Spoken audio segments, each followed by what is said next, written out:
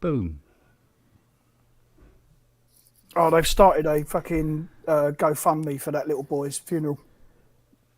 Which little boy's You've funeral? seen the national news about this little boy that died. The one in Brixham. Brixham. Oh, Yeah. Right. He Didn't was know that. he was basically he was walking up the street with his dad, looking very unwell, and his dad's a known. Oh, hang on, I've got a. Let's be careful what you say. Yeah, well, again, I'm not going to. I don't listen to any of the rumours that are around it.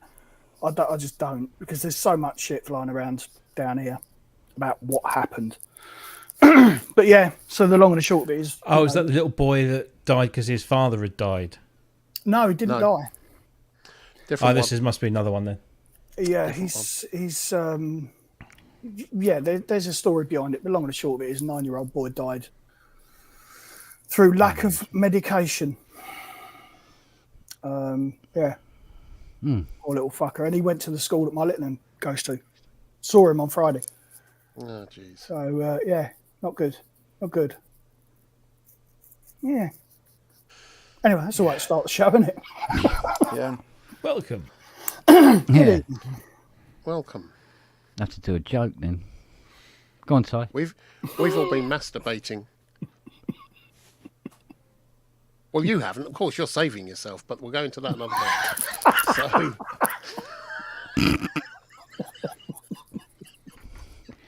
Nobody can save themselves that much.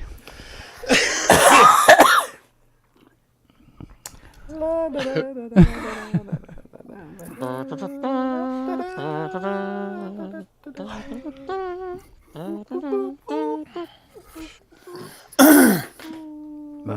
don't know. Lad comes home from a party, finds his mum and dad having sex in the bed.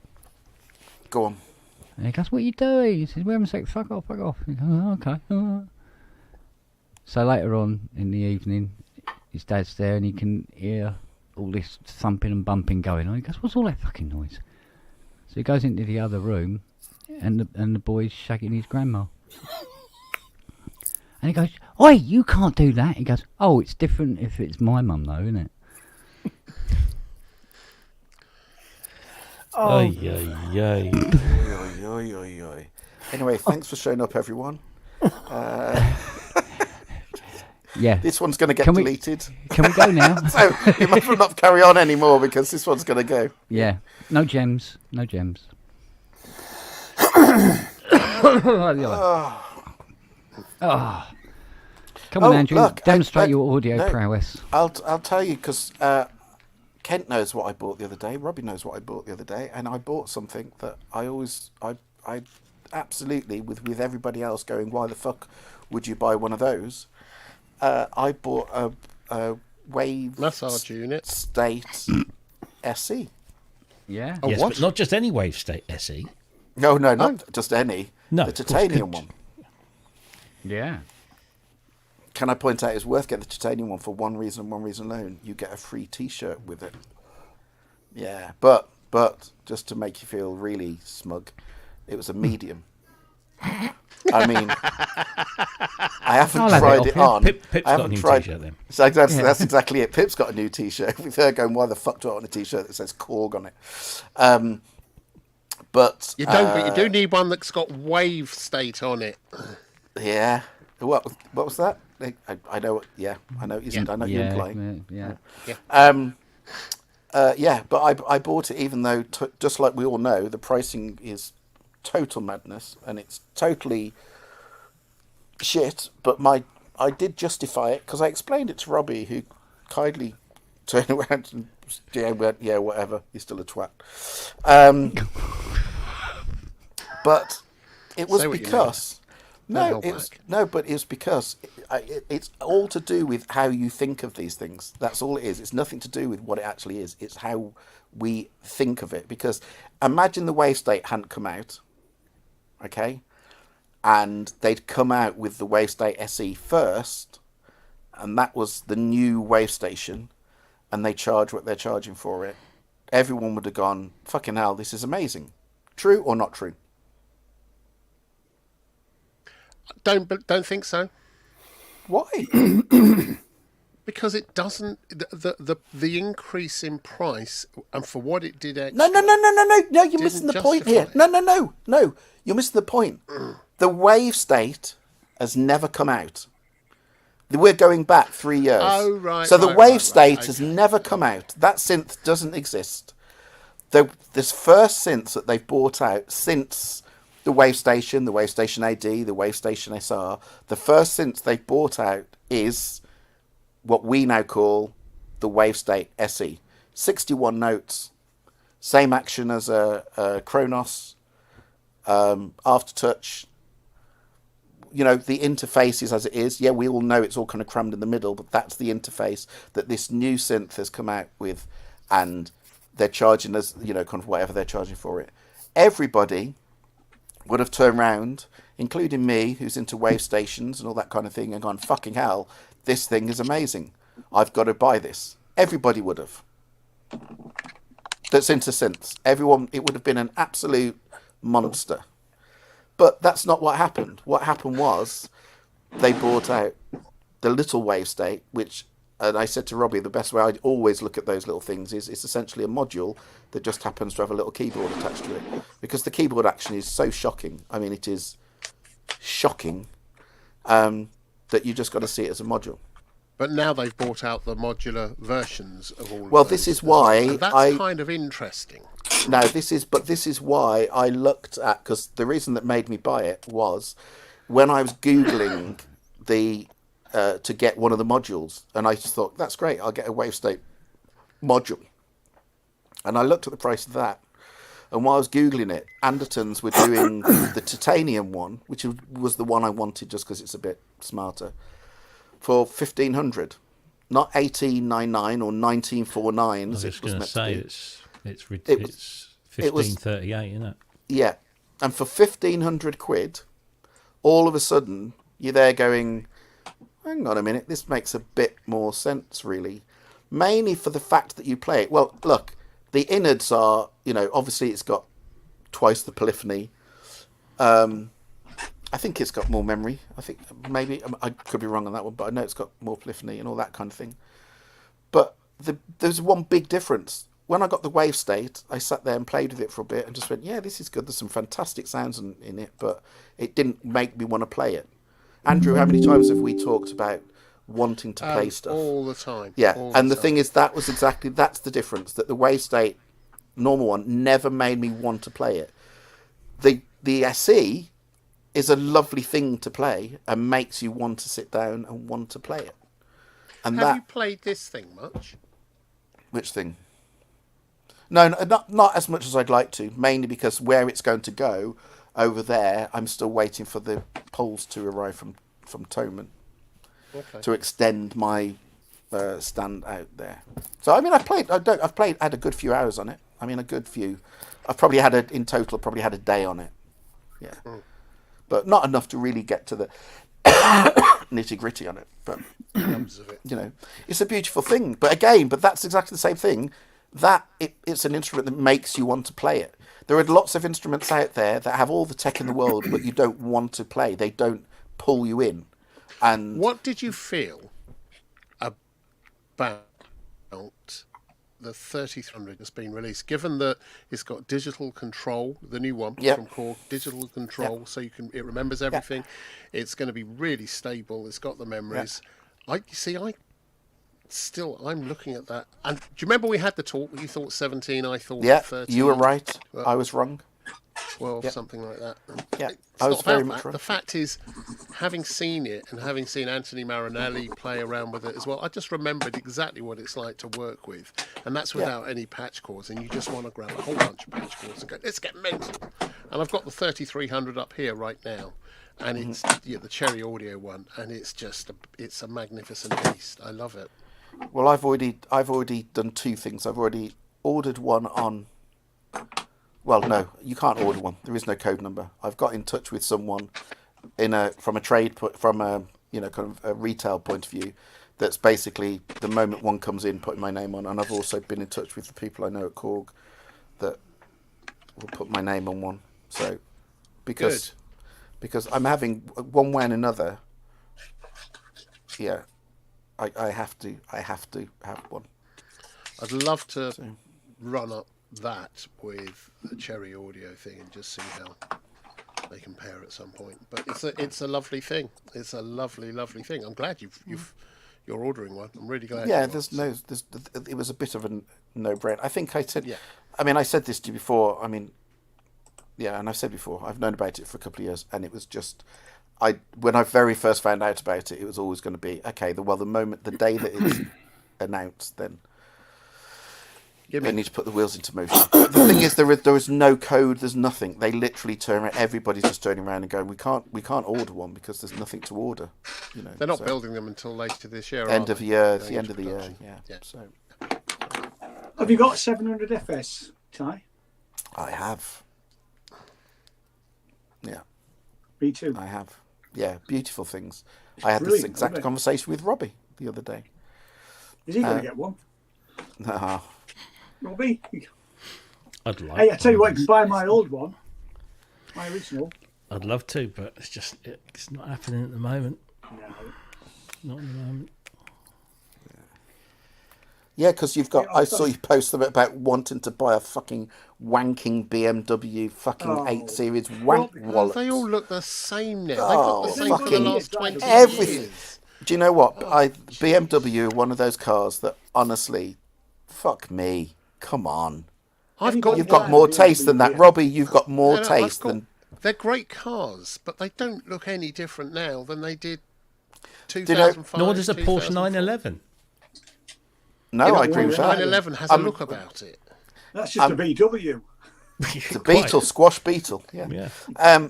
I just want to point out in Burford, and I don't even know what the model number is, but in Burford, there's there's a black, and it's one of the big SUVs, and it's the really angular one with basically we know how big the kind of kidney the grill is, but this one, it's fucking huge, and it's all angular. It's not the curved one, it's all the angular one, and they've had the whole thing, it's all black, and everything is rimmed in gold. So all of this where would-be silver is gold, all round the grill is gold, the wheels are all gold and black. This thing is literally the most hideous car you've ever seen in your life. And I've seen the person get into it, who obviously this is their pride and joy and thinks it looks fucking amazing. It is literally fucking hideous. And unfortunately, though, I kind of think that way about most BMWs. I have to put things in some context.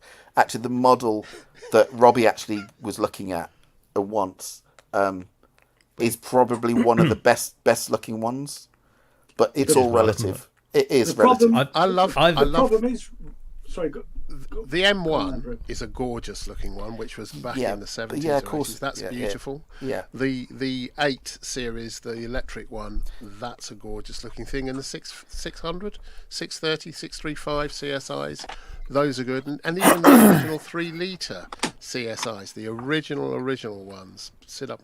They're gorgeous things. Everything else is kind. I've had a couple. They're great cars to drive. But The only BM that looks wise was amazing was the original 850, the 850i. the 850 is a lovely car. Yeah, that's a gorgeous car. Yeah. Yeah. No, the to be problem- honest, the problem I've is, never really liked BMWs. well, don't buy one. You'll become an idiot if you drive one. Move now. to Stroud. Have you not noticed BMW drivers, worst drivers on the planet? No, they're not. That's Audi drivers. And Audi drivers. They've been surpassed. I am Sorry? quite bad. So anyway, I've as I got was two saying, Audis, so I've got to shut up. Yeah, carry on. as I was saying, well, yeah, you've got a nice Audi though. So as I was saying, I've never really liked Beamers from a styling perspective because they just don't look very nice. Not faulting the engineering, the quality, and I remember when my dad went out circa 1978, I think it was 79, and was looking for something new. And we went to the Mercedes, and we went to the Beamer, and we went to a couple of others. and he ended up buying a bloody Ford Cortina, because on the Ford Cortina you got everything as standard, whereas on the BMW you walked in the garage and it said, yeah, this car's 20 grand, but it didn't come with a stereo, it didn't come with electric windows, it came with a 4-speed, not a 5. So, you know, that kind of put me off for a long while. And then they started bringing out the sexy even numbered versions, so the 6 Series, which was, I thought, and I'm really disappointed they don't make the 6 Series anymore, but that is another fairly lovely thing. The I've always convertible liked the is a gorgeous 6s. looking thing. But then they replaced, when they finished the 6 in 2018, I think it was, they replaced it with the 8, and I thought, oh, actually, no, it's bigger, but it still has that, because I like my large coupes. That's my thing. So, you know, I've had 2CCs and an Arteon. I don't like Mercedes. There's something about them that even the, you know, the large coupes they do is just, no, it's not. I like to. I'm one of those people that whenever I leave my car behind, I'll always look back at it because I think that looks fucking gorgeous. I have to buy a car that I fall in love with visually. I agree with that. as well as completely. something that I can drive. So no, I was just talking to my friend, because my friend's got a Audi S5, not an S5, RS5, yeah, the big noisy fast one. And we were talking about, you know, cars as we generally do, and I said, yeah, I'm probably a year or two away from changing, but I want to sort of find out what's going on, because with VW, there's nowhere for me to go. I've been with them now. Well, I said been with them. I've bought BMWs. Go get a Phaeton. I'd love a Phaeton. I would absolutely. I know this is the most ridiculous car in the world. I would cut off my left leg to own a Phaeton, especially the W10. But anyway, so I moved into VWs about 11, 12 years ago, and have fallen in love with them. And you know, they're really good cars. I've had 1 Passat, 2CCs. Now I'm on an Arteon, and I was planning to go with an Arteon R, the next one. So, you know, the big, fast, sporty one. And I was going to go shooting brake as well, because that way you can get synthesizers in the back. I really liked it. And then somebody I know went from a 2019 to a 2021 and said, I hate this. They've ruined it. They've taken all the good stuff off and made it all optional extras, which then just bumps the price up even more than it was before. So all the cool, not just the toys that make things, you know, nice, but they're not really that practical. The things like the Matrix LED headlights, which are a complete revelation to me, and I think they're fantastic, and I wouldn't buy a car now without one. They've taken those off, and you have to add those in as optional extras. And so he's actually got rid of his 2021, whatever it was, and gone back to a 2019 because it, you know, had more on it. And I'm thinking, I don't want to have to compromise. And so VW, can I point out, they're stopping the Arteon, and they're going all electric. But can I point out that, I mean, personally, I would rather have an Arteon than a BMW any day of the week, and literally any day of the week. But even if you're looking at 8 Series BMW and then looking at an Arteon R, the shooting brake, by the time you add all the extras on, you're still going to be paying Oh yeah, a good 20 grand less than you're going to be paying for that. the good thing about I would still rather have the Arteon. Well, when it comes to it, and if there is an Arteon and a shooting brake, and the good thing about the R is that the R comes with most of that stuff as standard anyway, and most people who buy the R will be of the kind of person that will, you know, if they're going to buy it, you know, if I'm going to go used, which I probably will, the people that buy the R are probably going to add all the extra little bits because there's not much to add. So I probably stand a better chance of getting a nicely specified one. So, got to tell you, Yeah. years ago, when my dad died, he'd just got a Motability Toyota something, Corolla or something, and it was horrible. And I was having a bit of a bad year that year, and I needed a new car, and he said, look, come and get it. And or he didn't say, my mum said, come and get it, Dad's left it to you. So I went and got it. And I got in and I immediately thought, oh God, this is awful. So I stopped. And I picked up a copy then of Exchange and Mart, and I found an advert, believe it or not, for a VW an estate. I think it was probably a Passat that just looked a bit nicer, 2.2 litre or 2.56 cylinder something. And I just thought, well, that will do. And I found this bloke, and he was in Maidenhead. So on the way back from London to Stroud, where I was living, and I was living above a record shop at the time in a big old apartment, huge ceilings with Liz. We'd just got together.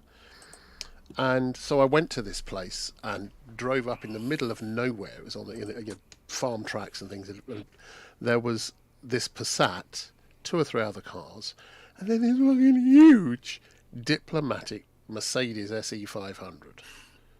Absolutely fucking right. So we're talking, and I didn't look at it. I just went, yeah, yours, obviously. And we're talking about this, that, and the other. And he said, what do you want? He said, Passat. And he went, well, yeah, and I did glance over, and he said, are you interested in that? And I said, well, yeah, but I haven't got any money. It's going to have to be a straight swap. So let's look. And he went, I've had that thing for 4 months. No one will buy it. The only people that want to buy it are bringing cash and are drug dealers, and I can't sell it to them because the police will want to get involved. I just need it. I'll take a loss on it. And I said, okay. And he said, do you want to take it for a drive? And he just dropped the keys in my hand, and I went, you're right. And it's long wheelbase. Got in it. It's got everything in it. Bulletproof glass, so it weighed a ton. And I took this thing for a spin down this farm track, and I just thought, oh yeah, all right then. So I came back, and I said, well, what do you want to do? He said, look, I'm sorry, cash. And I said, I haven't got any. He said, no, I can't give you any cash, but if you want to take it, just do a straight swap. And I said, yeah, all right then. So I got in the thing, and it had almost no petrol in. Had to find a petrol station, and this was back when it was. I can't remember how much petrol was then. It was certainly no more than about 50 or 60p a litre, something like that. And I filled the tank up, and it was almost 100 quid. And then 15 miles later, you probably had to fill it up again. Yeah, exactly. It was huge. It was a bit like that. So, and then I started driving it home, and I was giving it the beans, and it would sort of cough a bit, but it did take off, and it was really quiet, and it had all this stuff. And I got halfway home, and I just thought, what the fuck have I done? I'm going Can I just point out? Can I just point out? We were all thinking exactly the same before you even got in the fucking car. So I rang Liz as I'm getting towards Stroud. I said, look out the window and I'll pull up and you can see the new car. And she was expecting, I told her I got my dad's car, so she's expecting a Toyota Corolla. I didn't tell her about anything that happened on the journey. And I turned up and I parked this thing just about, and it took up like two big parking spaces outside. And she looked out, and she's still looking. And I got out of it, and she's still looking. And I said, Liz! And she looked down, she went, what the Brilliant. And I had it for about a year. 2 days. No, I had it for about a year, and I tried to love it. I really tried to love it. But everything that I took it into the garage for cost $2,000. Everything. There wasn't anything that wasn't $2,000. And it didn't have electronic timing, and I was going to get that changed. And I was looking at it one day, and I just thought, I can't be arsed. And so I got rid of it in the end, and I went and got another Jaguar, which I loved at the time. I loved my V8s. But yeah, this thing was just, you wanted to love it, and everyone was deeply impressed. Only I don't think anyone was really. Talking of wanting to love it and being deeply impressed, I need to go. Be deeply in something else. Yeah. Engrossed in a book. Yes, Robbie. Yes, deeply. You're going to make a deep impression. I'm going to be. Yes. So, have fun with your Ty, book. just before you go, go for it. how do I pay you? Or how do I pay for... It will all will become clear over the next couple of days. That's cool. That's cool. Yeah. There's Yeah. There's no rush. Everyone's sorted. Everything is sorted. Everything will become clear. We've got to pay. I'm going to pay. I'm paying for Ty services. I've got. For my I services, was yeah. going to do C# for you. Okay. It's not enough. Oh, Sorry. Not enough. I need more than C sharp. Yeah, it will all I become can't clear. do anything else. Yeah. Okay, mate. That's it. Loving and leaving. Have a fantastic evening, and I will speak to some of you briefly at some point. So Hope you feel Be better good. soon and give Thank give you. your love Take it to easy, Pip. matey. I will give my whatever as required. Pip. Yeah, Yep. give one from me. Bye. See you soon. Take care. Robbie. You weren't here earlier, mate. You were. Yes, yes. What Pre-show. happened earlier? No, We're all we sitting can't with crossed say. legs.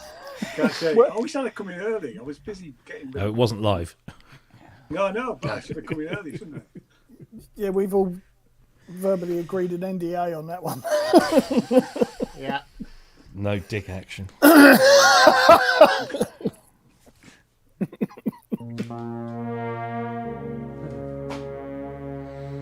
That's a PS 3300, by the way. Back in the boat. Yeah. It's a lovely thing. What a gorgeous thing. And then there's the montage on top as a plug-in. Hang on a moment. Where are we?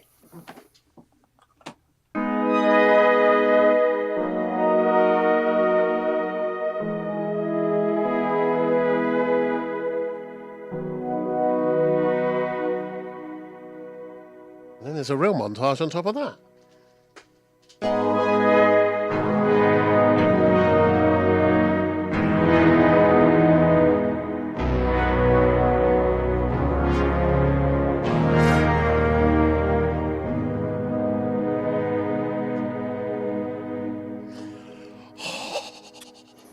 I think I might just go and knock one out now. I think you've had a Oh, crisis, mate. haven't you? Yeah, What?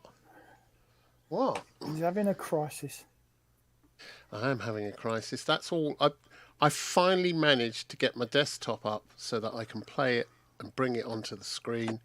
Only Robbie doesn't want to show it because he's a wanger.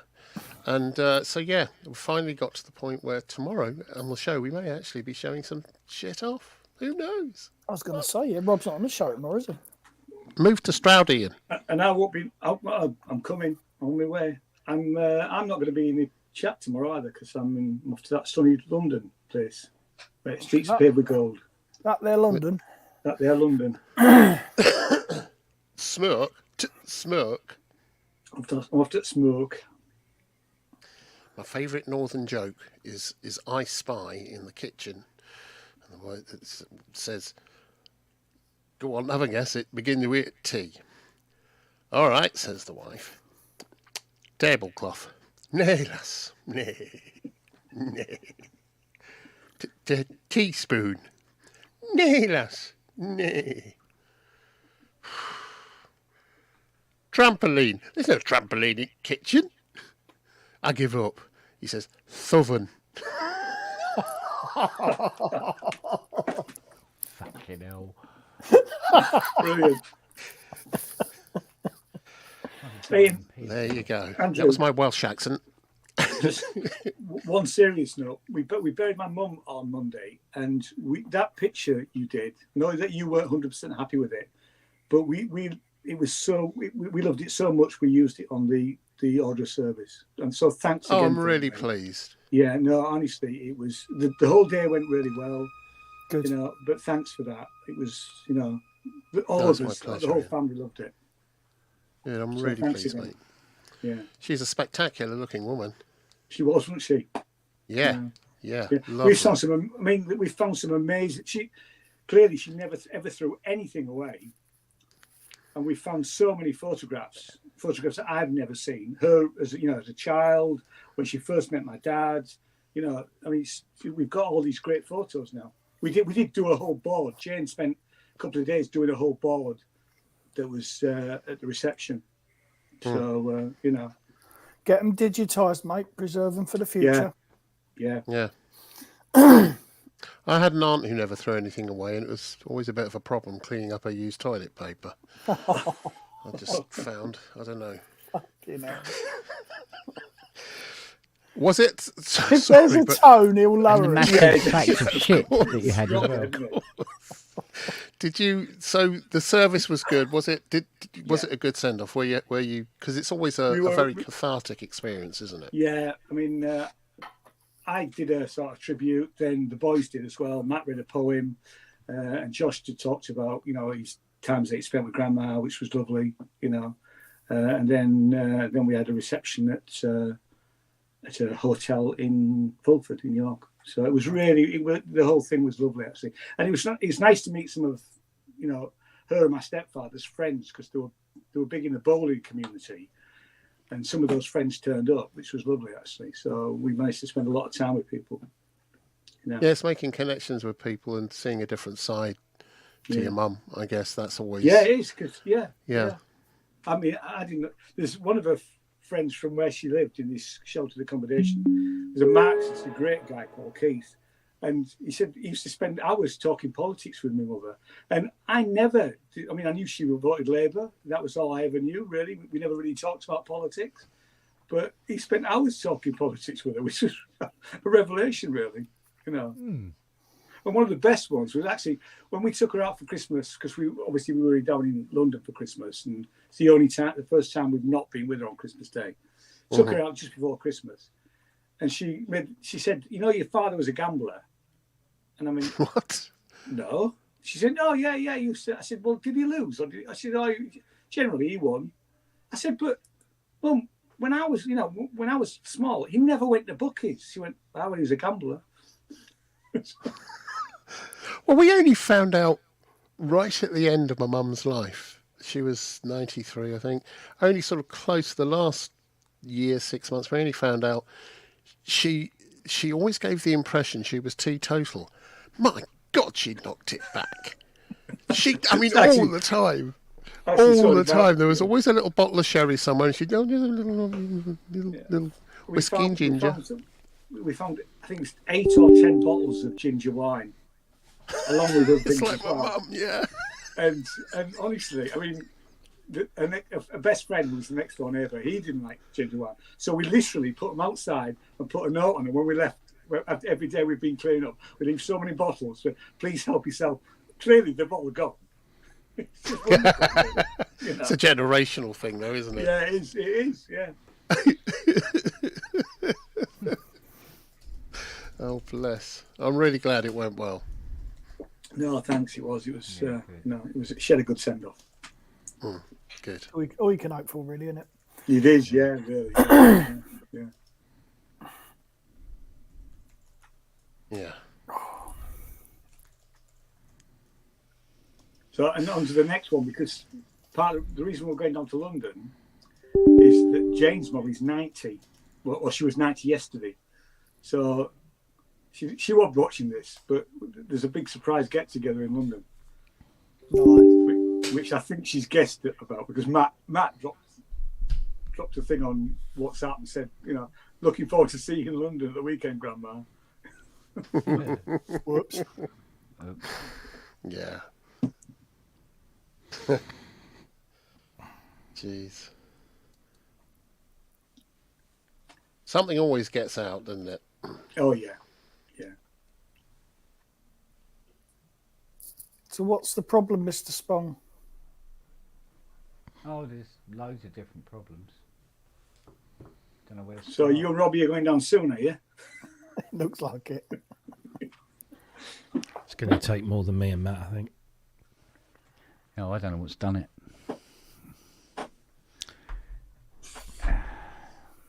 I don't know.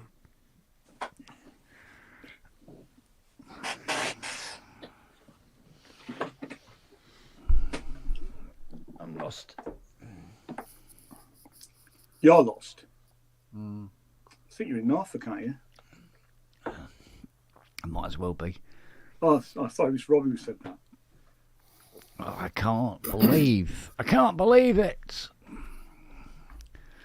6 terabyte of libraries gone. But I can't put them back on either machine. Neither machine will let me go load my native access or my Spitfire stuff at all. Now there is I don't have much. I only have the free Spitfire stuff, but I know that when in the past I had a problem, and the problem was that it couldn't. The path to the library was corrupted. Yeah. I have to say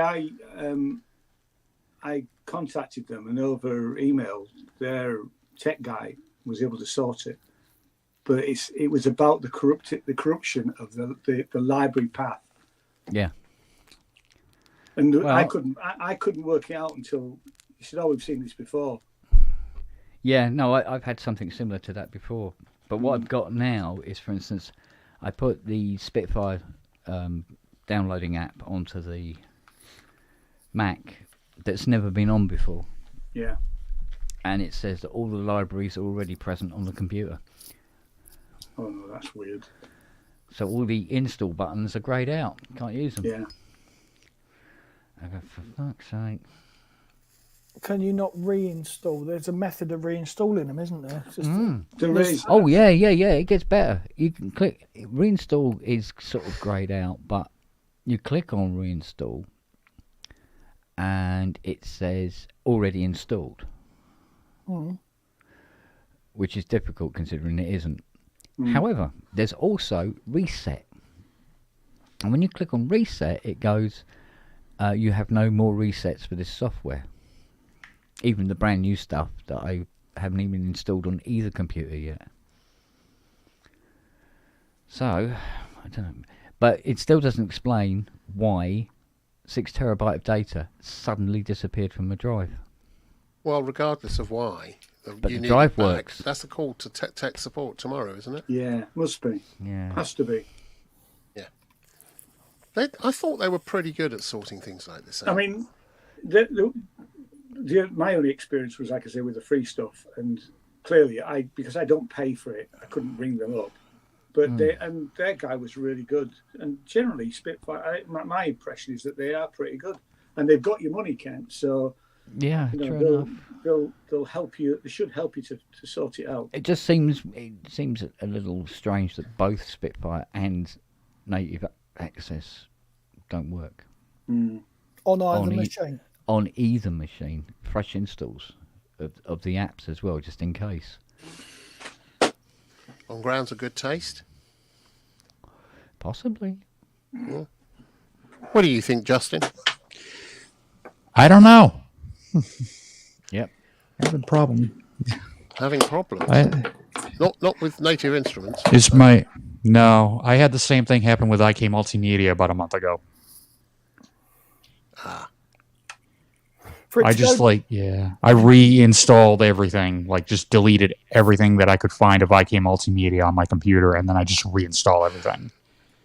Yeah, it's when And you then have the to other- go through. Go on. Yeah, and then the other thing too is I logged out of the IK download manager and logged back in, and it seemed to work okay now. Yeah. Sometimes that's the golden charm, isn't it? Mm-hmm. Yeah. Well, I can't even sign in to the Spitfire app on the PC now. Ooh. Have they been So- watching the pub, do you think? Yeah, possibly. They just said, was it?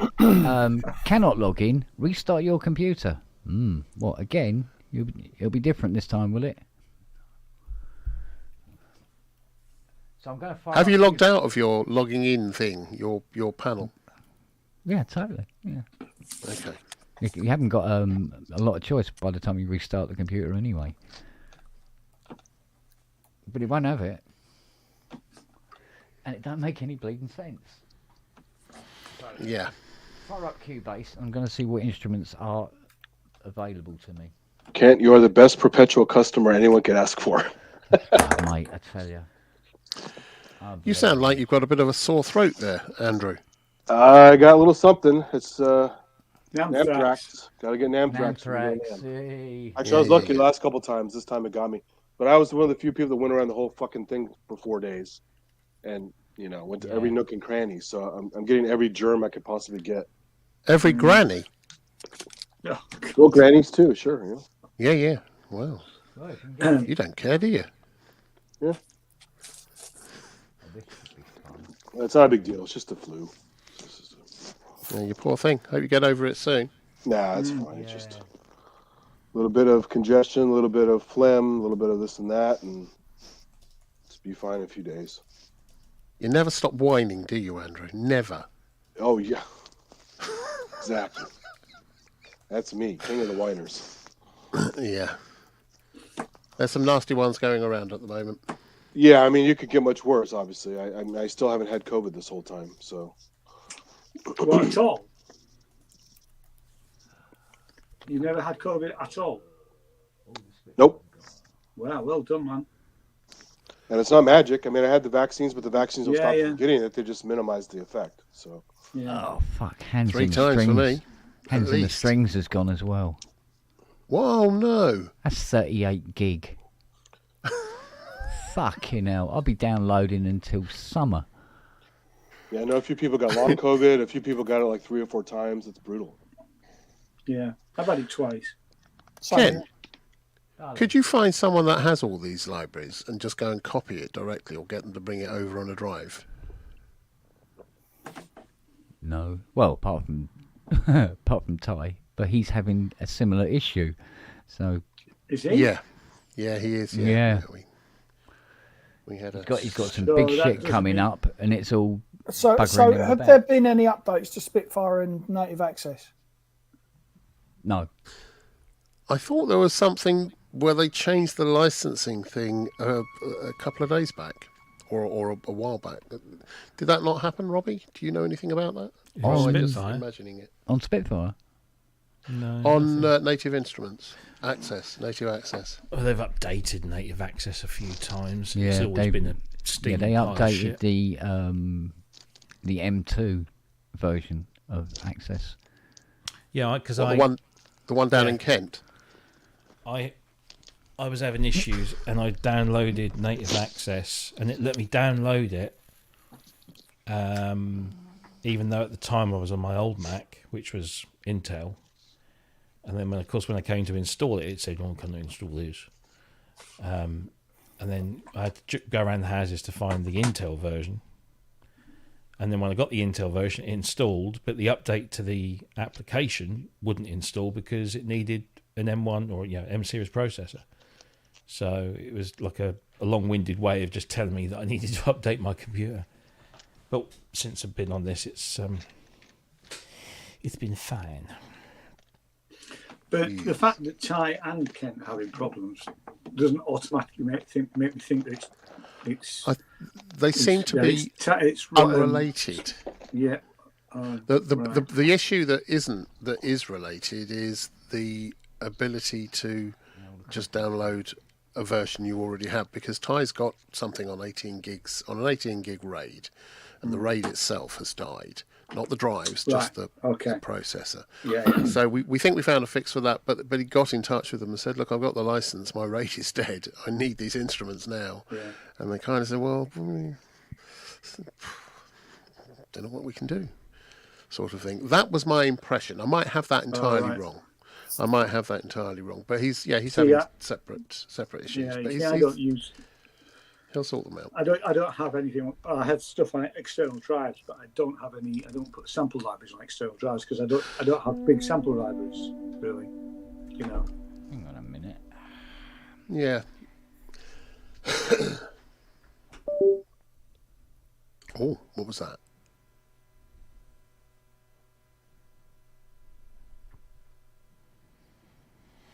Boom, boom. Come on, back. Thank you. Took your fucking time, mate. Right, let's have a look. That's Montage and Hydra.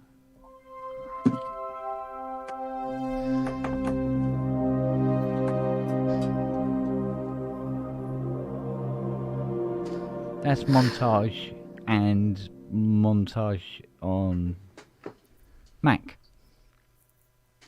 Right. So there's 1, 2, 3, 4, 5, 6, 7, 8 montages. Okay, cool. But it hasn't even got the decency to. I mean, I fire up Contact and I go to one of the Spitfire libraries, which is listed there. I click on it, the thing fires up, There's no content. No samples available. Sorry.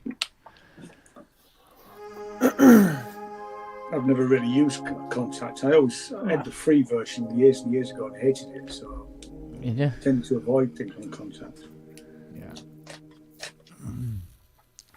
That doesn't help you though. I wasn't big on it.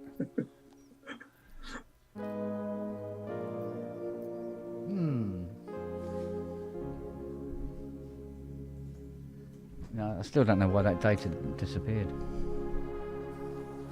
I could understand if the drive didn't work anymore or something like that. Yeah. What computer is that drive connected to? That's on the PC. How's it connected? Internally or externally? Internally mounted, yeah. It's an internally mounted SSD. Is it an SSD? No, it's not. It's mechanical. Oh, How old is the mechanical. drive? Yeah, how old is it? Probably about 24 months. Yes. Not old then. It should be. I mean, it should Yeah, but be- the thing with drives is they can be 10 minutes old and fail. I've had an SSD die in 3 months. Yeah. Yeah, me too. I mean, I have to say I've been pretty lucky with mine. I've only ever had one that died completely. Yeah. You know.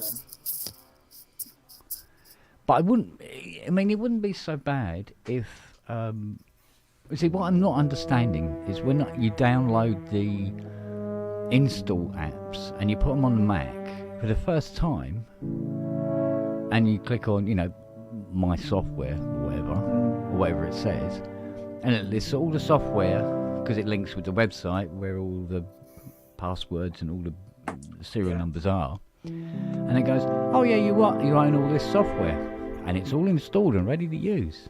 You go, no, it ain't. I haven't put anything on yet.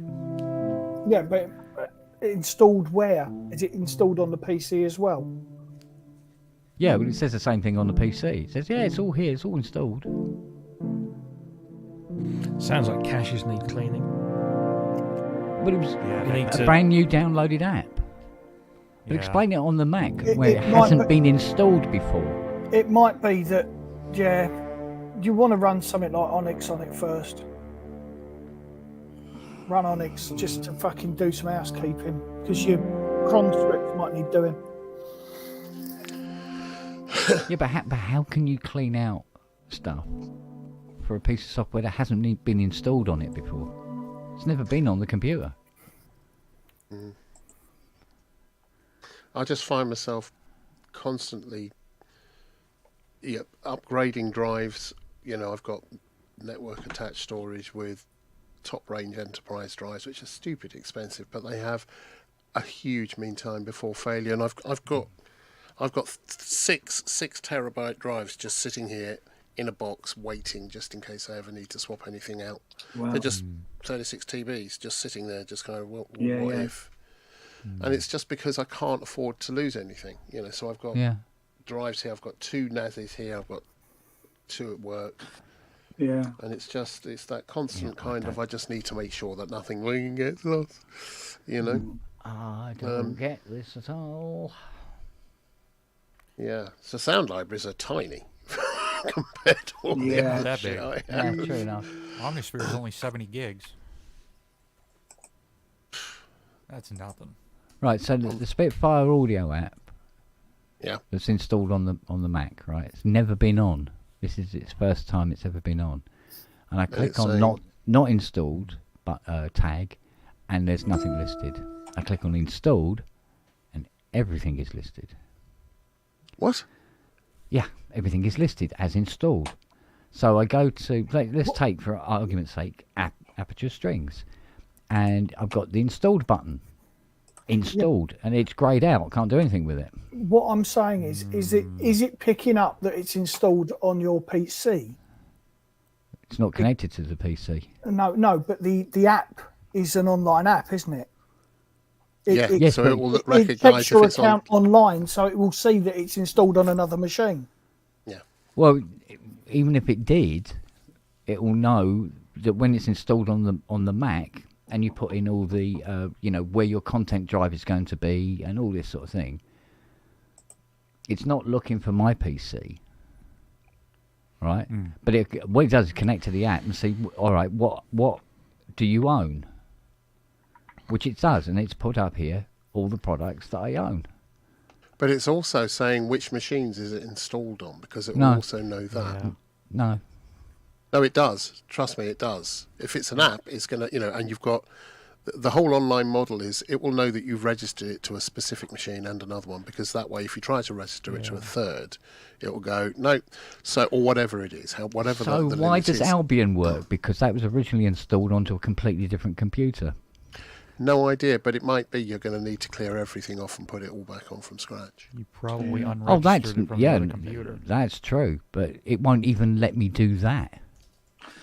Well, because you said you've got Yeah, another do you- version of the application installed, which is saying it's not working and you don't have permissions, and a new version of it. So you've got two instances on the same system. No, Maybe it thinks you're the trying to other crack it. Spitfire Audio app won't log in, whether this is turned on or not.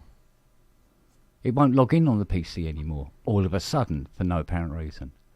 But that ties in to with check. everything on the drive disappearing.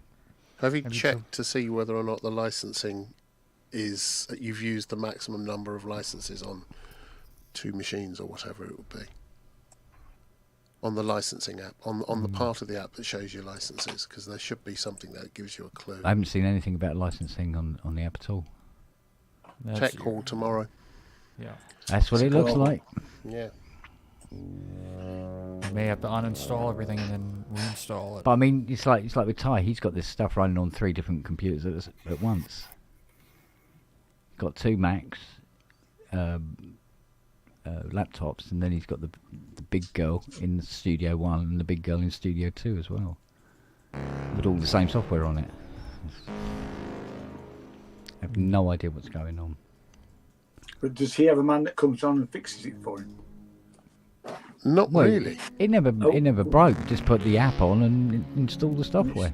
This is what I've always ever done, and it's been, Yeah. it's never been a problem. Now all of a sudden it's like, oh no, it's all installed already on your computer.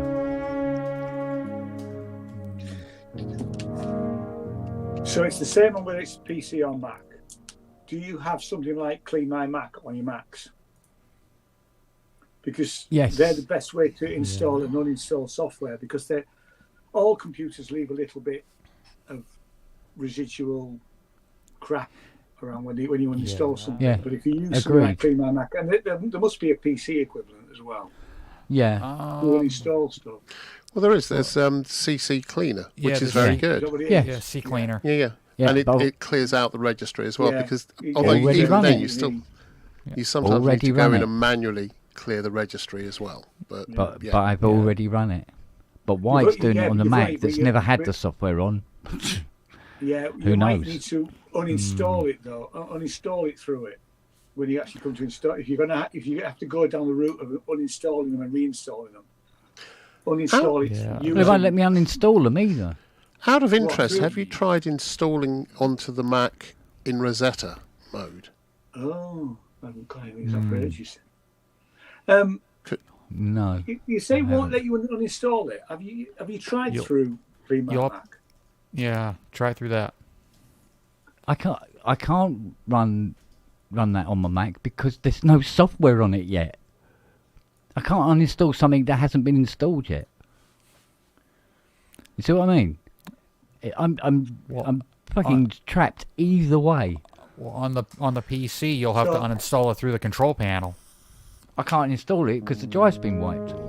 There's nothing there. Ooh. That's what I mean. The data's gone, but the app still says the data's on there. And then on the Mac, it says it's all on the Mac, and I haven't installed anything to the Mac yet. Just So then- It's all That screwed sounds up, man. with these, That's so not hang like a path thing. Sorry, With- go on. with the sample libraries, Yeah. have you installed? So when you originally installed them, did you install them to this other drive? Because sometimes the installer doesn't allow you to do that. Or did you move them and then reference the external drive? Because sometimes what happens with these large sample libraries is you can put them onto a separate drive, but you're creating essentially an alias and Yeah. your computer looks on your main drive, Yeah. but that alias points to the external drive, so that the OS just thinks it's on the main drive. Yeah. And maybe that's what's happened, is looking on your main drive to an alias, and the alias is pointing to a now empty drive. So it thinks it's on there, but of course it can't find the content because the content's been wiped. Yeah. Exactly that. Yeah. Well, this is why I was testing it with the aperture strings, because the aperture strings was, I know for a fact, was installed directly to the F drive originally. And I don't get it. But even Complete 14 was also installed directly to the F drive when I bought it. Because most things will want to install on the home drive, and then you either have the option at install, depending on what it is. You have the option to say, actually, no, I want you to install there, or you install it on the main drive, and then you go in, you move the data to a separate drive, and then there'll be a way of relocating, and you just point your app at the external. Yeah. And sometimes, I mean, it's a lot better now than it used to be. But it was only a few years ago that Logic, if you wanted to store all the Logic sample data on an external drive, there wasn't an internal way of doing that. You had to install Logic on your main drive, then literally take all of that stuff and put it onto a separate drive, and then create an alias, or what's the other one? I can't remember what the other one is, but it's it's an alias to A where shortcut. it is. So so Logic thinks it's on the C drive, but it's not. Yeah. But it always looks at the C drive, and it's the alias that says, "Oi, it's over there," and that's how it does. Shortcut. Yeah, but in was it 10.6 or 10.7? I think they built it in as a function, so you could just install it and say, "No, actually, I want you to go there," and you tick the box, and boom, it shoves it over there, and jobs are good. So weirdly, on the PC, the software like, for instance, Cubase or VST, DIL files and stuff like that, go to their default directories. It's normally the sampling data that goes to the big drive. So, for instance, if you've got something like, I think Albion comes with its own little VST front end, and that will go into programming files on C as default. It's just the content will go to F. So it knows it's on C. It looks to C to grab that VST. Like, well, all the instruments are listed in the program files. It was just the contents was sitting on the library drive, shall we say. But what I don't get is why I fire up an app, download and fire up an app on the Mac, and it says that everything's already installed on it. It's really bizarre. Well, see that? Yeah, so unless it's sort of going, oh no, you've got all this stuff already installed, but it's on your other computer, which seems a little weird. Again, certain authorization apps will know what device you've got things installed on. Like, for example, Arturia Software Center. If you have, say, 5 activations, it knows it's activated. If you go onto your account, it will say you've got 1 activation on your Mac Studio, you've got another one on your MacBook. So it knows which machine it's on. But you can just install Arturia Software Center on any machine, and it doesn't really care what's on there or not. It just knows where things are activated. And you can then just go in and deactivate. But, it looks like a chat with Spitfire and Native tomorrow. Well, Spitfire, I don't get, because I mean it's a shitty little app anyway. It's not the best sample management app in the world, or the fastest for that matter. Or that, it the amount of times I've had to go in and click repair stuff. And the other thing with Spitfire is that I thought stupidly. Sorry, hang on a minute. I thought stupidly. I can't fucking talk with that. That you could put a Spitfire library on a drive and then install, say, for example, BBC SO on two machines and then just swap that drive with your library on between the two machines, so I can have it on my thing, or I can have it on my desk, on my laptop. Doesn't like that. No. You have to. I get every that. time you do that, every time you open the other machine, you have to go into the app and like reauthorize it. Oh, that's terrible. Yeah. That's That is. absolutely. But at the end of the day, they're only protecting their IP. They're just doing it at the Yeah. expense of paying customers, and it's the eternal issue, isn't it? So Yeah. What is interesting, right? Because I've now managed to get Spitfire's app to fire up on the PC again. Yay! And it's listing all the libraries, and it's listed them as installed, even though they're that's a not there. cache issue. There's something stuck. Yeah. Got to be. Well, obviously, if it's Windows, it's in the registry. Yeah. So you need to do a registry clean. I would say start off with a registry clean. Use something like CCleaner. Yeah, CCleaner's probably the better And one. don't just rely on the automatic functions. You'll need to get in the weeds if you're happy to do that. Yeah, and sometimes you'll have to like clean it multiple times, because if you go and scan it after one clean, it'll probably still find stuff. Yeah, that's true. Yeah. What's That's been that? What's sweet. Neil saying? Click on the library on the Mac, then on locate, and then go to the location it says. What is there? Feck all. There's nothing there. Does anybody want Because some I haven't Rockwool? installed So anything on the Mac yet. It just says that everything's installed right from the moment I turned it on. As soon as Sorry, I fired Ian? up that app. I was just saying, does anybody want any Rockwool Do to you make want some any? panels? Rockwall? Yeah. Didn't he have a hit Got with it everywhere. Watching You or something? Like Yeah, somebody's watching me. always feel like Somebody's watching me. I've got about. that was Michael Jackson on BVs on that one. I think 8 or 10. Gee, I wonder why that song got so big. Well, you got 10 sacks of it. 8 or 10 rolls. If No, not if he rolls, they're hadn't have done the panels, backgrounds they're- on it. They're, Apparently I should have it's bought a like Genos 2 instead. Oh, right. now, ideally, you'd put a frame round them. I didn't bother putting a frame round them. I just glued the stuff on the back. But if anybody wants them, there's about 8 or 10. You have to come and collect them, though. Well, if you moved to Stroud, I'd have them off you. That's the whole point. I'm trying not to move them down south. Move to Stroud. No, I'm going Move to Broome. Stroud. Do you know what? But I tell you what pisses me off the most about all this. Is you're not in Stroud? Yeah, that. I took the day off today so I could finish off this track I'm writing. that I've been writing all week, right? The Curse of Spawn. And I've got to the last bit. There's some articulations I needed to do and the bits and pieces. And I go, yeah, there we go. Probably the first track I've actually done and completed ever. This side of the millennium. And I fire it up and it goes, oh, can't find this. Oh, can't find that. I go, what the fuck?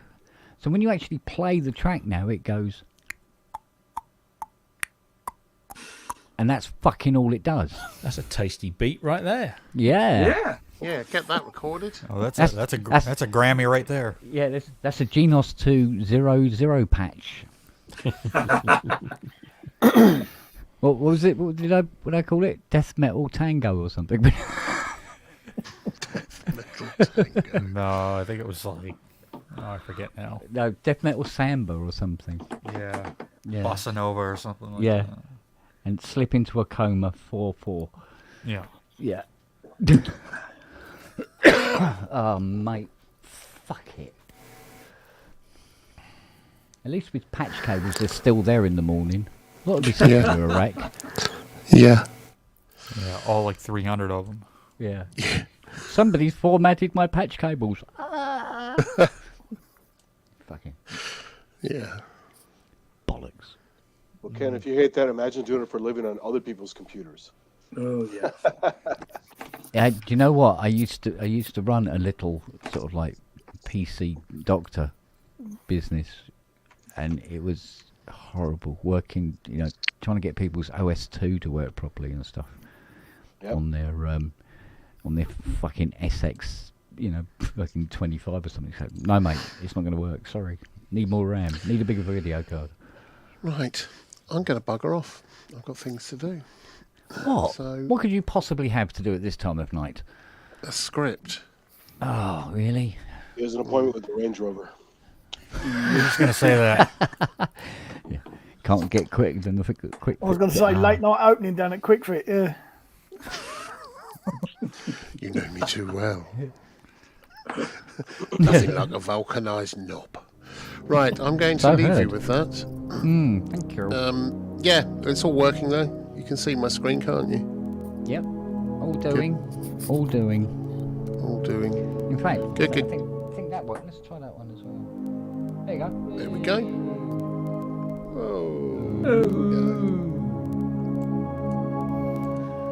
Should I be worried about what's going to go on the show tomorrow then? Yes. Yes. Yeah, Yes. Yeah. I would Yeah. worry. very much so. Without any reserve whatsoever. Yes. Yeah. And you've got Mr. Break It, Andrew Brookston as well. So come on. Yeah. Yeah, pub part 2. Yeah. Sorry, Andrew. Oh well.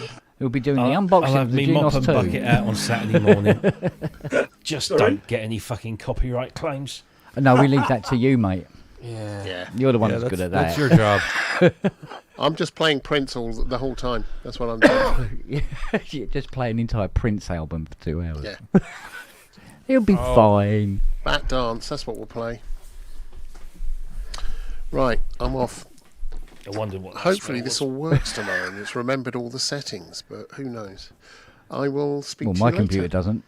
Take Yeah, it I easy, know. Andrew. See you later, Bye-bye. guys. See you later. Bye, for a mate. bit. Cheers, Matt. Speak to you soon. Cheers, buddy. Take it easy. Yeah, and bye. You're looking very nice bending over like that, Justin. Thank you. I did that just for you. I thought you were doing it There you for go. Andrew. Andrew, get well soon, mate. I'll be fine, thanks. Yeah. Okay. And Robbie, There you go. I love There's you. your, You're there's my your copyright favourite. claim. Yeah. Move to Stroud. Oh no! Move to Stroud. I'm coming. I'm on my way. Move to Stroud. See you And later. a double album at that.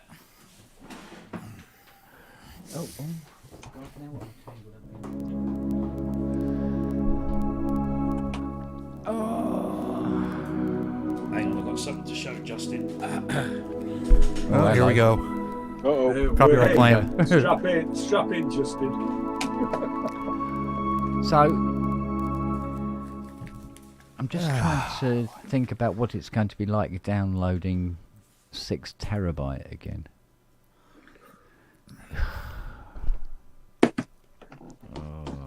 Horrible is what it's like. That's what it feels, yeah. And Easter's early this year. Is it? Yeah. I think it's the end of March rather than in April. Else. Well, I'm probably going to be living in London for March. Oh, yeah. Yeah. So if I'm living in London for March, I'll come over. It's only an hour, isn't it, to your house? Yeah. You can pop down. Yeah. Here you go, Justin. All right. Okay, so original. Oh. double Nice. Oh. They Nice. collected Paul's thingy today. American single vinyl. Ooh.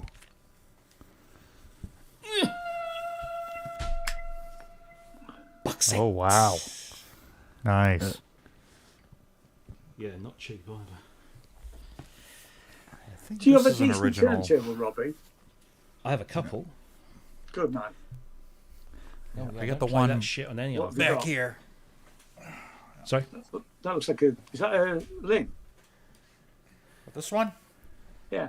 This is a dual 1264 from 1979. Okay. What cartridge are you running on that? Just a basic Ortophon. I forget, like one of the low ends. It sounds fine. I don't think I'm going to swap it out, but I might want to try one of the OM Reds on it. Here's a word of advice: get an AT95. The new one. I think it's the E. I'll have to check. It's the green one. Yeah. It is the best cartridge for your money you'll buy. There are people that are throwing away cartridges or styluses that are worth hundreds for one of those, and it probably costs, if you've got the cartridge and the stylus, it's about £70-80, and they're incredible. I've got one of those on one of my decks. Because the 18s used to be really quite bright. But they're still bright. Yeah. No, it's the 95 is a really good all round thing. The great thing about the AT stuff is that if you buy the 95, you've got a whole choice of styli to go with it, so you can just have the standard, but you also there's nude and. Did they do a 78 stylus for it? I think. Because I've got a Thorin for the 78. That I one? don't play it very often, but I think that's it. Yeah, that's the one. Yeah, it's 59 here. Yeah, it's. I mean, the stylus on its own is like you can swap this. So once you got the cartridge, you can just swap the stylus. Swap The out stylus on its own is yeah. about 25-30 quid. Oh, that's not bad. It's the EX, the 1895 EX is what you Yeah. want.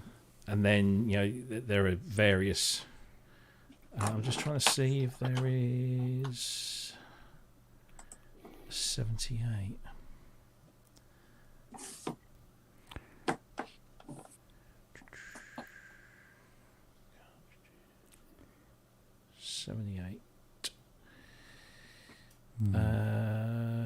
Yeah, the 80 VM 95 SP. brilliant. Okay. So next time I need to change. I'm using a Pickering at the moment, and I've been doing it for years. Yeah, the 95 SP will go on to I believe it goes on to the standard 1895. So what decks have you got? I've got a Project. That's my main one. Project's a good deck. Yeah, They that's are. got one of them. Yeah, they're pretty good. Used to I'd sell like them to get back in something the day. a bit more substantial, but then and the other one I've got is just like it's a 1200 clone. It's not an actual Technics. All right, yeah. But I used to just have that one up in my office, but I can't fill it up in anywhere here. So Yeah, I used to have That's one just in gathering dust. when we had a studio at the shop. I used to have one there. The limit was the 1200 clone I had, but I never really used it. So yeah, I've got, like I say, I've got a Thorin's 280 upstairs, which I mean, I had a Revolver Rebel, which is a budget turntable when it was new, but I serviced it and gave it to my youngest.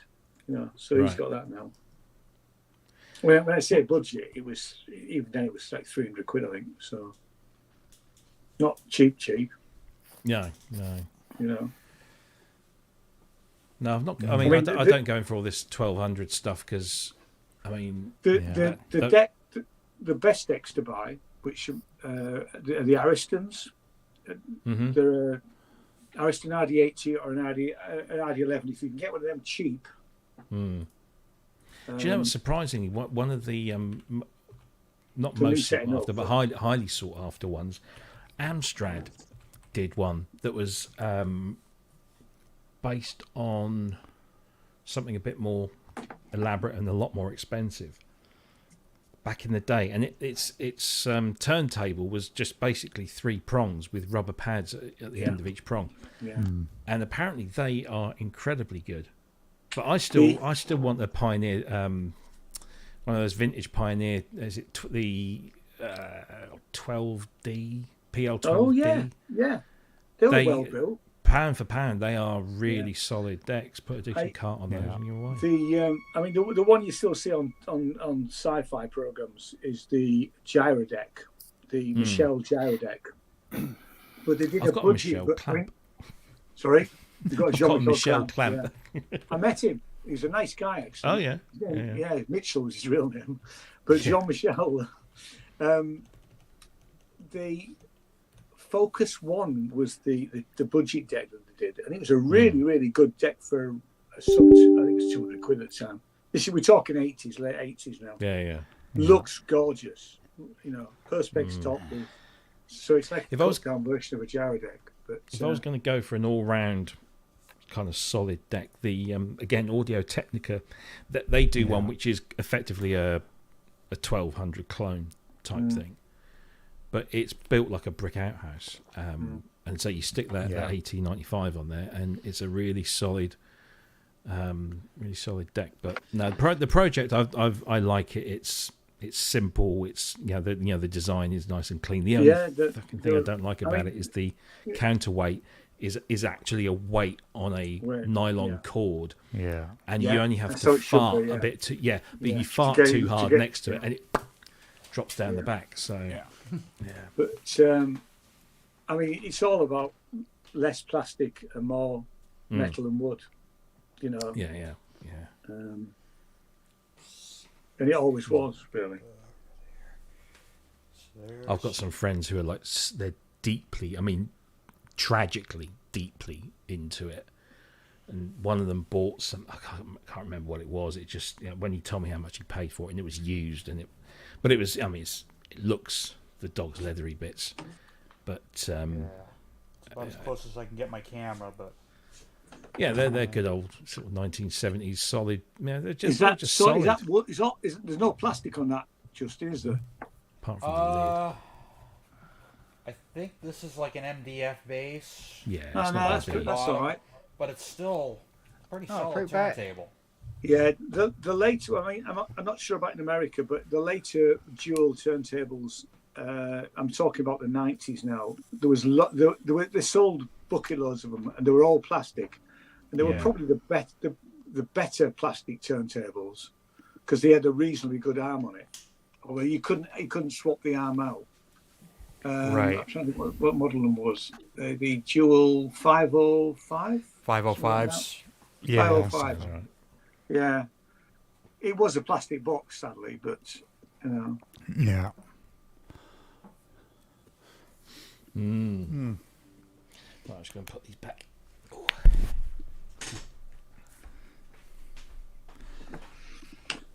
Yep, Steve, you're right. I don't think he can either hear us nor we can hear him. Yeah, Yeah, he's concentrating. he might be you can all.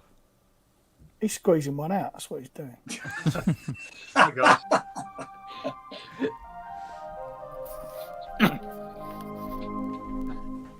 I can't hear copyright strike. Yeah. tell. Inky, the only problem with direct drives is that There we go. Rumble!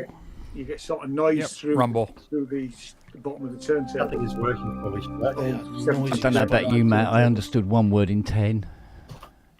What? Whatever they were talking What I about. just said. Yeah. I was.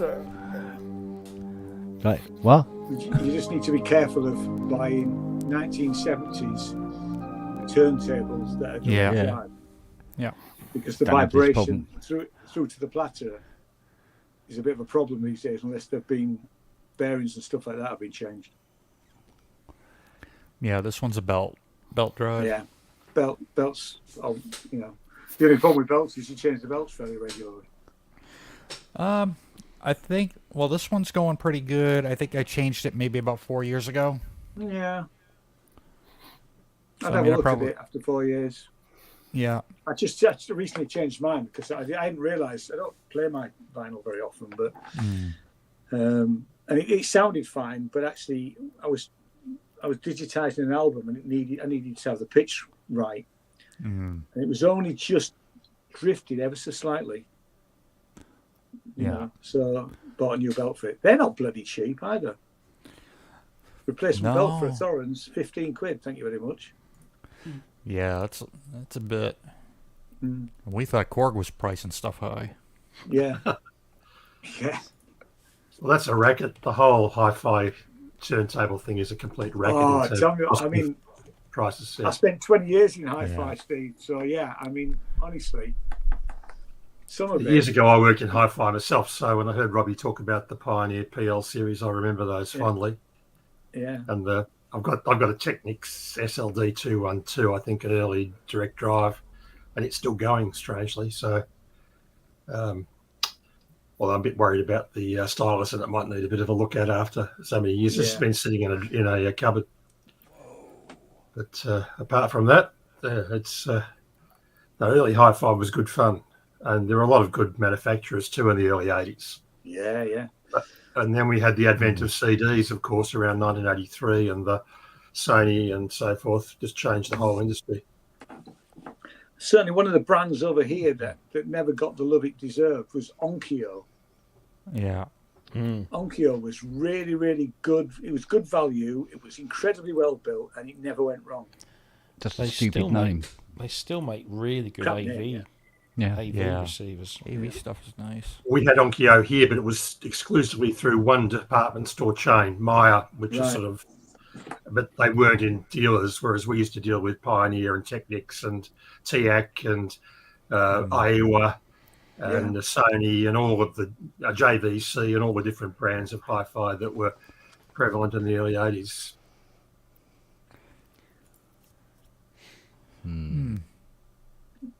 Yeah. Happy days. Dear. Well, I had an interesting experience with a 2022 Mini Moog reissue this week. I actually took it out of the box after having it in storage for a while, and it didn't work. I took it back, and they said, "No, it's out of warranty. We'll just replace all the cards on it. You can pay for it." I'm thinking, "Oh, Jesus, okay." So, but the A440 works, but I think it might be a VCA issue in that when you turn the attack to really fast, you can hear the pop, pop, pop off each keystroke, but there's nothing else happening with it. And they've changed the design. So where the fuses used to be, when the overload light is on permanently on this particular model, straight out of the box, and that used to be a fuse problem, or potentially a fuse problem. You could change the fuses externally on the old Mini Moogs, the 1970s ones. But now they've replaced that with the MIDI section, and all of the fuses are internal.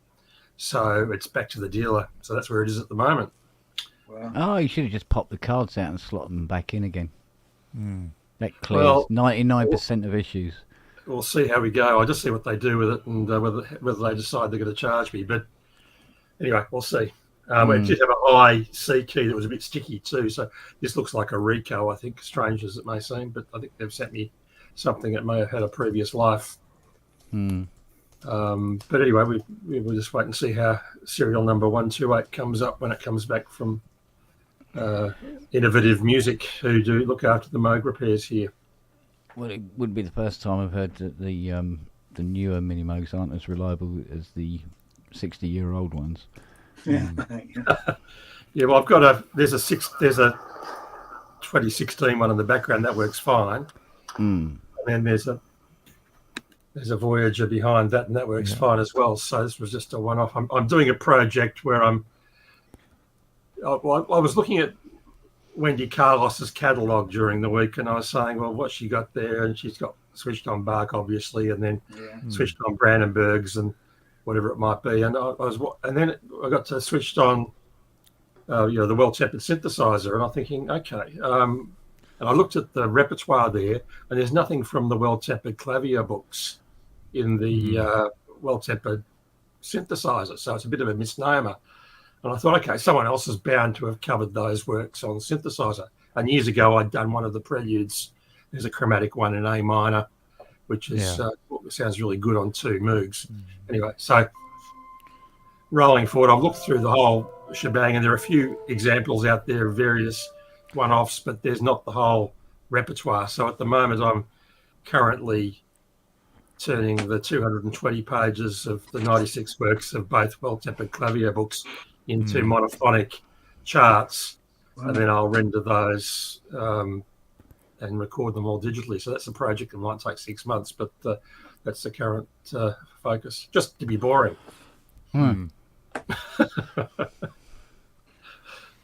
Complete madness. I took in a Mini Moog this week, actually, because the guy said, he says, the VCOs need calibrating. I mean, it's going to take 10 minutes. I'll take that one. So they drop it off. And I turned it on yesterday and I don't know. set all three VCOs to 16 foot. And VCO and VCO2, only dogs can fucking hear them. And VCO3 doesn't work at all. That's not a recalibration, mate. It's anyway, look, we live and learn, don't we? I mean, it's one of those things where you can have bad out of the box experiences, and just got to go roll with it and say, okay, well, whatever happens, happens. It's now. just that I took it on because it was going to be a quick turnover, and it's like, this isn't a quick turnover. And then there's keys with bushes missing, and and scratchy pots and stuff. And in the end, Fiona's phoned them back and said, look, this Mini is a bag of dog shit. What do you want to do about it? And I go, well, we really want to use it because we're going to be using it in the studio to do the new album. And she goes, and she goes to them, she goes, well, it probably cost about $2,000 if you want to use it in a studio. And I went, all right then. So at least it was worthwhile taking on in the long run. But bloody hell, what a mess this thing is, poor little thing. So what are they called? No More Thieves? Ring any bells? I don't know. No. Apparently, Fiona said they were advertising on Capital Radio. They're doing a tour, world tour, and all this sort of thing. Okay. If you're doing a world tour, you'd have two of them, wouldn't you? You really have 2 or 3 mini mugs to go with. Well, this is it. I mean, they take this. They normally take this 73 with them, and then they have like I think it's a 20 something or other one as backup. So now they've got the 20 something one as the main Mini, and they just hope it doesn't break down now because the 73 is going to be here, getting its arse realigned. It's but there are so many options that are more durable and probably easier to replace that would give you sound in the same. I mean, I know purists say no, it's not the same, but if you grab in an arena, nobody can fucking tell. Oh yeah, exactly. Right. Yeah, I must admit. I mean, the difference between a 73 and a modern one is so big, it's ridiculous. But as Robbie says, when you're in an arena with 30,000 people screaming and shouting at the top of their voice, going through whatever half-assed PA system has been set up, nobody'd know if he was playing a Casio CZ101. I think it's actually the opposite. Now, I did a couple of big shows with the huge PA, and the PAs are just magic. You know, I had lousy keyboards I'd taken with me, and not great ones, just durable ones, and the sound of just a standard Yamaha electric piano through the PA was just unbelievably good. You know, you get this excitement, this buzz, just because the sound system's so big, but because somehow it all turns to magic through those desks. So a good sound engineer can make you sound way better than you have any right to. Yeah, absolutely. But could have done it. Mind you, at least this memory mode from hell has gone now. It's done. But it was quite impressed. I was impressed anyway because Fiona phoned up the guy and said, "Look, your Odyssey and your memory mode are now done. It's only taken a year." And he goes, "Oh, I'll come and collect them." He goes, "I'll be there tomorrow morning." He goes, "Do you mind if I'm there at 7?" You know, what, in the afternoon? He goes, "No, in the morning, because that's roughly about the time I'll be there." And she went, "Yeah, okay then, whatever." So he gets here, he tries them all out, falls in love with them, and takes. But apparently, when we phoned him, he lives in Belfast. He just went, "Sod it, book a ferry, come over and get them." I go, "Why can't all the customers be fucking like that?" This bloke's coming from Belfast. I've got a guy from Guildford I've been waiting to come and collect something for about a year. You know, he's literally 4 miles up the road. But this guy couldn't get here quick enough to collect these things. And he's the one that had to bleed and wait. Because that memory mode was such a bastard. Oh, what a little cunt that was. I'm so glad to see the back of that. I'm really glad to see the back of that now. I had to build that from the base up. That was the one that was been in the potting shed for 30 odd years. Open. Oh yeah. I had to wash the board so you could see the chips. It was that filthy. It was just covered in dirt and dust and stuff like that. But she tuned 6 and she fully works now. So goodbye. Mind you, the Odyssey didn't look any better, to be honest. So that's all done now as well, thank God. So what am I left with? Oh, a couple more bits on Eduardo's stuff, and what was the other? Oh, this OBX. Oh God. Oh, fucking hell, this OBX. Yeah, I got a relay coming for the RD1000. Oh, that reminds me, Yeah. Robbie. Tom Carpenter hit me up. And he says he's Did you got a give him a slap? DX1. Yeah, he's got a DX1. I thought he sold it. Oh, he's got another one. Looks like he's got another one. He said, but this one, he said the volume slider doesn't work. I went. I said, I'm sure it's the same as a DX7 one. He says, oh no, well, I got DX7 one, and it looks different. Okay. Really? I would have thought it'd be the same as the DX7 one because that's Yamaha. You know, this is the way kind of scenario. It's got the same throw on They it. build a flagship, and then everything else is built off that tech. Pretty sure it's the same. Yeah, I would. It's got the same throw on it, so and it's Yeah. the same knob. So Let's see. I would have thought it'd be the same thing. without opening up the DX7, I couldn't confirm. But No, I was going to have a look at the one in the workshop, but I thought, oh God, moving the DX1. No, that's not. pretty sure it's the same. I would be very surprised if it were. It's got the same buttons. Well, no, because the DX7 No, got they are buttons. mounted. No, they are mounted. But the tops are pretty much the same, though, aren't they? The what? Sorry, The tops of the buttons are actually sort of the same, aren't they? The Mac is different. no, because the DX1 has buttons. The DX7 has membrane. Oh, what am I thinking of then? Oh, it might be DX5. Yeah, DX5, yes. Yeah. Identical buttons. I don't see why it would have to have a difference. Oh, I don't know. what if it's stereo? It's not. None of those are stereo. Not even the Mark IIs. It's just a volume. There are two engines Yeah. which have there are three outputs. Oh, look at that! Hey, There are three balloons. outputs. Yeah. One for engine A, one for engine B, and one for both of them together, but not that they're all mono. Yeah. Yeah. Okay. So no, it's not stereo. So I think it should be the same. I went through something. I went through something similar with the my O1W Pro X.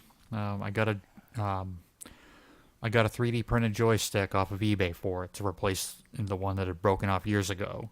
The joystick fits, but missing a spring for the Y-axis.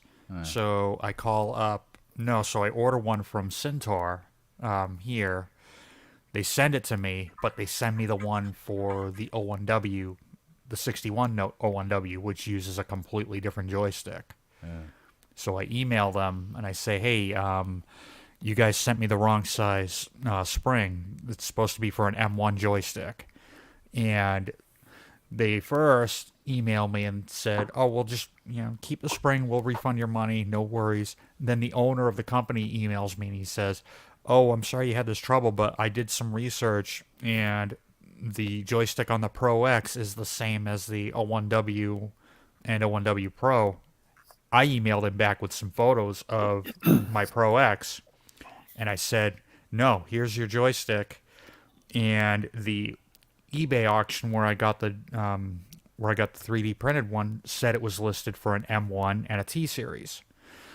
And then he emails me back a couple days later. He's like, oh, you're right.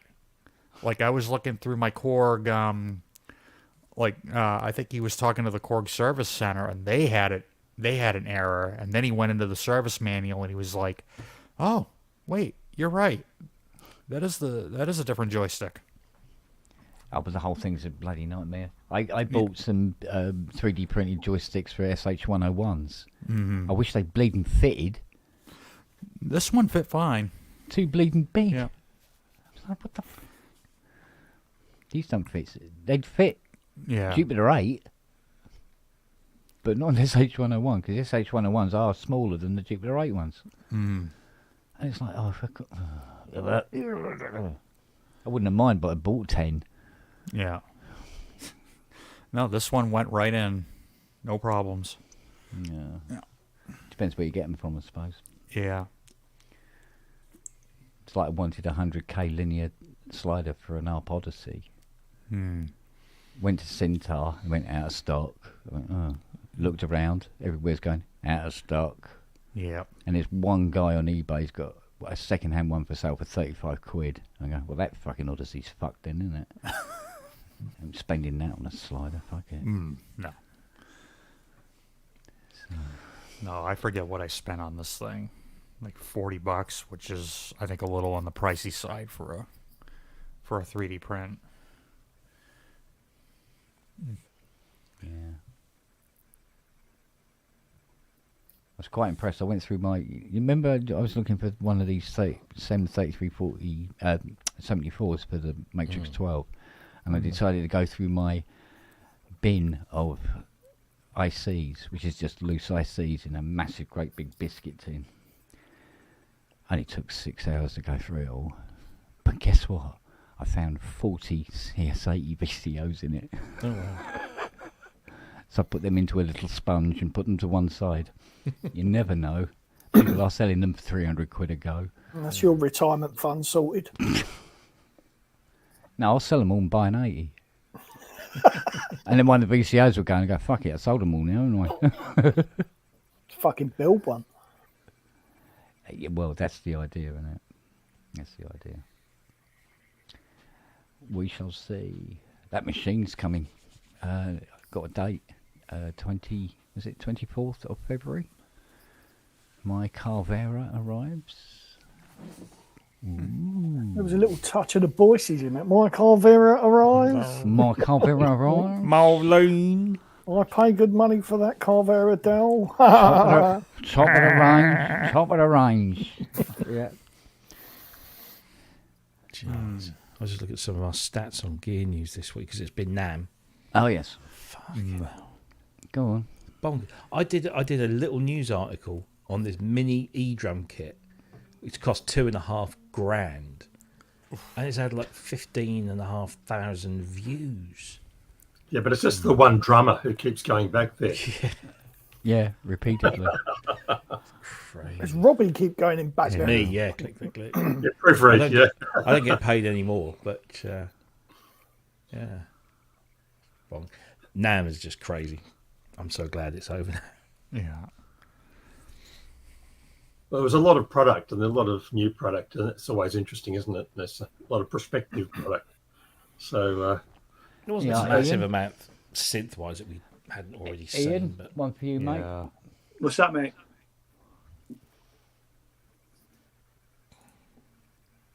Oh, how much, Robert? Oh. Well, 1.1, I think. that's £1 million. No. Million pounds. You can do that as well. It's not that much. I mean, they're only 1,300. We'll fight him for it. He's a little lad. Offer him 800 in the blower, you'll be all right. I'll offer him 800 without the blow in. See that, Paul Artola, I have a YouTube video that is losing views, and Asio said, is it a Dinos demo? Oh dear. That cover of Jewel that Woody did. Oh jeez. What? Woody Piano Shack did a cover of Propaganda's Jewel. Okay. On a Genos 2. Oh, really?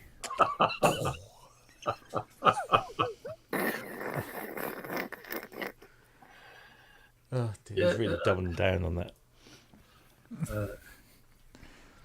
Yeah, I listened to one of those Genos 2 demos.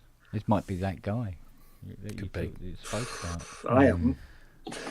Yeah. But I no must. intention. I watched Ian's, about. Ian's untarnished. I watched about 2 minutes of it, and then I had this.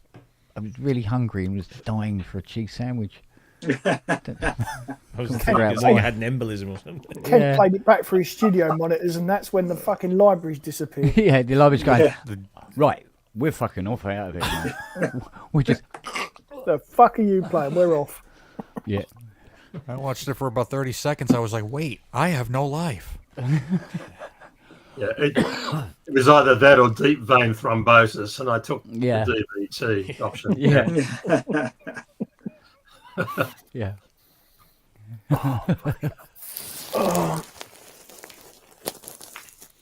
Yes, all of No, I'm the, expecting all a of the phone patch call. names.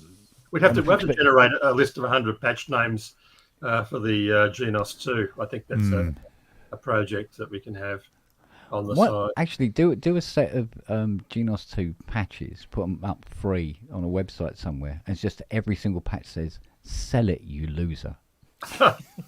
No, I just Waste like of time 1, waste of time 2, waste of time 3. no, ibuprofen 1, ibuprofen 2, depends, Valium. PSA test, all of the other things. You know, we just blend Adamant it up. 3, Adamant 4, Yeah. Adamant 5. Yeah, but let's face it, chaps, we are not the market for this keyboard. That's what I've said all along. I'm still trying to It's find not out for who us. that market is. There's a lot of people out there. that Oh, are I- into that yeah, sort I of know. Jump on a it's cruise the ship. home organ. The cruise Well, ship it's guys are not going to really love organ. it. Yeah. Who buys the So top it of the is. range Lowry organ or the top Yeah, of the it range is. I mean, automated you know. Technics organ? You know, they're out there, and people. They are. I mean, Get I you used way out to of it. have some. These Have you seen the people new are out Hammond? there. Yeah. Have you seen the new Hammond? No. The Hammond M Solo. It's a 49 key Hammond organ I did. I'm not. with the same modelling wheel What's it tech. called? An M what? M Solo. Solo. It's on M it's on Solo. gearnews.com. Tap the business. TM. Not true. I'm sorry. Rob. Somebody I do- said, who was it? I said, really- oh, that was it. It was Eddie Bazile. He asked something on Facebook, and I said, oh, and I pointed him to the article on Gear News. Oh, no, I don't go there. And I said, why not? And he comes back and says, oh, no, that's Gear Space I don't go to. Yeah, figures. Yeah, okay. No, it's the M Solo. It's a 49 key portable. Yeah. You know, just really looking at super it. port, but it's got the same modelling wheel technology as the X something or other, the bigger one. Yeah, the all the XM. I used to have the. In fact, I've just sold the manual for it. I had the. It didn't have the keyboard. It was just a MIDI version, Yeah. and that looks. I mean, the drawbars look identical. Well, this has got all the drawbars, and Yeah. it's got And it had a- so it's got full B3 modular. emulation in there. Yeah, that's it. That's it. It's VK8. Full B3 emulation with the That's it. Leslie Can you hear that? stuff. I can hear Tiny laughing from here. It's But like they've when I also- played- they've I did also the Hammond crammed on the montage, and you just went, "Pfft, fucking hell. But Like, they've oh, also crammed in 3 combo organ models. So you've got an Ace Tone, a Vox, and a Farfisa in there as well. So you've got the B3, you've got the 3 combos, and then there's also a analog modelling 2 oscillator synthesizer in there as well. Bloody hell. For a grand. For just north of a grand. 900 actually is cheapest. Bonners are doing it at 900. Yeah. And it comes in black or burgundy. Yeah. The irony is that there are Strymon pedals out there like the Lex, which you go for about 800 Yeah.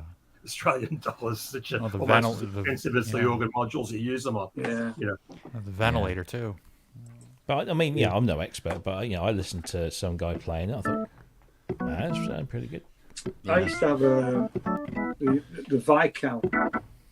Oh yeah. yeah, the little baby Which- one, yeah, VK3 or whatever it was. Yeah, yeah. Oh, I can't remember what it was. It OB3. was it was a single module, but you split it. You could split it in and it had quite a good simulation of a Leslie cab. I used it a lot live a few years ago. You know, and the action on it was really nice. I mean, that's partly my criticism of a Kronos is you can't get anything like an organ feel Yeah. because No. you can't switch off the bloody the hammer action. Yeah.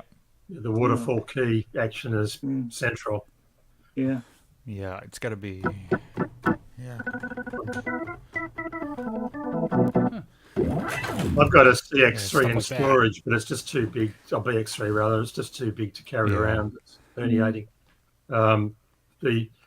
When I had to do organ live on stage, I just used the little Roland's XV 2020 with the keyboard card in it, and just pulled the Hammond sounds on that were fine for live.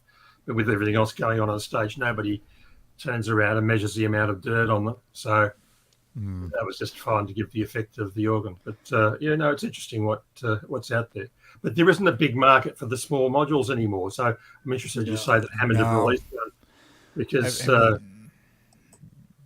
if I can get an OB3, like the Viscount Oberheim OB3 again, like for a good price, I'd want to do that. I say going back about 15 years, they were cheap. They're really cheap. $400 Australian would get you one of those. Yeah. I think that Hammond's probably all right, actually. At 900 quid. I think they'll sell loads of them for people that want to buy a Hammond. It makes me. I'll be interested to know which Farfisa it is that they've put in it. It just says Farfisa. The Duo was the one that I used to have, the twin manual Duo. It's a Farfisa Bravo. Yeah. Bravo. I had a Farfisa. God, what the hell was the other one I had? Farfisa. I had a Farfisa Transivox, which is an accordion with a built-in organ, and it just sounded like a standard Farfisa organ. But did you get plates on the front of your shirt? That's it was so heavy. I had to stand for it. You literally couldn't hold it up. It was too heavy. Yeah. And he saw an amplifier, or 50-watt amplifier with it as well. Interesting. Yeah. It's. I think my only thing with the M Solo is I'd have to get used to having just 4 octaves because I've played so much organ. Like I like having that. The other thing is the drawbars look in the wrong place. They need to be over a bit. Yeah, they need to be over here. Yeah. But I've played out with this, and then like when I play organ live, I use this, the iPad running VB3M or whatever it is, and then just into the Behringer for the audio interface. Yeah. But I think that's the one drawback. I think they're expecting you to use the pads more here, and then just have this as a control surface for your DAW. But yeah, I mean, worst case scenario, I can always get another just set of MIDI drawbars or whatever. But yeah. It's been about 8 years since I've done an organ gig, so it's one of those things that you don't have a lot of demand for the sounds anymore. It was a cliche, and it kind of got used, and then everyone said, "Yeah, I know what that is," and then everyone sort of moved on. There are some good little trios in Melbourne that have got organs in them, and I know that there are a few in the USA who do some good work, but Lockie Dolly, before the pandemic, I had a blues gig playing in this blues band. It was all piano and organ, and I used to use the B3 sound on a Cross 2, perfectly acceptable for live work. You wouldn't record it, but Yeah, I used to use back when I was playing in the cover band I was in. I had a triple setup, so I had a Cross 88 for my pianos. Yeah. I had a Motif XS for everything else, but then I had a Behringer. I had the DeepMind 12 for anything analog. But the organs on the Motif were passable, but I like having the drawbar controller. One of the projects I'm in now, the rig at the rehearsal space is a Crumar 7 with a Hammond XK1C on the top. That's got a passable Leslie sound. It sounds better through a vent. But that's the rig I rehearse with, and then. But yeah, I mean, there was a period where I was kind of tired of the Hammond sound, and I wanted to, if the Hammond organ weren't invented, what would I do, for that kind of a thing? or what would I use for an alternative for what I was going for musically? But I seem to recall that the Hammonds had a problem with supply of certain chips for the XK2 and those models sort of around that series, probably going back about 10, 15 years, and you just can't get them. So you buy one second hand, it develops a fault quite commonly, and then you've got nowhere to go. You're sort of backed into a corner. Yeah. I dare say there are substitutes out there, but the number of techs who know organ stuff intimately are very few and far between over here. But I first learned to play on the Hammond B3 with the Leslie. So it's all, I've always had a soft spot for it. I played one. I played one at my previous, the previous church I was going to had a Hammond. It was a D152, with a Leslie 122 RV. So basically a B3 with a built-in tone cabinet, full 32-note pedal board, and then it had it had the solo function for the pedals. Really nice sounding organ. The only thing that didn't work on it was the percussion. But as soon as I played it, the way that I normally play organ, like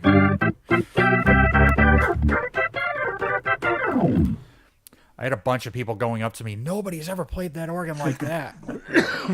Never really heard gospel music, then, have you? The band.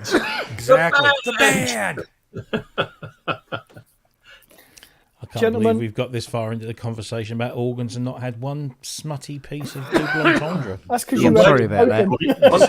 I'm sorry. You haven't said it yet, Rob. Are you doing an Ian, Matt? Are you doing an Ian? I am doing an Ian. And I'm doing an Ian too, because I've got to pack a case for tomorrow morning. I've got to go. Yeah, I and can't my go too car late tonight because I've got completely new Carl brake here in the all morning. round tomorrow. So And I've I've got them in the evening. Have you? Yeah. We're hopefully, because we're both going to the Soul Wax gig tomorrow, so... Oh, so I'm calling in the morning. You're calling in the evening. Right, I will see you all soon. All right, See you darling. later, Matt. So that Good about night. Yes. Cheers, matey. Yeah, he's going to pick up the 101, isn't it? 101, isn't it? Dom's 101. Right, and I'm going to go to... Dear me. Okay. Well. All right, darling. See you all later, guys. Area. Take care, Freebat. Yep. Take care.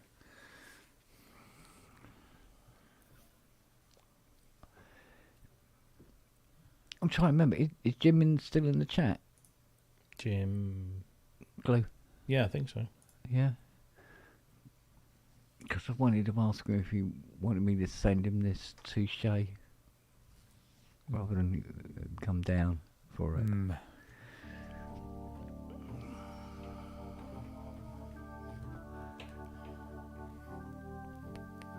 It's a long way to come for a weird foot pedal, isn't it?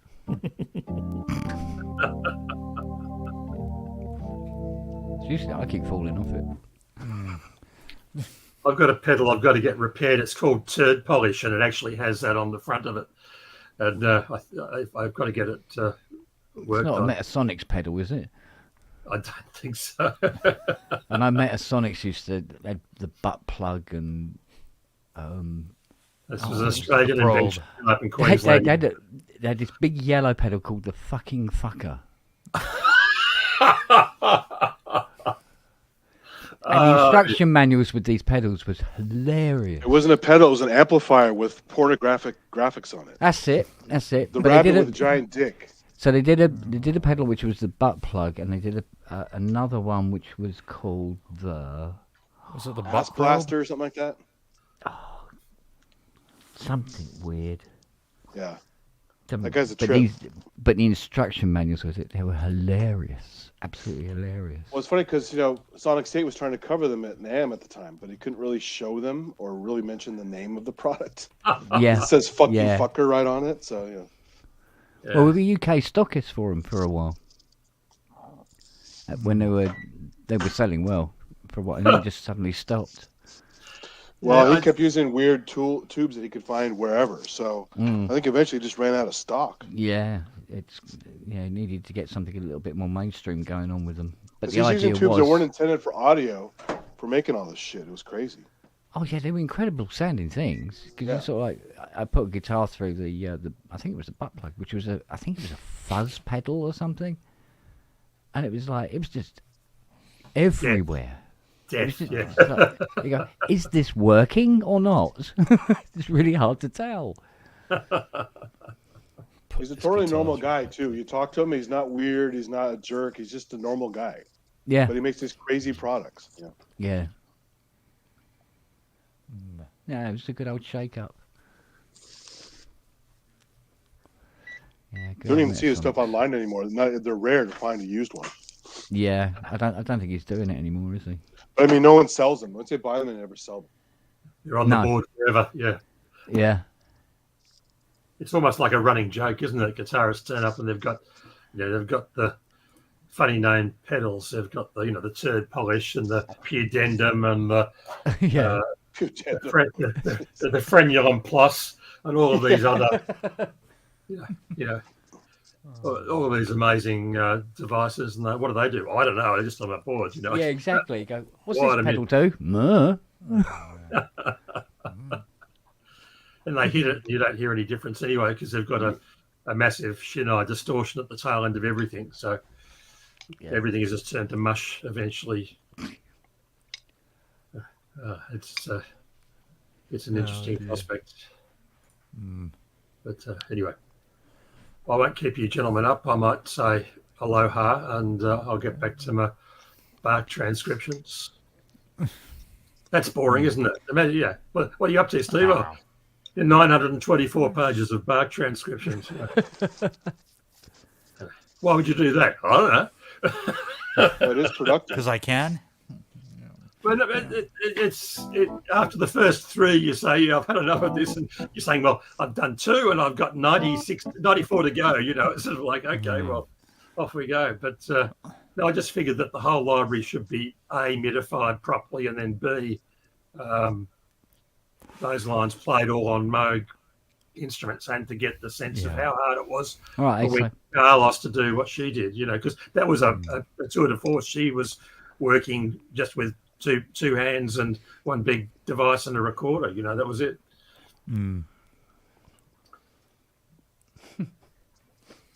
One huge Moog modular, the Series 3 or whatever it was.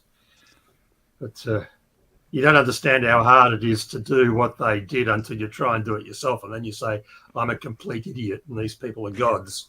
It's a lesson in humility, really, and I suppose that's why we do it. We try and do things. exactly. And I took into storage the 12-piece and the 16-piece and the 20-piece big band books, and I've got to go through those and have a look at some of those and see if I can't digitize them by some automated process. But that'll be interesting as well. But yeah, so a little bit of stuff on at the moment to do, but it's all kind of manuscript paper stuff. Yeah. It's the preparation takes longer than the execution. But anyway, I've just lowered the tone sufficiently. I'll say I'll catch up with you next time, gents. Take care of yourselves. And I'll All right, see you for Robbie's number 200, which is going to be a big landmark. That I won't Robbie be isn't attending. Oh, yeah, okay. Well, that's fair enough. That's you can watch be it come episode- from a distance away. Yeah, that's right. Yeah. Should be He's like put a episode 10 mile 1. Yeah, episode perimeter, yeah. 199 and a half. Yeah, 199.5 and then have 200 the week after. You No, get no, back. can't do that. All right, So Well, we'll good just luck, celebrate guys, anyway. 201 then. Yeah. Okay, love to all. Ciao. See you then. All right, mate. See ya. Last Bye, up, Stevie.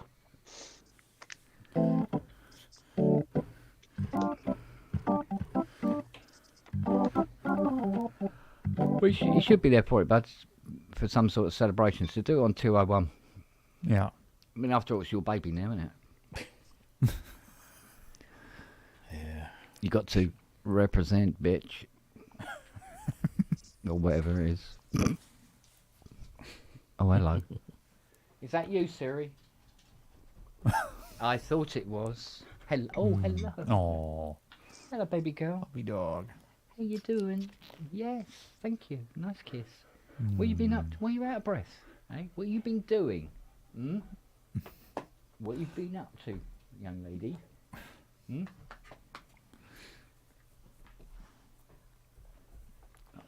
It's been up to no good, whatever it is. I didn't do anything. Yeah, like hell she didn't. Don't go in the bathroom. Ignore all the shreds of toilet paper on the floor. Oh, yeah, it was like with Nellie. She just ate the corner of the quilt and then tore all the insides out and put it all over the bedroom. But no, apparently she'd never done anything wrong, you know, since we've had her. Well, no, that's not true. She's never done anything wrong inside the house since we've had her. She did eat a mattress in the back garden one night. As you do. As you do. Oh, yeah. I had to take a photograph of it. It was so... I've never seen the back garden so messy in my life. Yeah, but you only have to hoover yours up, don't you? Well, yeah, that's handy. Mind you, we've got to put sand down on it now. Get all the blades to stand up again. And I go, oh, that shouldn't take too long, darling. You know, she goes, it's 5 kilos per square metre. I went, oh shit, that is a lot of sand. Christ almighty. Oh, man. God's sake, got to try and get that round the back. Who misses? Well, they closed the road now anyway.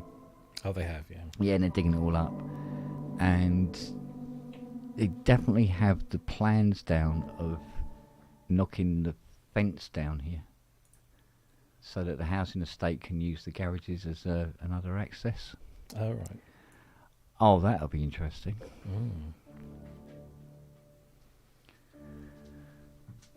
So... Oh, Nelly, hello. You're cold and out of breath as well.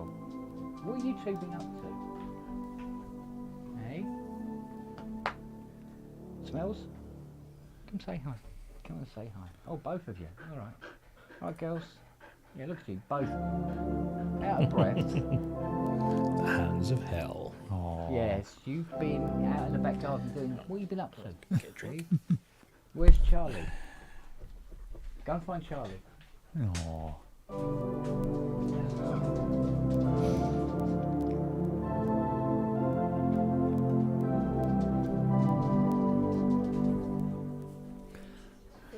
hello, darling.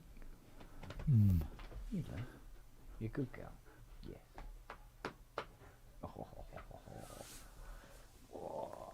scratch your bum. Hey, scratch your bum. Go give us a kiss. Come on. Oh, come on. Good puppy. Here's cuddles. Oh, yeah. You're always with the kisses, you are. No problem. Oh. The other one, Nelly, she doesn't like licking at all. She won't lick your nose or anything. Will you? Huh. You're a funny dog. Interesting. Hey, you're a funny dog. You don't lick, do you? No. Whoa. You're a good girl.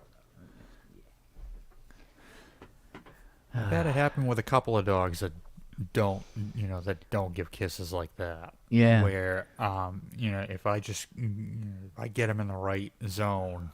Yeah. Like the music store I used to work at, like 10 years ago, the German Shepherd the owner has now is not a licker at all. Yeah. But I think one day I was over there visiting him and I met the dog. I get down to the dog's level. Yeah. He sits in front of me. He starts, Yeah. and then I just come up to him. Yeah.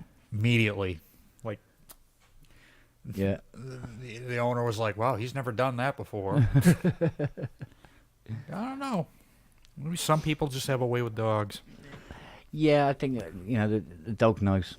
Oh yeah. They can tell. They're smart like that, I must admit. Oh yeah. But no, Siri will lick your face at the earliest opportunity. So, mind you, Noah's kind of the same. He doesn't. He's not one for licking. Yeah. And Charlie just doesn't like getting near anybody's face. Full stop. He just does this all the time. Doesn't want to know. You just Yeah, but we don't know his history. But we know it's not been good. I know that much. So he's got like these scars across his nose where the guy used to belt him one. Oh. So Oh, that's not good. which is why my mate took the dog in the first place. It's because he Yeah. was just really abusing this dog. This poor little fella. They took him.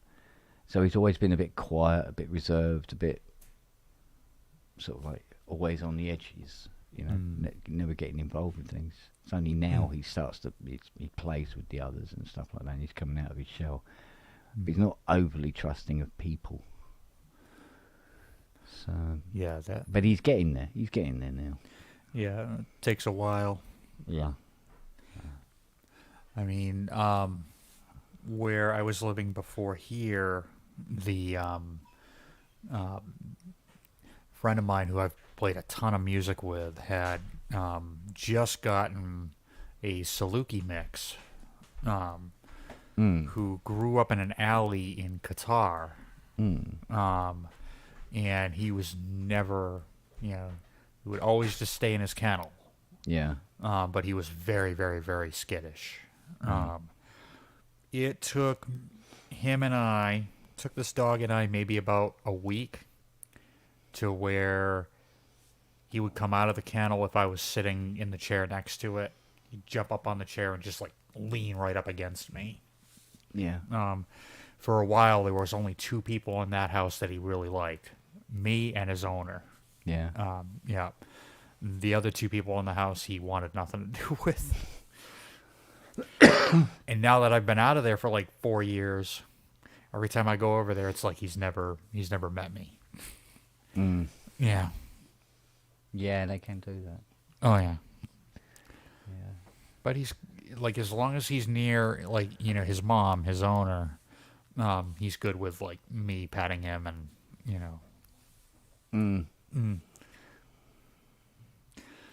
Yeah. Yeah, really nice dog.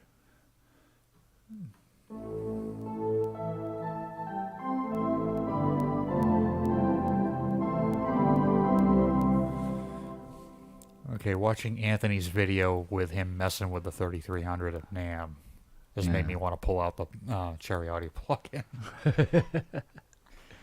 My favorite part of that whole thing is he's showing the Korg guy how to use it. Yeah. Oh, man. Like, wow, he's schooling him. Yeah, I got some PS boards in the shed. Yeah. So might pull them out, show them on the show tomorrow. Excuse me. Yeah. Oh, you haven't heard about Naked Pro Sense Network tomorrow? No, I haven't. Oh, I'm sure I want to. No, I've got some PS 3300 boards. Oh, right, nice. And show what the filter board looks like and what the VCO board looks like, etc., etc. I was Quick just saying demo. that, yeah. I was just Quick saying I was crack watching Anthony's. I was watching. Did they taste the Anthony's same? Video and just decided to pull the plug-in out. Yeah, you got to. Yeah. I didn't think they tasted the same. It's something different about them. They taste much the same, but it's the crunchiness. They're too crunchy. They should be softer. Yeah. Yeah, I noticed. No, they're firmer, and it doesn't. Well, Tuck seems to be the same, but also they kind of taste slightly different. But I don't know if it's them or me, because everything seems to taste bleeding different since I had COVID. And sometimes I have really bad days. I mean, you have a piece of chocolate and it tastes like wallpaper paste, and you go, "What's going on here? This isn't right." Yeah.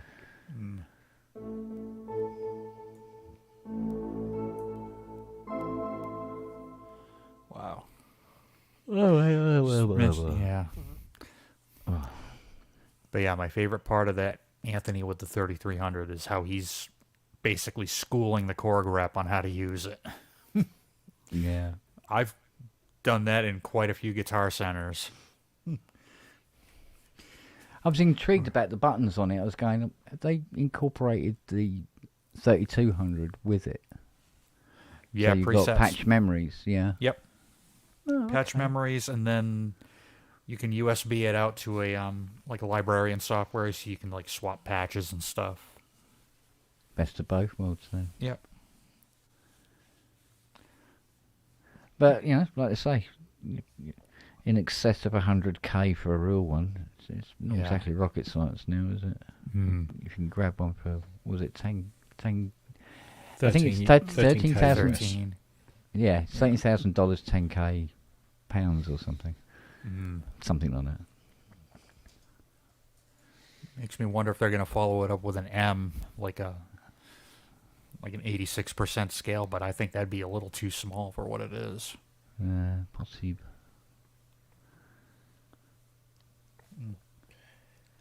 But, Especially- we'll know for sure when Ty gets his.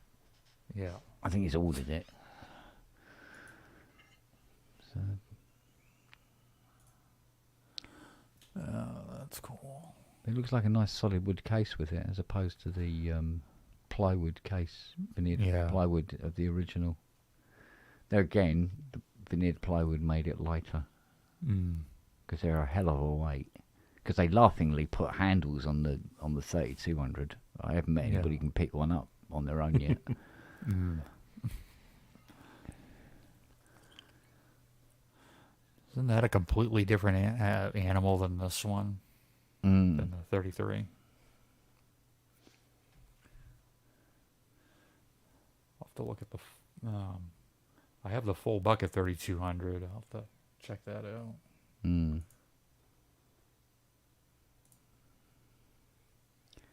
I mean, electronically, they're pretty much identical.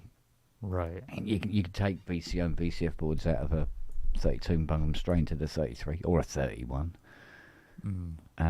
And I think there was only one board you couldn't actually use. I think it was the ensemble board. I don't think the 33 had ensemble,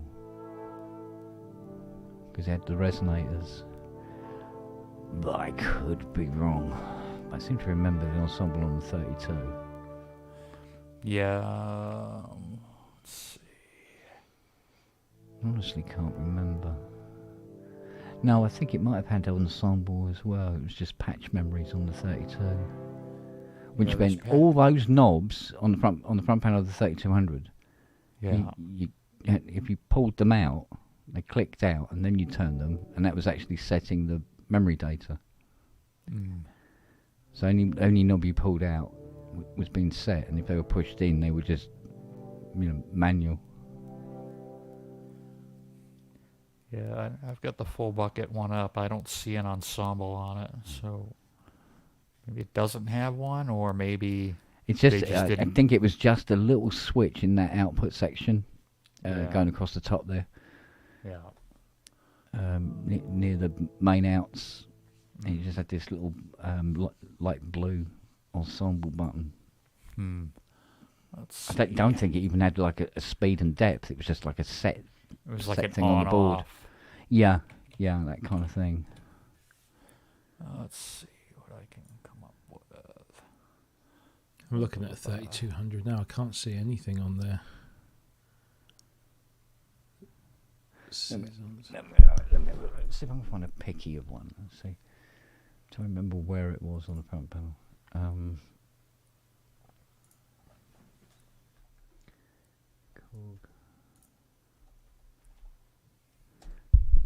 Because failing that, there's the no. Let's come up with a hard disk recorder. I don't see one. PS 3200. Right. So look for Yeah. a decent image of the front panel.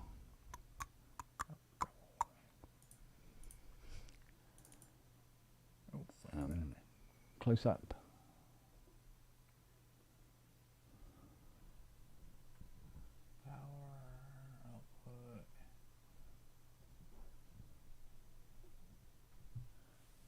Yeah, I don't see one.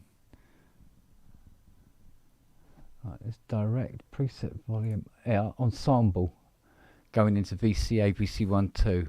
It's in the total signal modifier section at the top of the case, and you'll see an ensemble and then it's the little orange button. There's a little orange switch on the line. Oh.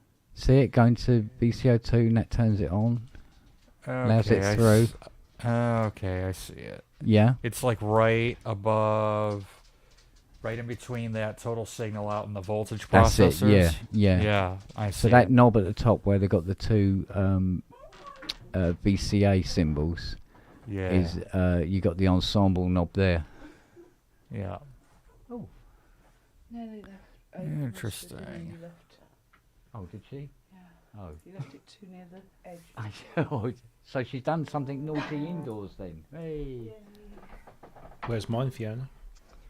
Yeah, check Apparently you out. Nellie's Room eating my service, man. dinner. That's fancy. Nellie's eating my dinner off the kitchen counter. Little moo. What? And you want some of this as well, do you? Fat dog.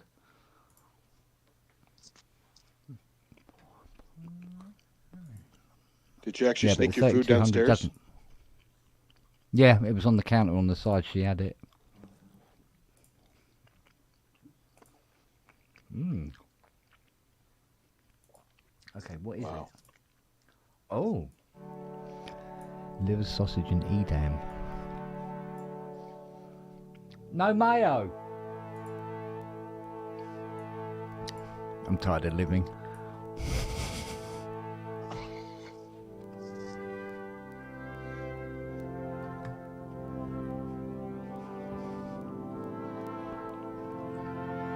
What is with my hair? So on here, it's looking like it's going from VCA2 to the voice processors. Mm-hmm. And on the full bucket, it's limiter A and limiter B. Mm. And there's two of those, and you can switch between both of those. I was trying to remember. It stepped away. What are you guys analyzing?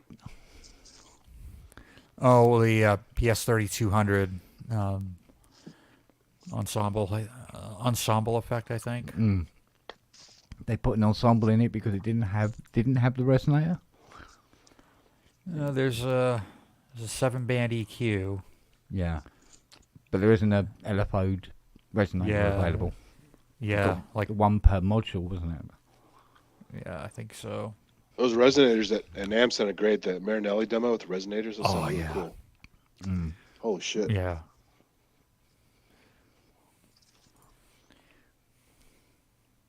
Did the those Polymo awesome. get anywhere close to that with its resonators? Is that? I don't kind of its own think- thing. Yeah. Really.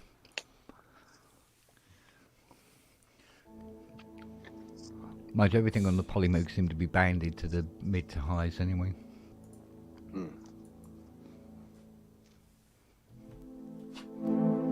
Let's see. Just got that pan to the left. Let's put that in the center. Are you my bestest friend now, are you?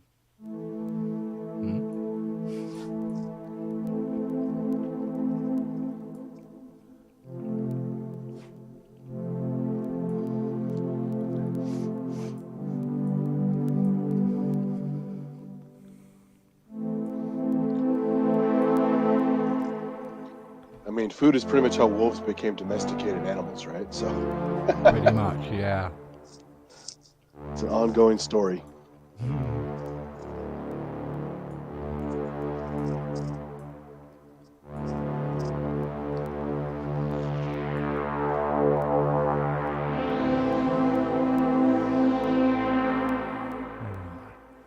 Oh, so good.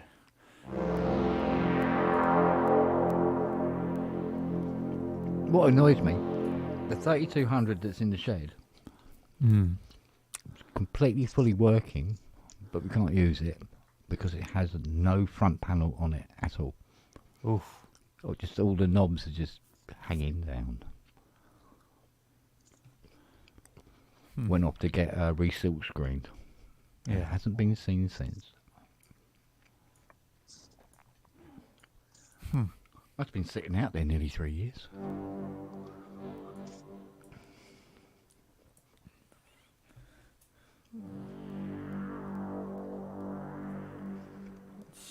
Your mate's here as well, Rob.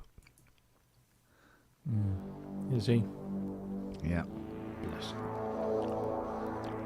Staring he at doing? me with cold intent.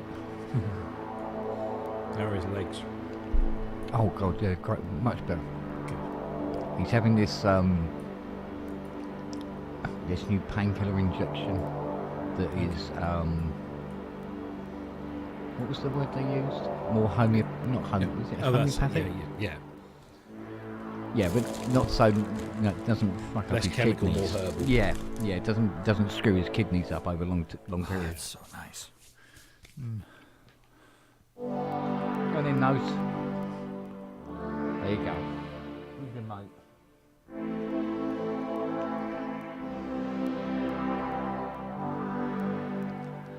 Yeah, so he comes up and down the stairs regularly now. Jumps off the settee like an idiot whenever he feels like it.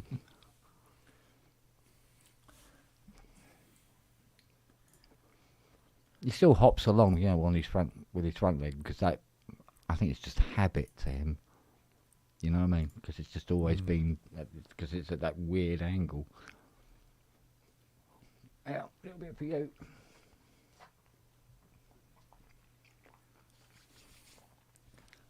Azia says maybe that's 3300's a wooden box with a pie in it.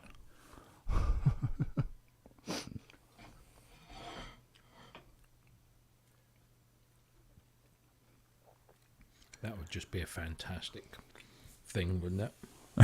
Everybody losing their shit over a 10 grand analog recreation, and when somebody's brave enough to unscrew the back of theirs. Fuck me, it's a Raspberry Pi.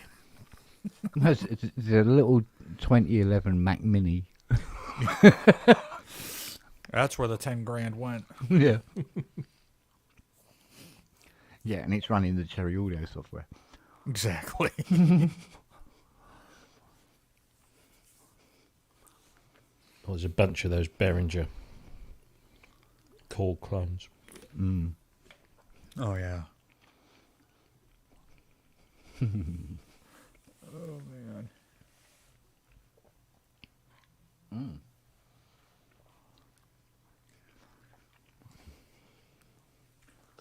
Yeah, it's funny. Behringer's not some of those little tiny things out now.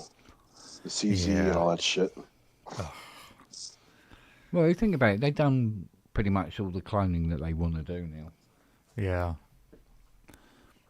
Because anything else that they clone now is going to take a lot of R&D and a lot of money.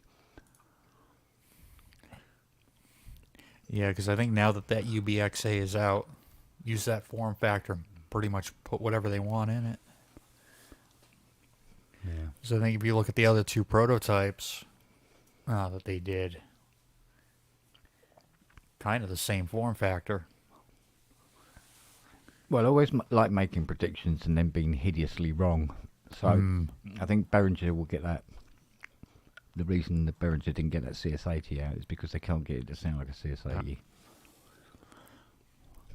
Or close enough. Well, plus, they never came out with that successor to the Neutron, right? That blue one? That never came out, did it? Yeah, the Proton. Yeah. Yeah, no, that never came out. Yeah.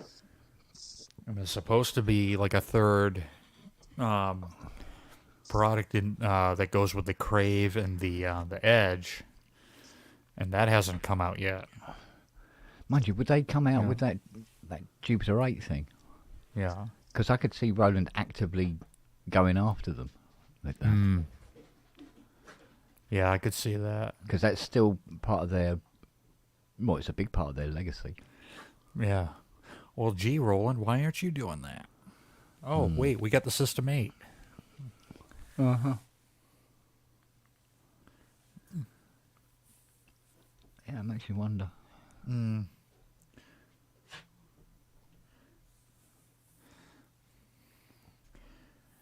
I mean, I'm wondering how long it's going to take Yamaha to finally jump on board with, reissuing, legacy stuff. Yeah. Because Korg's doing it. Well, they kind of did. Yeah. They did the refaces. Yeah. Which were all... Well, I think that was almost like dipping a toe in the water. Because they hadn't committed too much to that. If you know what And I they mean. only did the 4, and that was it. Yeah. Mm. And I mean, only like the YC, the YC was a pretty much one-on-one Yeah. YC45. The CP was a CP70, but then they threw in some other bits as well. Yeah. Yeah. Well, the YC had CS Yeah. The CS was, can't remember how many voices that had, but it wasn't like a full-on, It wasn't an 80. It was a virtual analog. Yeah. And then the Reface DX was just a fancy 4-op. Yeah. Yeah. So Yeah, the CS felt like it was a CS01 Yeah. with a little extra polyphony. Didn't go too mad with that. Yeah, and the YC had a couple extra things in it too, like it had a tone wheel engine in it too, which wasn't bad. Well, I think I mean the Reface. I mean, technically, it went against everything that Yamaha tend to, the philosophy that they follow, where they do a flagship and then they borrow parts from that to do a range, and then they will jump and go to, because they went digital, but what they were doing digitally was kind of just a digital version of what they were doing in analog beforehand. Yeah. When you look at the DX1, you can see the nods back to the 80. well, you know what the original model name for that was? CSDX. Yeah. That was the original model name for it. It was going to be called Yeah. the Yamaha CSDX, because they felt that the CS brand Yeah. was what they were known for. So this was going to be a digital CS, but then they just dropped it and Yeah. went whole hog. But no, you're right. Yamaha have a habit of doing behemoth derivatives, Yeah. derivatives, which has worked well for them. Yeah. It worked very well for them.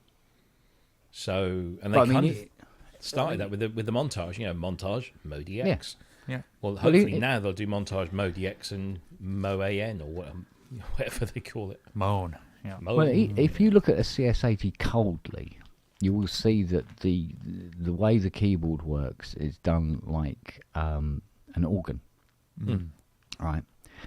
And the ribbon controller is lifted directly out of the YC45 that they released 3 years earlier.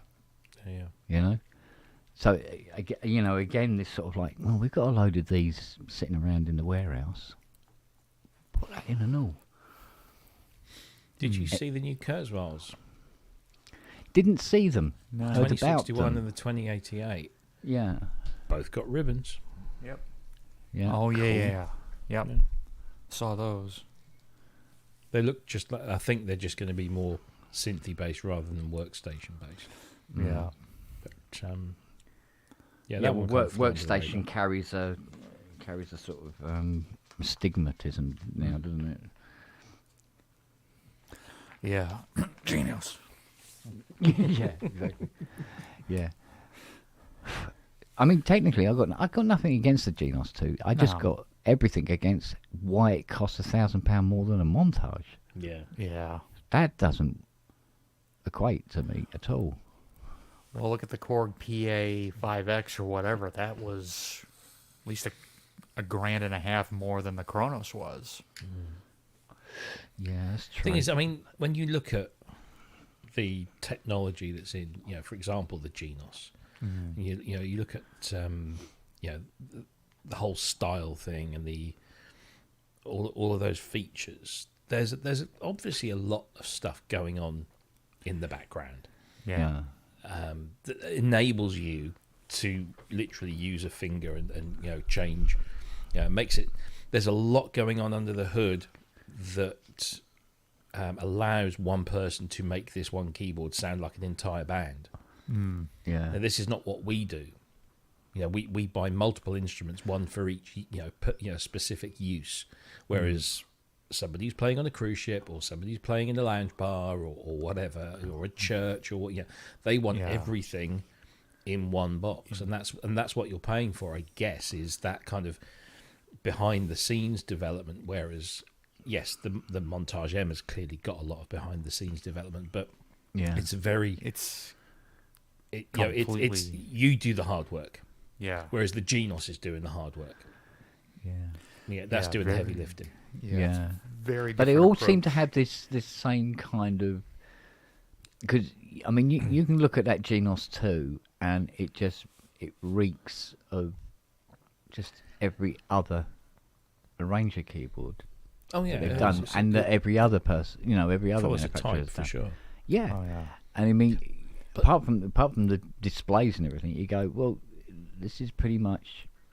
But what I don't get a Clavinova. in the 80s and the 90s and even in the early 2000s, if you wanted a simple one instrument setup to do an entire arrangement, then the arranger keyboard was your best option. Yeah. But from, I'd say, probably the early mid noughties onwards, we've got laptops. Yeah. And nowadays, for the price, how much is a MacBook? Let's say conservatively, Like $2,000, 2,500. yeah, let's just say 2,000. Yeah. Okay, 2,000. And then you get a piece of software, whatever it is that you fancy using, whether it's Cubase or Ableton, or let's say Ableton, all right? Because Ableton is for live use. So Ableton 11 license $399. Yeah. Suite is $499 or something like that. So let's say 400. Okay, so that we got 2,400 with a MacBook running Ableton Live. Yeah. And then you just get a controller keyboard. So I mean, you can get a controller keyboard, decent controller keyboard for $1,000. We're still less than Genos 2, Yeah. and Yeah. then I can go online and very easily either pay for, or if I've got the time and the patience, find a fuck ton of MIDI files. Yeah. And I can then just spend a little time chopping them up, throwing them into Ableton Live. I might not even, I might not even need a keyboard. I might just go for a little 49 key keyboard, and then like a launch pad just to fire off the different clips, because that's all you're doing with the Genos is when you're changing from chorus to verse, you just press a button. So you just press a button on there. Yeah. I mean, I don't understand why you're going to spend $5,000 or pounds or whatever on this one keyboard when you can have a laptop and a controller that does so much more for a lot less money. Yeah. But is it an effort thing? I mean, yes, you'd have to. It's tidier having it all in one lump Yeah. that you can throw in a flight case and take on a cruise ship. Admittedly, you got less Maybe chance of that's people trying to nick the laptop from it. Yeah. Also, less stuff to go wrong with the operating system, like Kent's recent problem. Well, this is true as well, but I still can't see why. When you look at the sum of its parts, I can see its use and its value as an instrument. But when you look at the value, when you look at the sum total of its parts, how the hell can it be over £1,000 more than the Montage? Yeah. That's my beef And- with Genos. Yeah, and for that demographic, unless you play on a cruise ship, day in, day out, 5 nights a week, is that $5,500? Like, how long is it going to take before it winds up paying for itself? Yeah. Exactly. I mean, they're pretty high-paid gigs. Yeah. Oh yeah. Well, you're doing that over a long period of time, especially if you're doing a cruise. I mean, you're stuck with the job until it's done. 5 nights a week, let's say $200 a show plus tips. You probably have it paid off maybe within a month, 2 months, Yeah. before you see a return on that investment. So, in a way, Yeah. I can mean, see it kind of for that demographic. Kosh Yeah. just said in the chat that it's not how arrangers work, and they do. And yeah, I know. With an arranger, you're not necessarily going to be programming all the parts in and then just firing them off. You're just going to be using what's in there. So you'll know that I'm playing a particular song, so I'll use that particular phrasing Yeah. or that particular style, and then it has everything in there. And then all you got to do is tell it what part you're playing, and then you just hold the chord down to give it the the root key and what have you. So it is doing a lot of work in the background that way. But I would rather go out on, if I was that sort of person, I'd rather go out on stage having got a whole bunch of pretty authentic recreations that I've sat down at, programmed on, in Ableton or whatever, and fire those off, rather than have this cheesy keyboard that does sound so cheesy. But again, and then this is the other thing you've got to consider, is the audience. Requests. Well, there's that. Yeah. That is one of your primary reasons for being there, especially late evening. People give you requests. But the audience isn't necessarily. It's not like you're going to a gig where the audience are going to sit there and go like, "Okay, impress me." They just want background music. Exactly. Yeah. So, actually, to be fair, I was hanging out the Genos 2 there before I left that Yamaha room. Some guy come up and played it, and it sounded amazing. So. Yeah, it does sound good. There's no two ways about it. You also have to have the skills to play it. But yeah, I mean, the last arranger I ever had was the Cool Guy 30. Yeah. And I admit I loved it, but I used to try and use it in a weird kind of way, like just use the bass line and then play other things in Cubase to it or with it, shall I say, rather than have the whole. Sometimes the whole arranger, the arrangement wasn't suitable. But I think the one thing about the Genos 2 that's going to succeed is because of obviously it's been modernized. So if you do get somebody come up to you, 11:45 and say, "Oh, can you play that track from that Lady Gaga single?" You've got a good chance of getting a representation going than having to do it with a samba, as you would do one time a day. I get a feeling that 9 times out of 10, you're going to have a style that's going to fit that song perfectly. Case in point, I might have mentioned this on one of the other pubs, but about 45 minutes from where I live in Portland, Maine, there's a piano shop called Starbird, and they used to carry some pretty high-end keyboards in there. Like I went in there like 2006 when I was working at a store in Wells, Maine, where we were a Korg dealer. So I was kind of factory trained and all that stuff. And all the keyboard guy over at Starboard was asking me, he was like, "All right, how do you do this on the Triton? Like, did you not have the same training that I have?" But I was showing him other tricks that I had. But they had a Roland G70, which was another pro level arranger. Yeah. The acoustic guitar in there, brilliant. Sounded really good. But more importantly, I was going through some of the styles. I'm like, "Oh, what's this one? Oh, this one sounds exactly like The Long Run by the Eagles." So I start playing that tune. I'm like, okay, it's pretty convincing. So if somebody said, "Oh, play Hotel California," or play Your Song by Elton John, I could probably go in there and find either in the style section or what Yamaha would call the music database, you find a particular song, select it, and it'll set you up to just play that song. And there are a lot. The library of styles that's out there is pretty massive, and the Genos 2 could import like all the Genos 1 stuff, and so there's a lot of stuff. I had a Roland PMA 5, the little Filofax thing, and that was an arranger, but it was an arranger with a Sound Canvas engine. I still have it. It's a great little thing. Yeah, and I never got on with it, to be honest. I just use it as a tone module, but it was the whole arranger thing just baffled me. I just didn't really. I sold it. You weren't into stylus performance? No, not with that screen. No. Yeah. I still have a PSR 530 Yamaha from like '97.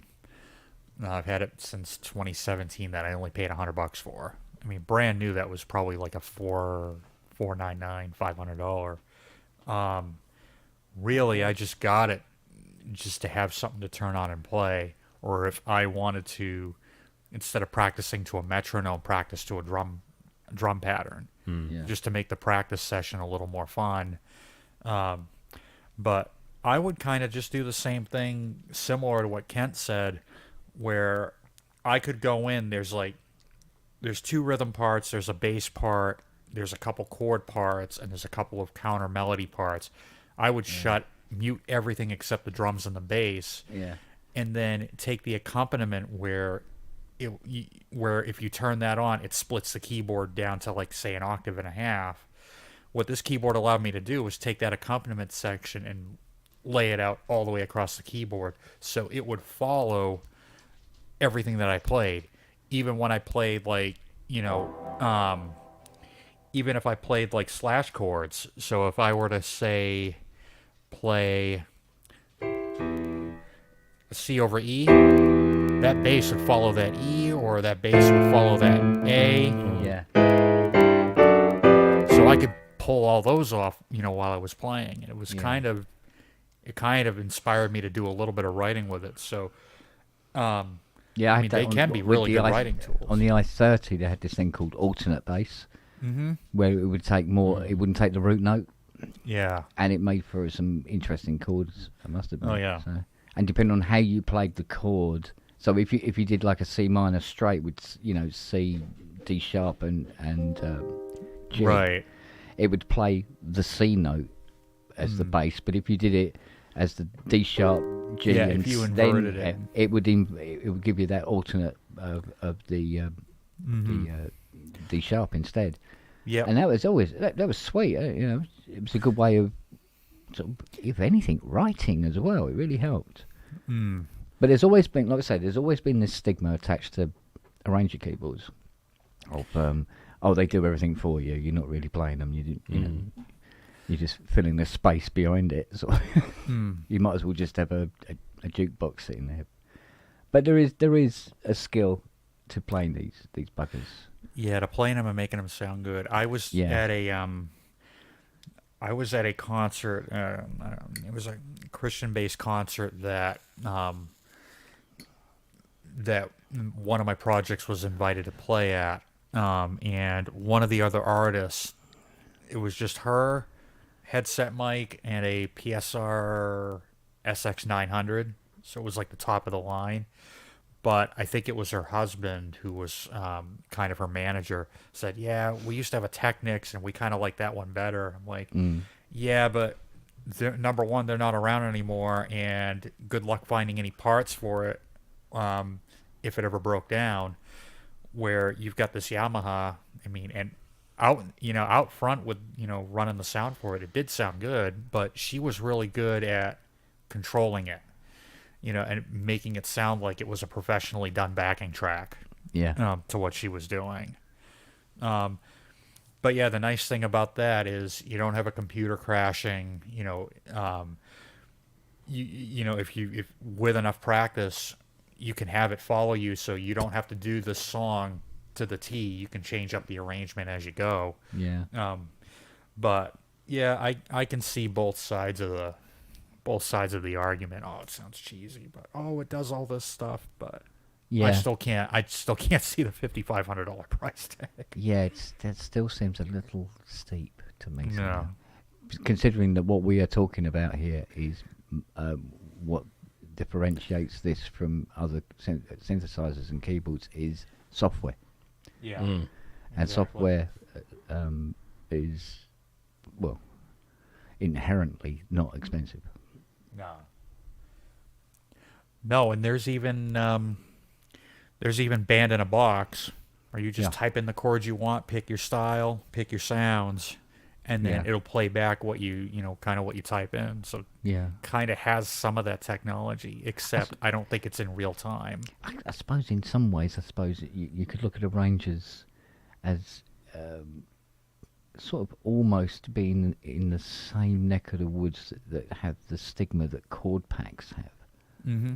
You know, when people go, I wrote this song, man, and it's got, no, you arranged certain files in an order. Mm-hmm. You know, good for you. Yeah. Yeah, kind of thing. Yeah. and that's sort of like, you know, you can make a song if you can't play. Yeah. And Yeah. although that's fine, I mean, you know, if you can't play but you want to do something, then cool, go for it. Yeah. It's just that it falls into that, you know, that sort of like category. I remember when I was working at Argos, the stockroom manager came up to me one because he knew I was into all of this stuff, and he says, "Oh, Yeah. he's a big Welsh guy." He says, "Oh, I make some music in my spare time." I said, "Oh, really? What do you use?" He says, "I use my PlayStation." I said, "Really?" And he said, "Yeah, there's this program called Music 2000." Yeah. And it was like, here's a whole bank of bass loops, here's some drum loops, here's some melody loops, here's blah blah blah, and then you just put them into an order that you like, you know. Yeah. And he played me something, and I thought, well, do you know what? If he'd have said to me, "I did this in my studio back home," and didn't tell me that he'd done it on a PlayStation, I'd have gone, "Well, that's pretty good," because it's just pro loops and stuff. Yeah. Yeah. And of course, you know, turns out he was just, you know, arranging other people's little mini compositions. You know, it was just, these are all in the key of C, and these are all, and then you just pick the one you like, and away you go. But he was happy. He thought he was making something good. So yeah, there you go. Couldn't sort of turn around and say, "Yeah, fucking piece of shit." So yeah.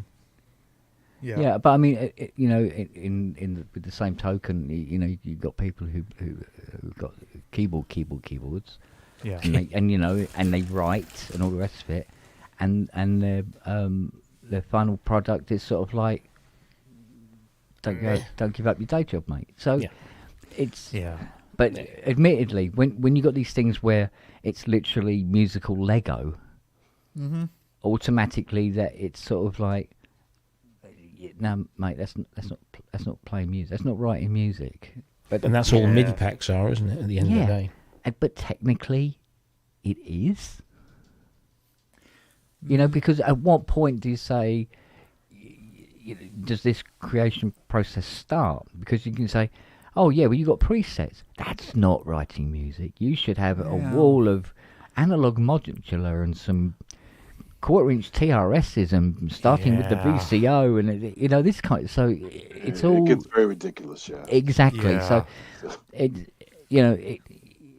admittedly, I mean the whole thing with this GNOS 2, with me personally, is just been like, well, this is a good thing to take the piss out of, for the hell of it, and but not reflecting on the product itself. Of course. Just the whole sort of like, well, let's take the piss out of the GNOS 2 for whatever reason. You know? Like I take the piss It's out like of shooting Rev 2 fish in a barrel. Well, yeah. But I take the piss out of Rev 2 Prophet 5s. I take the piss out of Polymogs for their known flaws.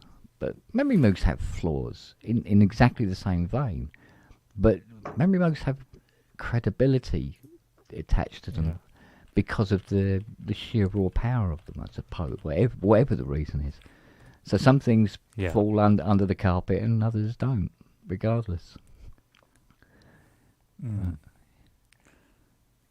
But I don't know. Yeah.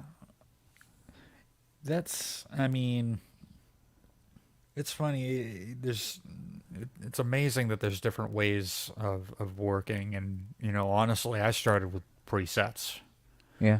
Well, considering my first keyboard, like I know when I was young and when I was in high school, it was just a keyboard with presets. Like you couldn't do anything to the sounds. Yeah. But it's really a matter of like working with what you have. Exactly. You know, and how creative can you be, you know, with those given tools? Like, how creative could I be with a Casio CTK 551 MIDI'd into a TX81Z? Yeah. Because that was all I had at the time. Now, nowadays, I still use presets. I don't think there's anything wrong with it at all. If it's going to get you from point A to point B where you want to go creatively, then go for it. Yeah.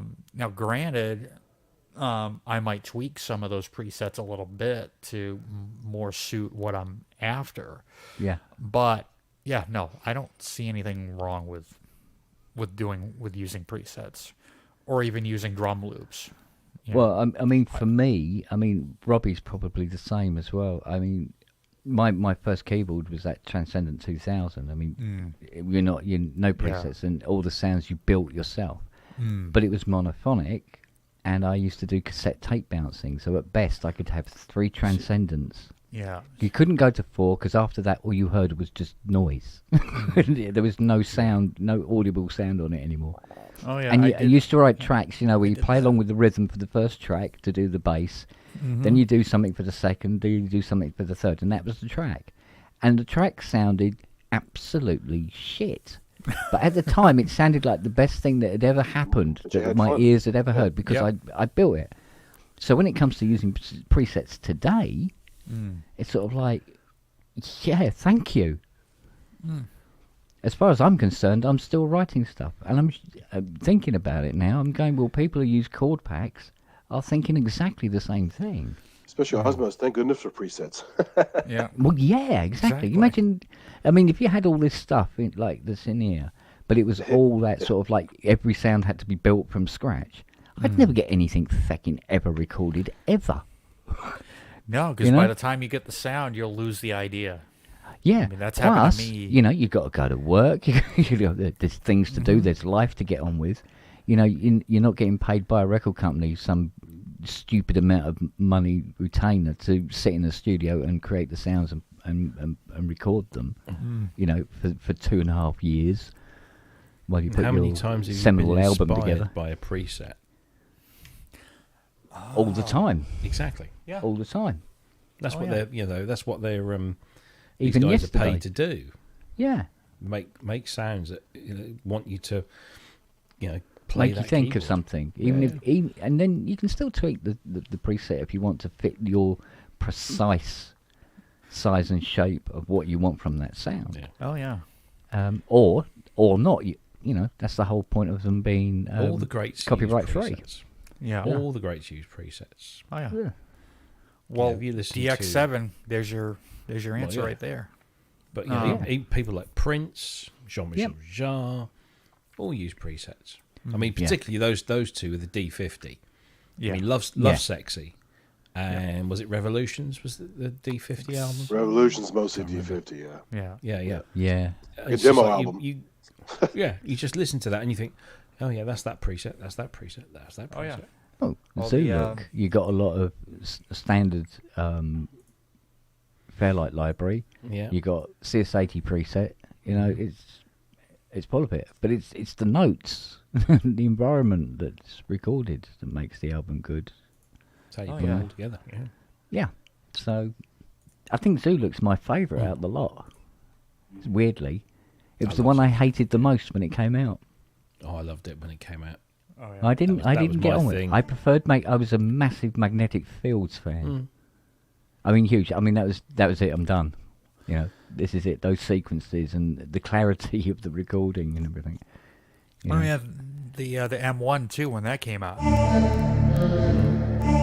Yeah. Yeah. Yeah.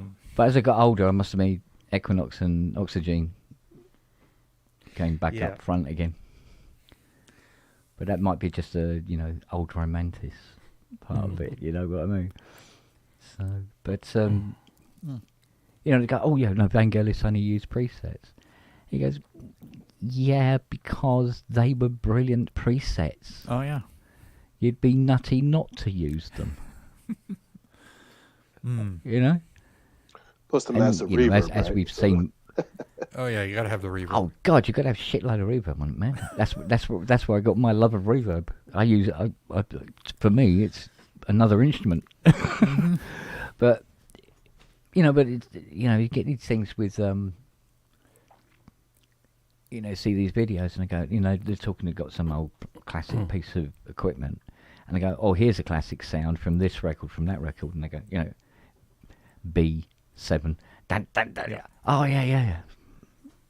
So, no, I know there was a point I believe, when using presets was considered cheating. But I don't think it's been relevant for a few years now, is it? Not really. I think so. I mean, people go out and buy banks like from the likes of Jamie. Yeah. They're just presets. They're just presets that aren't on the machine. And Yeah. you go out and buy his sounds, and you'll be inspired by them, or not, or whatever, But they're just presets that didn't come factory loaded. Yeah. So they're only not presets to him. Yeah. Because he wrote them. As soon as you put them on your machine, they're They're presets. presets. Yeah. So, No, I've never had an issue with presets, and I'll unashamedly use them. In fact, most of the time that is all I use. I mean, I remember I went through a phase where there was a patch on within Reason called Ice Cream Run. And I used it on like almost everything I did for a period of time, because it was like an arpeggiation. yeah. But you could just every now and you could just tweak it, and it would sound slightly different.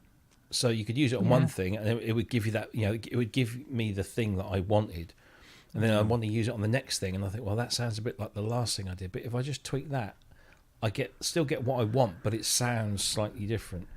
Yeah. It was just a brilliant preset, and it's like the Korg M1 piano, that was used over like everything. It was on everything, wasn't it? For a period of time, and the D50, Yeah. Oh, the pizzicato, pizzicato strings, or Pizzicato.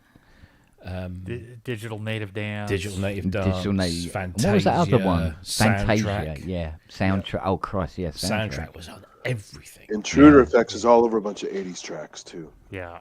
Yeah. Different parts of it. Have too. you ever had a set of presets that actually changed how you looked at the machine?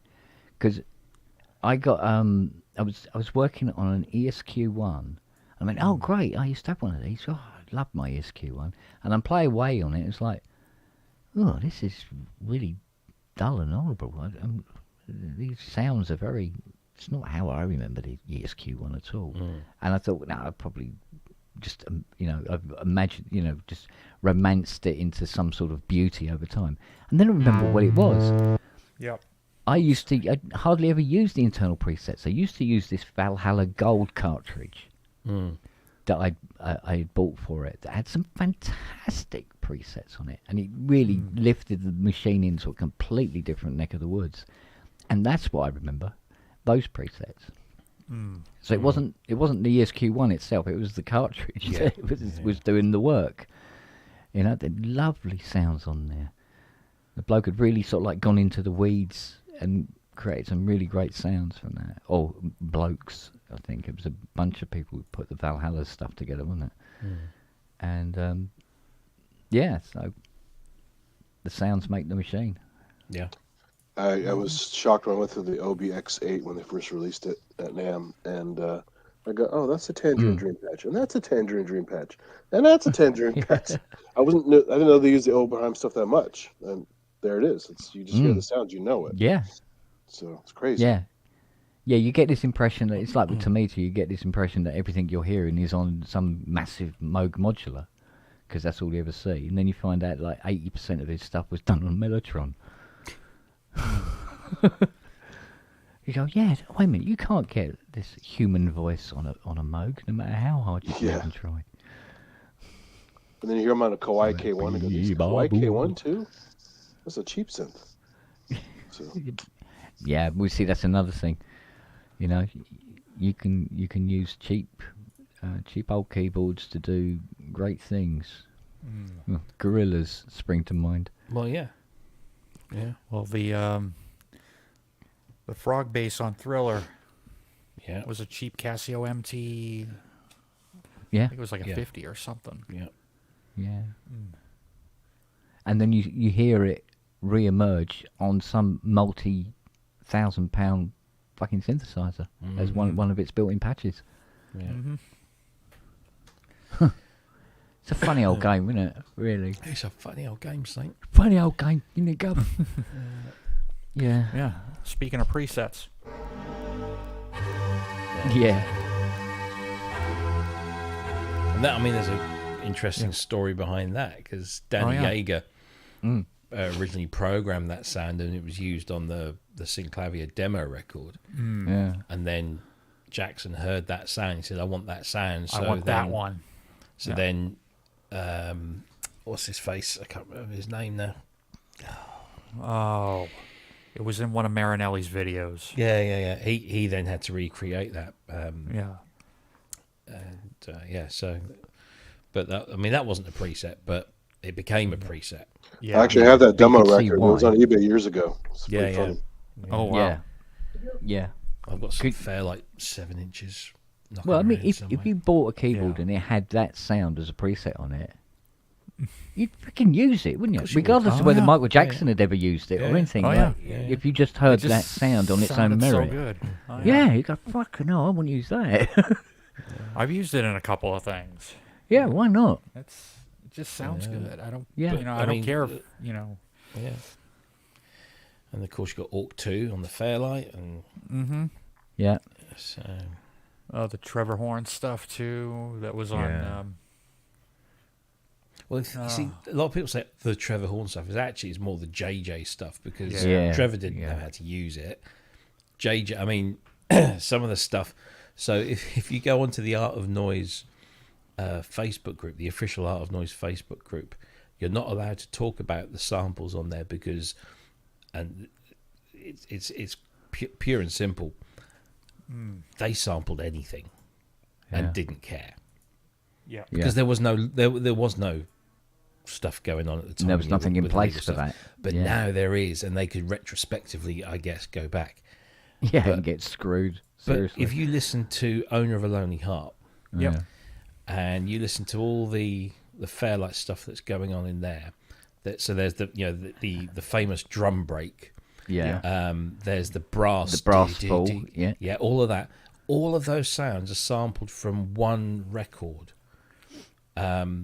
by a band called Funk Inc. in Yeah. 1970 something. And Trevor heard that record, and he asked JJ to sample some of those bits.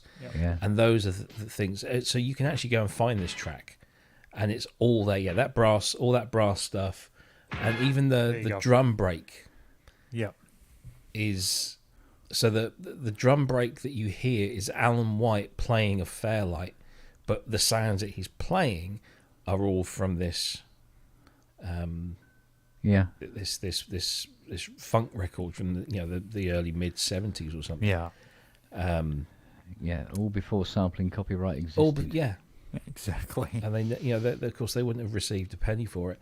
But then Art of Noise then took those sounds, some of those sounds, like the brass stab, and when they did the theme to Krypton Factor, which was a game show here in the UK, they used that brass sound, dee dee dee dee, and that was the same brass sound.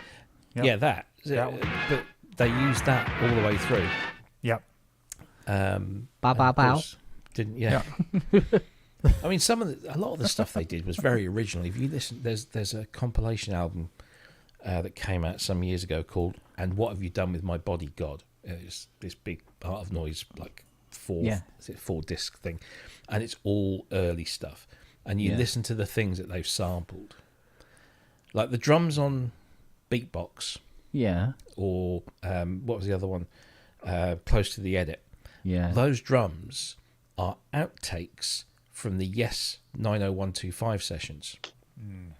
So Trevor has this thing where, obviously, when he was using tape, was that if he didn't like something, he would just send the tapes down to be wiped. Yeah. He wouldn't keep anything. If he didn't like it, I'm not going to keep it, just wipe the tapes. So he would give, because Langers was his engineering at the time, so he would give the tapes to Gary, and Gary would then secrete them off and say to JJ, have a listen to this, and then they would sample them into the Fairlight. And those drums that you hear, that Yeah. all of that is Alan White's drums sampled into a Fairlight and then played back. So And then I sample from the cassette of Art of Noise into my Mirage and put Yeah. the drum and snare on separate keys with the cymbals, Mm-hmm. and then play them onto, like, I don't know how many compositions I used those drums on as well, you know? And so it goes on. Yeah. By the time they got to the Mirage, they were really dirty, though. But somehow sounded better because of it. Weirdly. Yeah. Well, that's the thing, you know, you're putting drums into an 8-bit sampler and it's just going to make them sound crunchy anyway. And then, of course, it takes on a quality of its own. Yeah. But still recognisable. Yeah. Yeah. Also, they sold that sample pack. I bought that on eBay at one point. With the little happy sad face, like the theater logo. Yeah. Oh, you mean the art of sampling? Yeah, I bought that a while Yeah. back. Again, that's something else. I mean, you can still buy that. That's still being sold legally by AMG. But the thing is, I bought it expecting to find a treasure trove of highly recognisable samples, and there are some there. There's some in there. Yeah, it's not great. It's not. I had more it's fun with the interesting. Lucky Bastards one from Vince Clark's Vince one. Clark. Yeah. Yeah. No, the art of sampling one. I sometimes just listen to it, just going through those sounds, and think, oh, it's interesting use, but I never use any of the stuff. Yeah. The one sampling pack that I really, really wanted, and I've only got parts of it. Prince announced on his website, this in the late 90s sometime, that he was going to be releasing a sample library called something like the New Power Generation sampling series or something like that. It was going to be at least 7 CDs of Prince samples, and everyone's like, fuck yeah, I want some of that. And he talked about it on his website, and remember, this is early days of the internet, so it was all a bit clunky. Yeah. And then all of a sudden, all reference to it just disappeared, just gone completely off his website.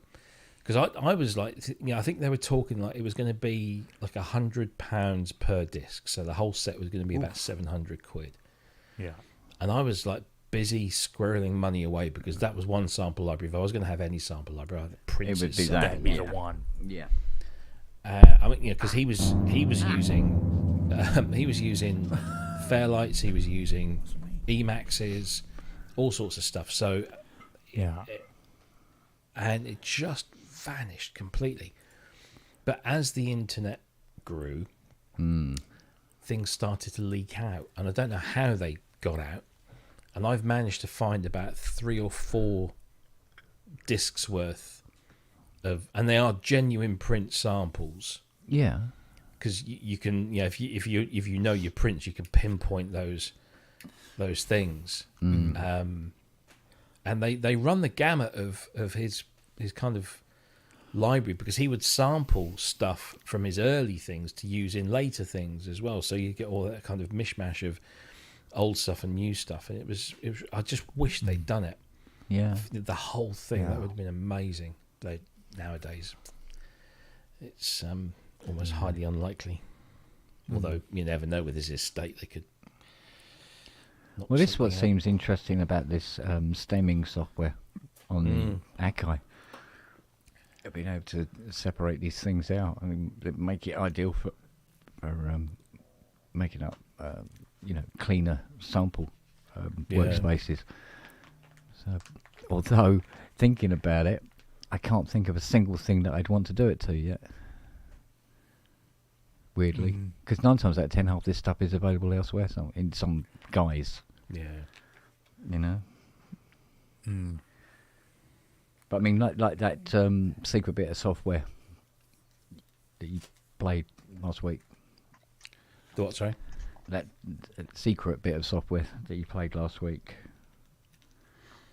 That bit secret bit of software. Yes. That's Yeah. And that they were set up in a very recognisable way, rather than just be the instruments or the sounds. It's actually the way you would associate it. Yeah.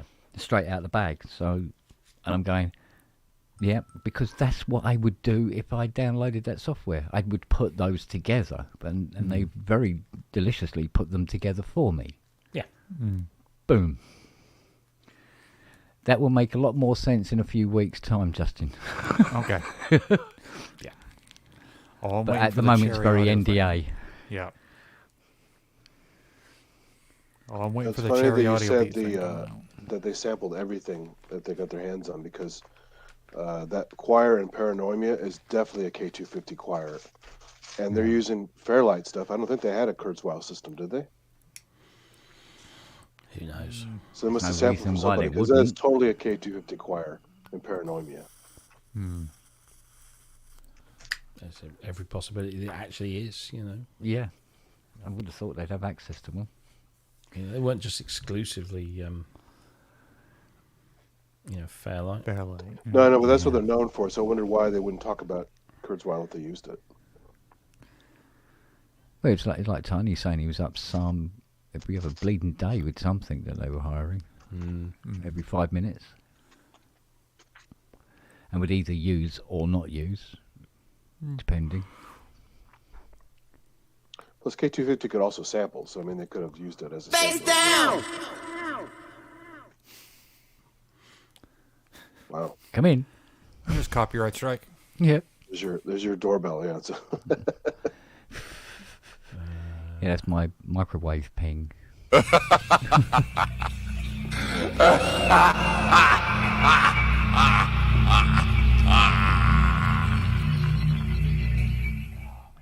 I gotta do this. I was dreaming when I wrote this. Forgive me if it goes astray. See, these are the clips that, I don't know where they came from, but they certainly seem completely... They seem to show, confirm existence of. Alright. Yeah, See if some this really works. cool stuff in here. Yeah. I'm probably playing it wrong. I tell you, are you playing that all on the sharps? Yes. Yes, then you're playing it right, because somebody whose name begins with W and ends in Y and has ood in the middle was playing. He said, "Oh, listen to this. This is the Sledgehammer Shakuhachi." And I said, Yeah. A, it's not the Sledgehammer Shakuhachi, and B, you're No. playing it wrong. Yeah. No, because I've heard this sound in so many other things. Well, let's see, there's a classic example of the incestuous nature of sample libraries back in the day, Yeah. because that would appear on Fairlight libraries, Yeah. but it originated on the emulator. Yeah. Right. Vice versa, stuff that would originate on the Fairlight would end Fairlight. up on the thing.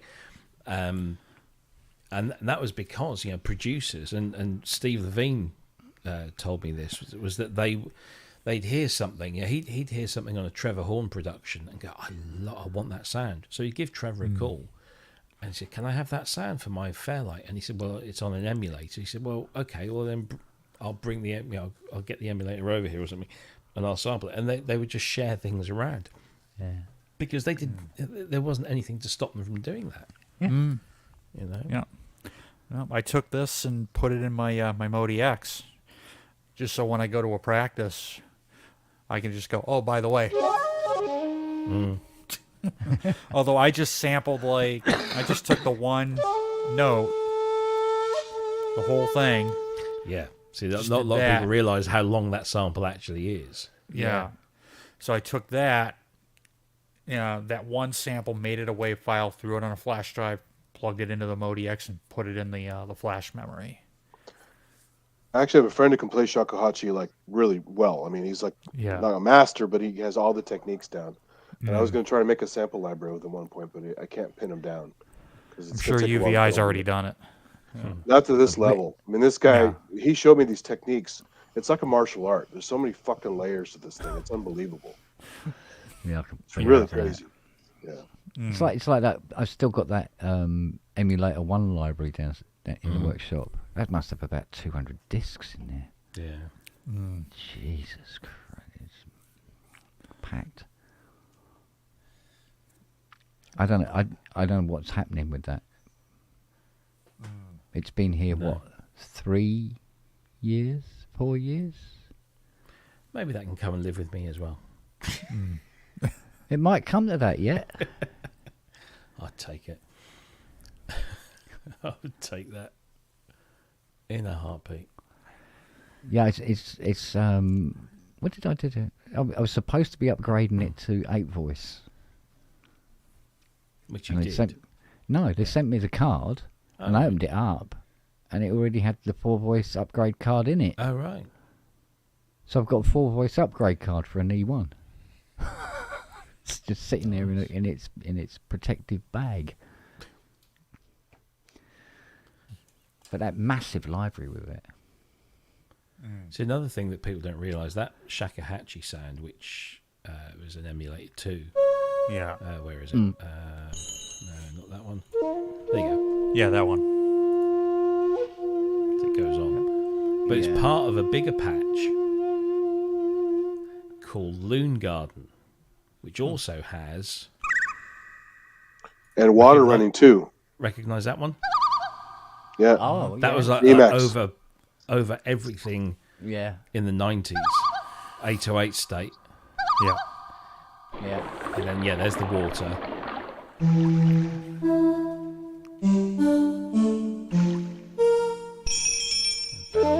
And it's just a single disc too. It's a low quality sample library. Yeah. But that... I mean, whenever I hear that, I just hear those chords from Pacific 808 State. Yeah. Which I love that song. But yeah. Well, Dire Straits had let me keep one of their GS1 libraries. Oh, yeah. So I got the GS1 library, the full GS1 library, and no card reader. It's fucking. So I spoke to the geezer who made that EPROM upgrade. Oh, yeah. For the GS1 that has all the sounds in it. I said, well, look, can you perhaps send me them as a WAV file so I can, chop it up and stuff like that and have the samples for it? And his exact answer was, no, fuck off. I went, all right, fair enough. Respect, fair dues. Because I'm sure the competition for the library for the GS1 it must be quite high. So, but at least the one that GS1 that's coming in, the Blade Runner one, the card reader works on it. Cool. So maybe sample that sounds directly out the back. Yeah. Do multi samples. Well, hook it up to something like Sample Robot. Has it got MIDI on it? The one coming has, yes. Yeah, so if it's got MIDI Yeah. on it, then you can hook it up to Sample Robot and let automate it do it. it itself. Yeah. Should make things a lot easier. Yes, Ken, when you indeed. repaired that last one, did you record anything with it just to hear the sounds? You don't have any recordings of it? No, because all the recording equipment was far too heavy to take down, and the GS1 was too heavy to bring up. Ah, okay. So the twain shall never meet, as it were. Just use But a little I'm gonna have to do handheld something with recorder. Yeah, but this is it. I'm going to have to do something with the Blade Runner one. I can't let that one slip by like that, Yeah, no. Simply because it's the Blade. It will sound exactly the same as the other GS1, but it is the Blade Runner one. So just for the hell of the fact that it is. Yeah, I'd like to hear some isolated sounds from it. What would be even better is if I could get the 80 downstairs into the front room with it as well, put on a big false beard, stuff a couple of t-shirts up my front, and just do the whole Greek master thing for an evening. I can't remember the chords now. What's that to? West End Girls. But though, so I always thought West End Girls was Makato strings from the Emulator 2. Apparently, it's not. And a lot of it's PPG.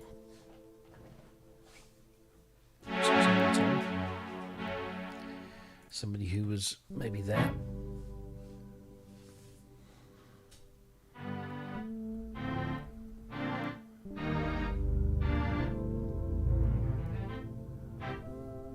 No.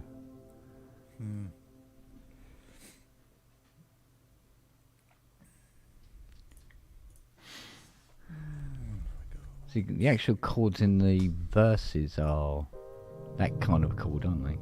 Mm. How do I find my own? Hang on, let's bring these. These are too low. That's not going to help matters. Reels? Let's bring them up. No, it's not real.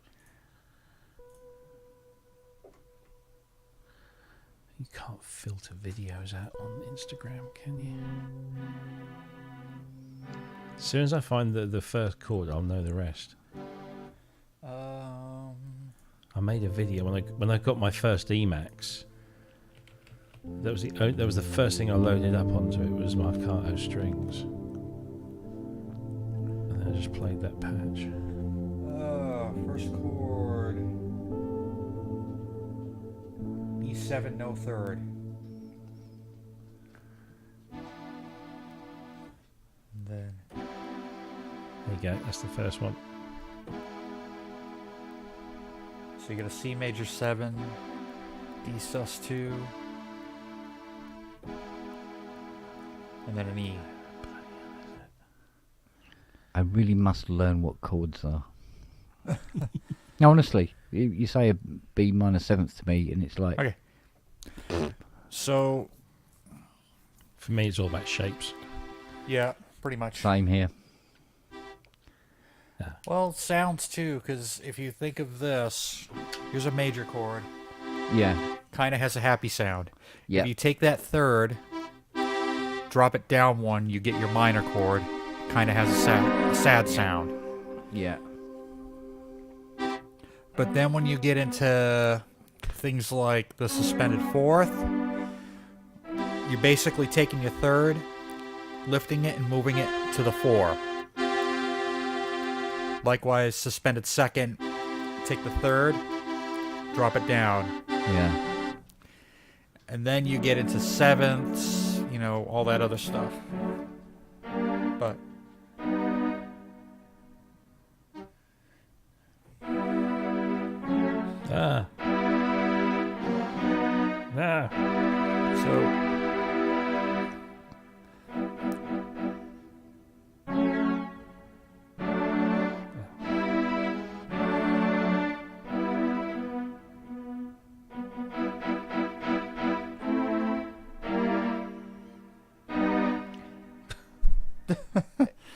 so Justin, what do you do for the first chord?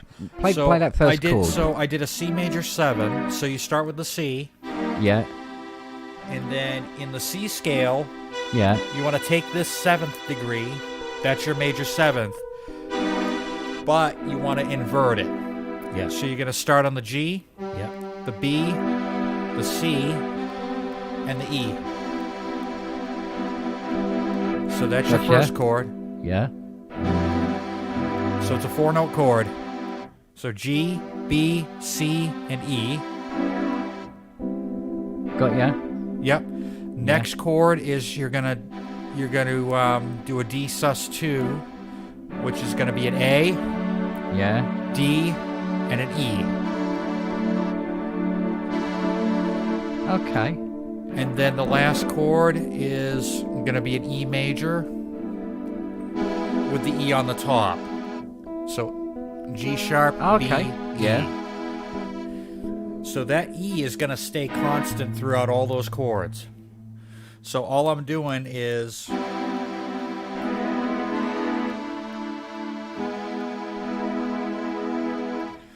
so I'm going to go G, B, C, E. I'm going to keep the E down, go to the A and the D, keep the E down and go to the G sharp and the B.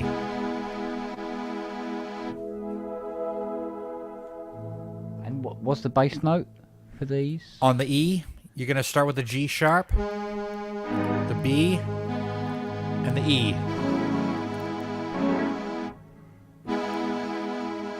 So G sharp. Yeah.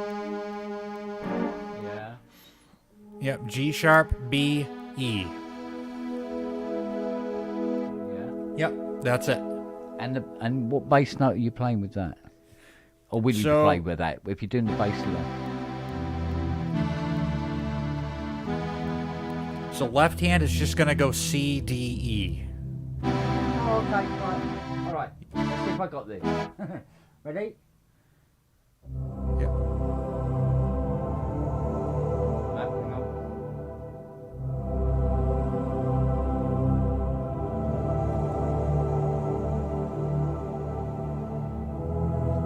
Hang on a minute. So that second chord is just an A, D, and an E.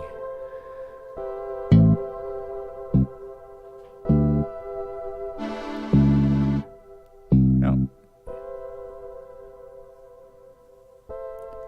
No. Second chord is A. Go up 2 to the D. Then go up 1 to the E.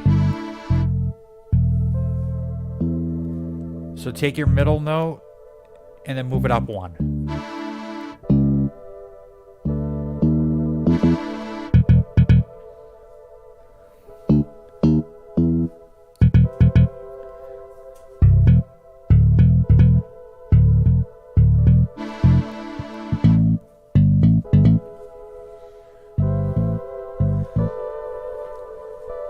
Can I get my camera close? Is that it? Yeah, let me see if I can get it overhead.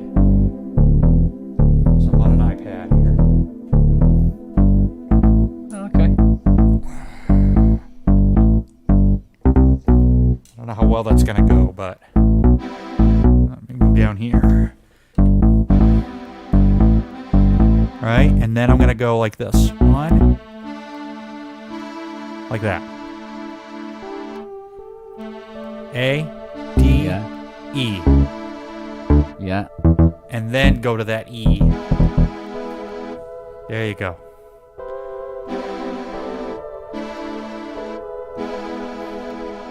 Okay.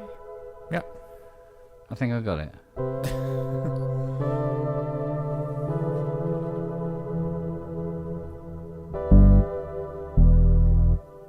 No. Less West End boys. Well, I'm on the East Coast, so you've got one less West End boy. Ah, I see. Got it. It's funny. You hear the record and you go, "Oh, they're easy chords." Yeah. And then you go looking for them and you go, "Oh, hang on a minute." Not quite as easy as we thought. Again, I've been doing this for, gosh, I just turned 40 a month ago, so 35 years? Yeah. I'm not far behind you, to be honest. Started playing piano when I was 2, but like that. Well, I mean, it took me a while.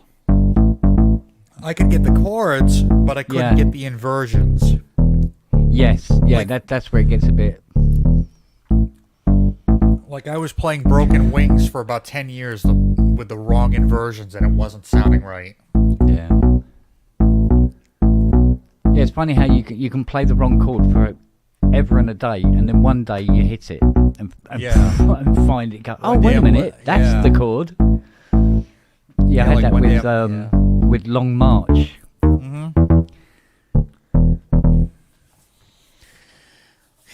I did that with, I forget which band it was, or it was like a one-off thing.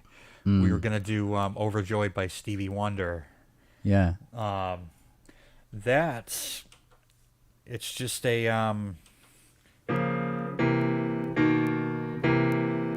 we've got the B flat constant, and all I'm doing is taking the C sharp and this F, Yeah. drop these two down, a half step, drop them down again a half step, and then go back up. And that's the whole intro.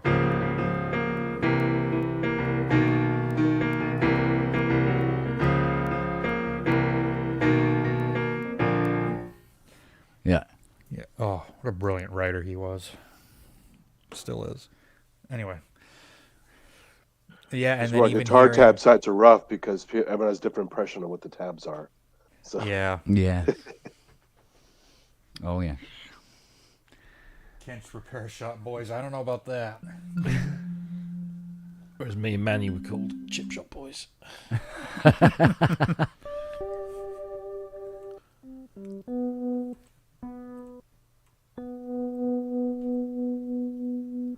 I'm sure sure I did. Oh yeah, I did.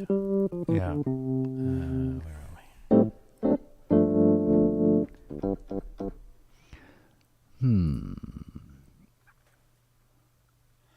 Tell you one, I've got to listen to it again.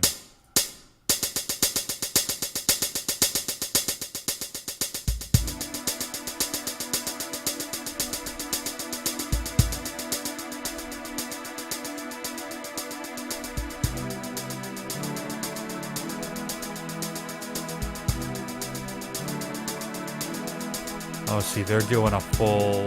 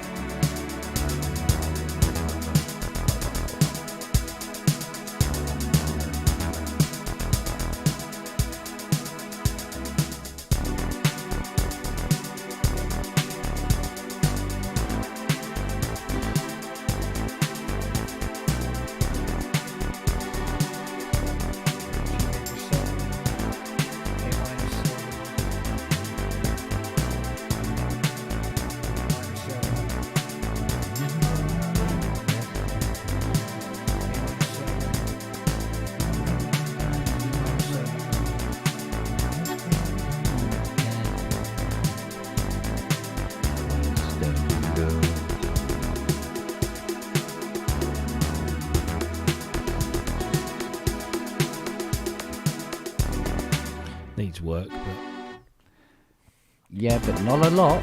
Not a lot.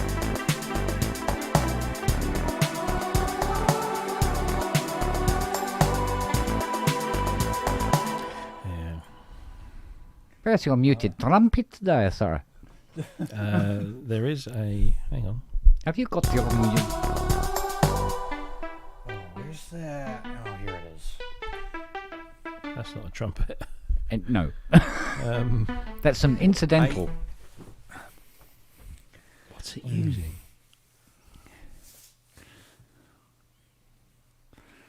That's odd. Hmm. Hmm. Have you lost your muted tea? I don't know. Oh, I know what it is. Go on. It's because they've changed the sounds. They've updated the plugin so that everything's in a different place, referencing something completely different. Oh. Isn't that a giggle? Are those all audio tracks? Yes, they are. All right. Well, When you were saying it needed more work, Yeah. some of it is cataloguing. Yeah, it needs more trumpet. Needs, yeah. That's our version. Needs more trumpet. Needs more trumpet.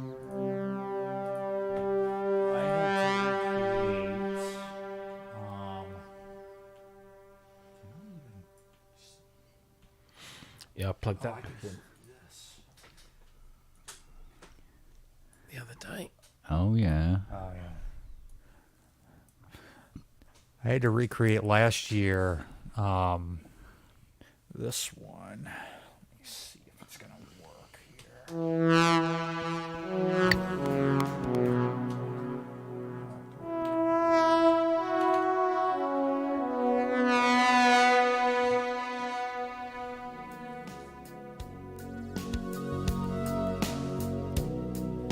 So I had to recreate this for a friend of mine. Oh, yeah.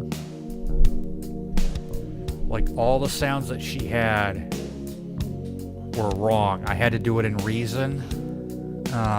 She sent me a Reason file. So then I completely wiped all the keyboard tracks she had. And then I went and found the multi-tracks online. Tried to listen to how they were getting all those sounds. Yeah.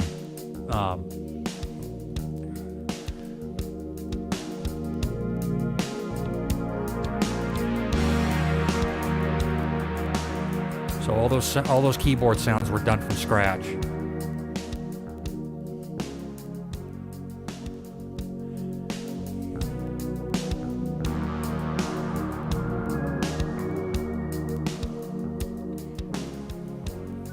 So a little bit of that. Yeah. I forget what I used. I used a lot of the Roland Cloud stuff. No, I didn't. I didn't have Roland Cloud back. I had Cherry Audio stuff. So I used like the DCO 106. I used a bunch of Arturia stuff.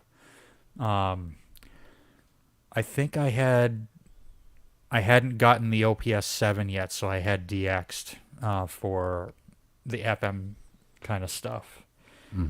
But the source was going onto YouTube and finding like all the multi-tracks like on somebody's channel and just kind of listening for the keyboard ones. And I think they were on a stem that had something else on it. I don't remember what it was, but Yeah.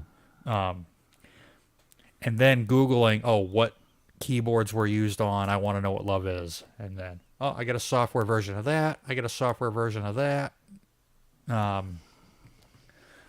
Yeah, that took a while. Was that the blade titles you were using on the Hydra? Yeah. Because there's another one on there that isn't on the deluxe, annoyingly, which is the more high-pass filtery sound that it uses for the. I'm trying to remember what it was called. But I don't know why it's not on the deluxe. It's weird. I have looked for it and I have not found it.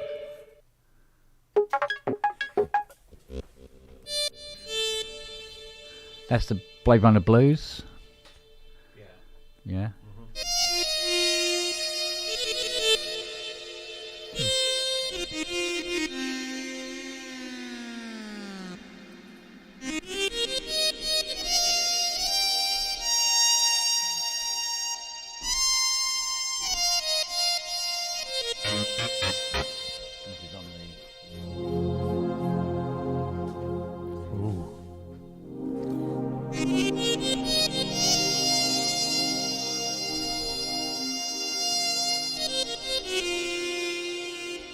All that jazz. Look at you all, as it Greg were. Dans, Jeff Dans. Even. Yeah, no, this I can do. That Yeah. I'm not so clever with. That I can do. It's weird. I can do either or. I think it's more practice than anything else. I think it's just worked out that way because of the 80. You can't put the 80 anywhere other than beside you, really. There's a picture of Steve Porcaro on the back of the Toto 4 album. I think he had the Hammond, then he had the 80, and then he had a Prophet 5 or a Jupiter 8, and then up at the top. It's in one of the pictures on the back of the cover. Yeah. I can see why he sold the Wow. GS1 in the end, because bloody hell. Yeah. That thing is a lump to move around, it really is. Let's see. Anything in the user? I can't remember what the other name of the other sound was. I'll tell you a sound I used to love. The bass sound that the Thompson twins always used to use. Oberheim, I think. Yeah. Yep. Because they literally use that bass sound on, well, several. It's almost like a especially- signature yeah. sound, wasn't it? 40 years ago, Doctor was released. Jesus Christ, don't. Was it? What was it? Maybe I'm remembering this wrong. There was something about they were supposed to be doing a gig, and he had a breakdown or something and ran off to Dublin or something, and that was the end of the band. I know Tom he struggled Yeah. after a while, but yeah. I heard he went off to sell insurance or something. It was almost like he wasn't really built to be that famous, that successful that quickly, sort of thing, and he just couldn't deal with it, and then he just lost it one night and didn't show up for a gig. Well, it's like Green from Scritti Politti. he had a massive panic. And this was before they were mega famous. Yeah. This was back in the early days, so that they're still quite an indie band. And he got stage fright, and they thought he was having a heart attack. And he never went on stage again until 2006, I think it was. So all through that massive period of theirs, from '84 through to sort of at the end of the decade, when they were having all their big #1 albums and what have you, never played live. He would, he would mime on Top of the Pops.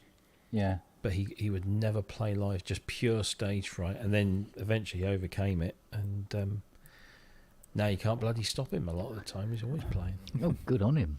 Yeah. Because I never really got over mine. Yeah, you can never underestimate the power of the panic attack. Indeed. Been there. Yep, me too. Well, because I've got autism spectrum, and unfortunately I've got the anxiety disorder to go with it. So I have a hard time going grocery shopping. Put me on stage, and I'm totally fine. Yeah. Same here. Well, I think the reason is I'm so focused on playing, and I'm so focused on the excitement of playing live. Yeah. And, everything that I've got to be able to do during that performance, that all the people out here just kind of disappear. Yeah, I must admit, nothing in particular used to trigger my panic attacks. And when you're sitting down reading a book or watching a film or something like that, and you suddenly have a massive panic attack for no apparent reason, it just seems so much worse. But and maybe it was, going out, and I'd feel anxious before I'd even go out the door. Sometimes I made it a few miles, but I had to come back or whatever. But eventually, it just became easier to not go out, and then it became normal. And once it became normal, I think that that was it, the final nail in the coffin kind of thing. So it's like old Carl said to me. He says he phoned me tonight, and he said yeah, I'll be there tomorrow morning. He goes, I'm not stopping you from going out anywhere, right? Am I? And I went, no. I'm thinking in my head, I'm going, you couldn't be any further away from that happening in any way possible. I think the problem was I used to be so embarrassed about it, I wouldn't talk about it. I did see a psychiatrist, or psychoanalyst, whatever they called them. Psychologist. Yeah, Because a psychiatrist deals with meds.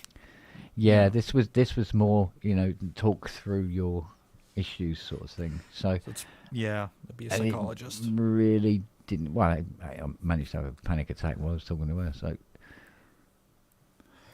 in the end, I think it just became easier to just ignore it and run away, hide. So I did that for 30 years instead. Yeah, I did both from like 2015 up till 2021. But honestly, the meds that they put me on, and I was on quite a bit, nothing worked, and if anything, made my anxiety worse. Yeah. Honestly, to the point where even gaining weight, like I'm probably 170 right now. I think I gained like 100 pounds in 4 years on all the meds I was on. So finally, I had enough. I was at a music festival that I had to play at, a Christian festival, and I'd forgotten to bring my meds. And I think it was then, but I was fine. I didn't have any panic attacks while I was there, and there's probably a few thousand people, at this ski resort. Yeah. But I was fine. Yeah. I didn't have a single panic attack, and I was like, you know what? I don't need the meds anymore. And then stopped the meds. My anxiety's been good. Occasionally, it'll kind of creep up a little bit if I have to go out and do any grocery shopping or anything like that. But for the most part, it's more under control now than it's been in the longest time. And all that weight that I gained in like 4 years, I dropped it in like a year. Yeah. Really just from stopping the meds and getting back into my routine of exercising and things like that. Yeah. Which I want to do anyway, because when you're playing out, I got to be strong enough to not only lug the equipment around, but to be able to get through a performance. Yeah. Yeah. But I sing a lot too, so think about that. My body is my instrument. But no, I find, music to be a really good therapy, stress reliever for me. The exercise, definitely. But there's other things too, that I can do, that I've found like over the past couple of years that have really, calmed me down. And I'm so focused on that stuff that, I don't have any time to, deal with having a panic attack or an anxiety attack or anything like that. So, Yeah. No, I mean, I must admit, I get panic attacks now, and they don't bother me. I mean, I've had panic attacks while I've been on air before now, and it's not really it doesn't have that kind of effect. Well, But Longhurst isn't here, so you should be okay. Yeah, exactly. But I mean, maybe I just got unlucky, but I was talked into actually going to see a doctor. And I went, all right, I will, okay. And the doctor come down. He goes, right, I've got some stuff to prescribe to calm you, and you should be able to go out and stuff like that. And he prescribed to me apparently this thing called haloperidol B. He said start off with half a tablet and then 1 tablet a day. And I took half a tablet. I lost an entire weekend. Can't remember a single thing. My mum said I was on the phone talking to somebody, but I had to lay on the floor. I could no longer stand, so I just laid on the floor and talked to this person. And then she goes, "Well, I'm taking you off these tablets. You're just a zombie." And apparently, there's an after effect, which is muscle spasms, mainly in the throat and mouth area. And my tongue suddenly rolled up like in a bloody Tom and Jerry cartoon, and just went to the back of my throat and wouldn't come forward. And then it was sticking out of my mouth at the side, and I couldn't pull it back in. And if I did, it just subconsciously would just stick out again. And then it was sticking out the other side. And then my head would go to one side like this. And that was really, really sort of like unnerving.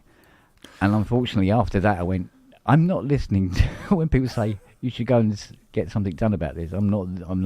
No, just no. I was much better off beforehand. Yeah. Because even Fiona will say to me, she goes, "Well, what happens if you have a heart attack?" I said, "Well, just put a pillow over my face and get it over and done with." She goes, "Well, no." She goes, "I'll have to take you to hospital." I said, "Well, that will kill me." She goes, "No, I've got to do something." I said, "Yeah, just bullet to the head. That should do it." Yeah. So, fucking hell. I think around here, or at least around where I live, it depends on the hospital. I've got like 2 near me. I've got one maybe about 10 miles away and one about 5 miles away. When I had my, they're both pretty good, but I've heard, horror stories about a couple of the ones in Portland where, but the other thing too is it depends on who you have, doing the work. Yeah. Like, I went to go get my ears irrigated because, unfortunately, also with the autism spectrum comes a lot of buildup in my ears, and I couldn't even handle the way that they were irrigating them out. But I had one guy that was really, really good at it. Like, the water's got to be at the right temperature. You have to have the right amount of peroxide of isopropyl in there. And then a nurse comes in, tries to go and scoop out, the dried up, wax in my ear. Yeah. But you're supposed to do it with a really small plastic little tip and just go in gently because it's such a sensitive area inside the ear canal. And she went in there with a good sized set of tweezers and poking around in there. It really felt like she was poking my eardrum. God. And then, so there was that. But I had to go in last November to get like a small hernia up in this area done. But that time I went in, everybody was just amazing. Yeah. Like, I got the right nurses, the right doctors. They knew my concerns. I was deathly afraid of needles, and it wasn't the sight of, them poking the IV in. It was really the pain part.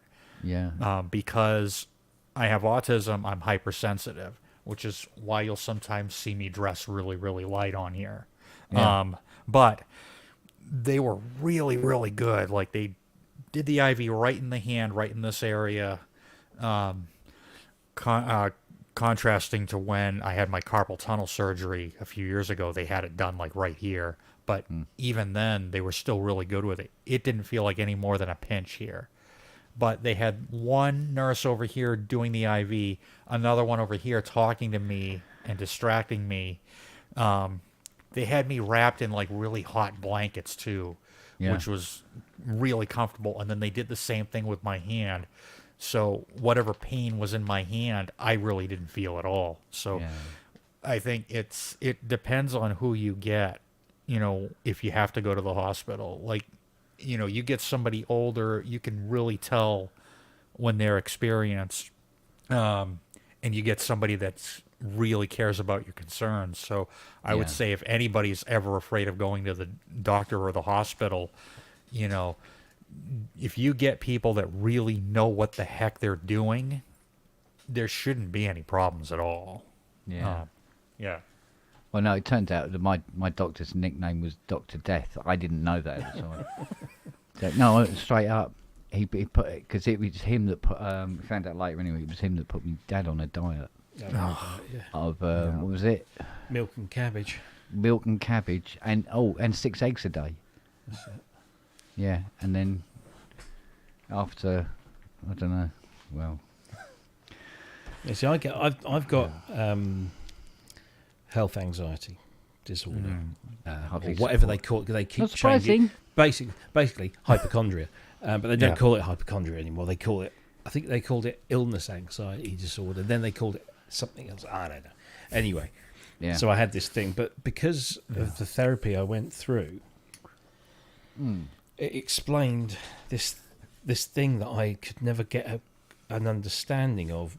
That, so for example, I would arrange to go out somewhere with friends, or you know, whether it's, you know, just socially, you know, at the pub or for dinner or something, and I'd get really excited about going. I'd be looking forward to it, and then as the days got closer and closer, I would get more anxious and more anxious, to the point where for a period of time I would always cancel last minute. Yeah. And I didn't know why I was doing it. I didn't know what was making me feel this way, why I was dreading going to see people I know and I'm very familiar with, and in an environment that I'm very familiar with. It was just the weirdest thing. I couldn't figure it out. And then when I eventually got referred to mental health, and I sat down with my my therapist and you know, explaining this stuff, and I said, you know, she was obviously asking, do you get anxious in any other situations? And I'm like, well, yeah, there's this thing where, you know, I can make plans to do something. I could actually instigate those plans. It could be me that sets all that stuff up and be really excited about doing it. So here's an example: Synth East in a month's time in Norwich. Yeah. I'm still very keen to be going, but I am, because I now sort of know how to manage it through medication and through sort of CBT. I'm still getting anxious about going, and I will go, but there are times, for a brief moment, where I catch myself thinking, what excuse can I come up with to get out of this? Because I don't, and it's irrational. It's not like I haven't got a fear of being, you know, surrounded by people. I haven't got a fear of being incapable of doing something. It's just this overwhelming sense of unease that I just do not want to be there, do not want to go there, do not want to do it. It's really, but, you know, so with the combination of this therapy, and, you know, learning the coping mechanisms and a little blue pill every day, it kind of helps. But it was the weirdest thing, and I don't do it as much now, but it was to a point. People were actually thinking they were viewing it as me being, disrespectful or whatever, Yeah, whatever. Yeah. Yeah. It's like, well, fucking hell, Rob, you arranged all this, and now you're, calling off sick or something. I would come up with whatever excuse I could think of to avoid, doing it. Yeah. It's very. I think one of the hardest things I had to deal with is how my personality didn't reflect the staying in. So there was a bit of an internal battle going on as well. Did I have some conversations with myself about what a useless fucking twat I was, and get over it, come on, and then you face up to it, and then you find that you just can't do it, and then you go back and you all dejected and give out to yourself some more with no avail. Nothing changes. It's weird. It's like for my job for many years, I would stand up in front of hundreds of people who I did not know and could do what I do, or I could, it's like Synthfest, doing the seminars. Not a problem. Get me on that stage. I can't wait to be on that stage. Yeah. But social situations, something about those that still freak me out, Yeah, I'm kind of the same way. Unless it's like somebody that's really, really close to me. Like if I've got a group of friends or whatever, or even immediate family that I'm really familiar with, then then I'm comfortable. But get me to start a conversation, I don't think you could, pay me. I don't think you could pay me the amount of money I could use to purchase a Genos 2 to get me to start a conversation. And that's I sometimes feel that when I'm in social situations, is I will just be quite happy to sit in the corner. Yeah. And yet I do other things where I am the absolute, instigator of everything. I'll get up on stage and I'll talk about synthesizers for an hour, or train people on how to do XYZ. But if you, and I've had it mentioned to me, that they said, you just sat there and didn't say anything. You were really rude. And I'm like, no. And you can't explain it. You can't explain how you just don't want to be there. But there's no reason for you not wanting to be there. It's not like you don't like someone there, or you're not feeling very well. It's just there's this sense of I don't want to be in this situation. I can't get back in that car quick enough and get home, or whatever it might. I had this thing. So we went out with a whole bunch of workmates once, and one of the friends of one of my workmates owned this restaurant. Okay, and we went out for a meal at this restaurant, and it was all with a bunch of workmates, and it was all good, and we'd had a few drinks, and I looked at my watch and I said, I need to get to the train station to catch the last train home. It was at like 11:25 or something. So they said, no, Rob, stay. No, I said, no, I've got to walk to the station. Oh, no, so and so will drive you, so stay for another drink. So I stayed for another drink. And this person drove me to the station. I walked onto the platform at 11:25, and there's a bloke sweeping the platform. He says, "Oh, are you here for the Ipswich train?" I said, "Yeah." He says, "Oh, it's just gone." So I didn't know what to do. So I phoned up one of my work colleagues and said, "Is that person that gave me the lift still around?" And they said, "No, they've gone home." I said, "Oh fuck!" So I thought they might be able to give me a lift home. Said, come back to the restaurant. So I went back to the restaurant and I told them what had happened. And the owner of this restaurant said, "Oh, you can stay, put you on the sofa upstairs." And that's when the dread hit. Even though I knew this person and I was going to be in a safe, warm, comfortable place, it's just weird. And I went upstairs and they said, there you go, there's the sofa. And they made me feel right at home and everything. And they said, you know, whenever you need to go in the morning, just let yourself out. It's fine. And what have you. I stayed there for half an hour after everybody. I waited until everybody had gone to bed. And then I stayed half an hour. And I got up. And this must have been about 2 o'clock in the morning. Yeah. And it was minus whatever it was. And there was, you know, there was ice and frost on the roads and stuff. Yeah. And I was happier, or shall I say happy, I was more comfortable walking around this town in the middle of the night until 7 o'clock in the morning when the first train back home was going to be, than I was lying on a warm, comfortable sofa with all the facilities and everything, because I couldn't be in that place. Yeah. And I don't know why it was. Yeah, control anxiety. I know what it was. Yeah. Yeah. Control anxiety. Yeah, yeah. you're not in control of that situation, and you feel out of it because I mean, I still to this day, like for instance, if I go out in the Chrysler, I mean, I can go down the shops, I can drive around a little bit actually, within reason, and come straight back. But when I go, I'm wearing my seatbelt, but I'm sitting on it. It's not clicked in. I can't click it in. It's weird, isn't it? Yeah. Yeah. So it's not so bad with the Mustang because it hasn't got seatbelts, but so that's not a problem. I mean, I've had outright panic attacks where Yeah. I've literally lost control and physically shaking, and just unable to function, and then at the same time do and say things to people because of that. Yeah. And treat people in a particular way because I'm having this panic attack and I'm trying to kind of like hide it up.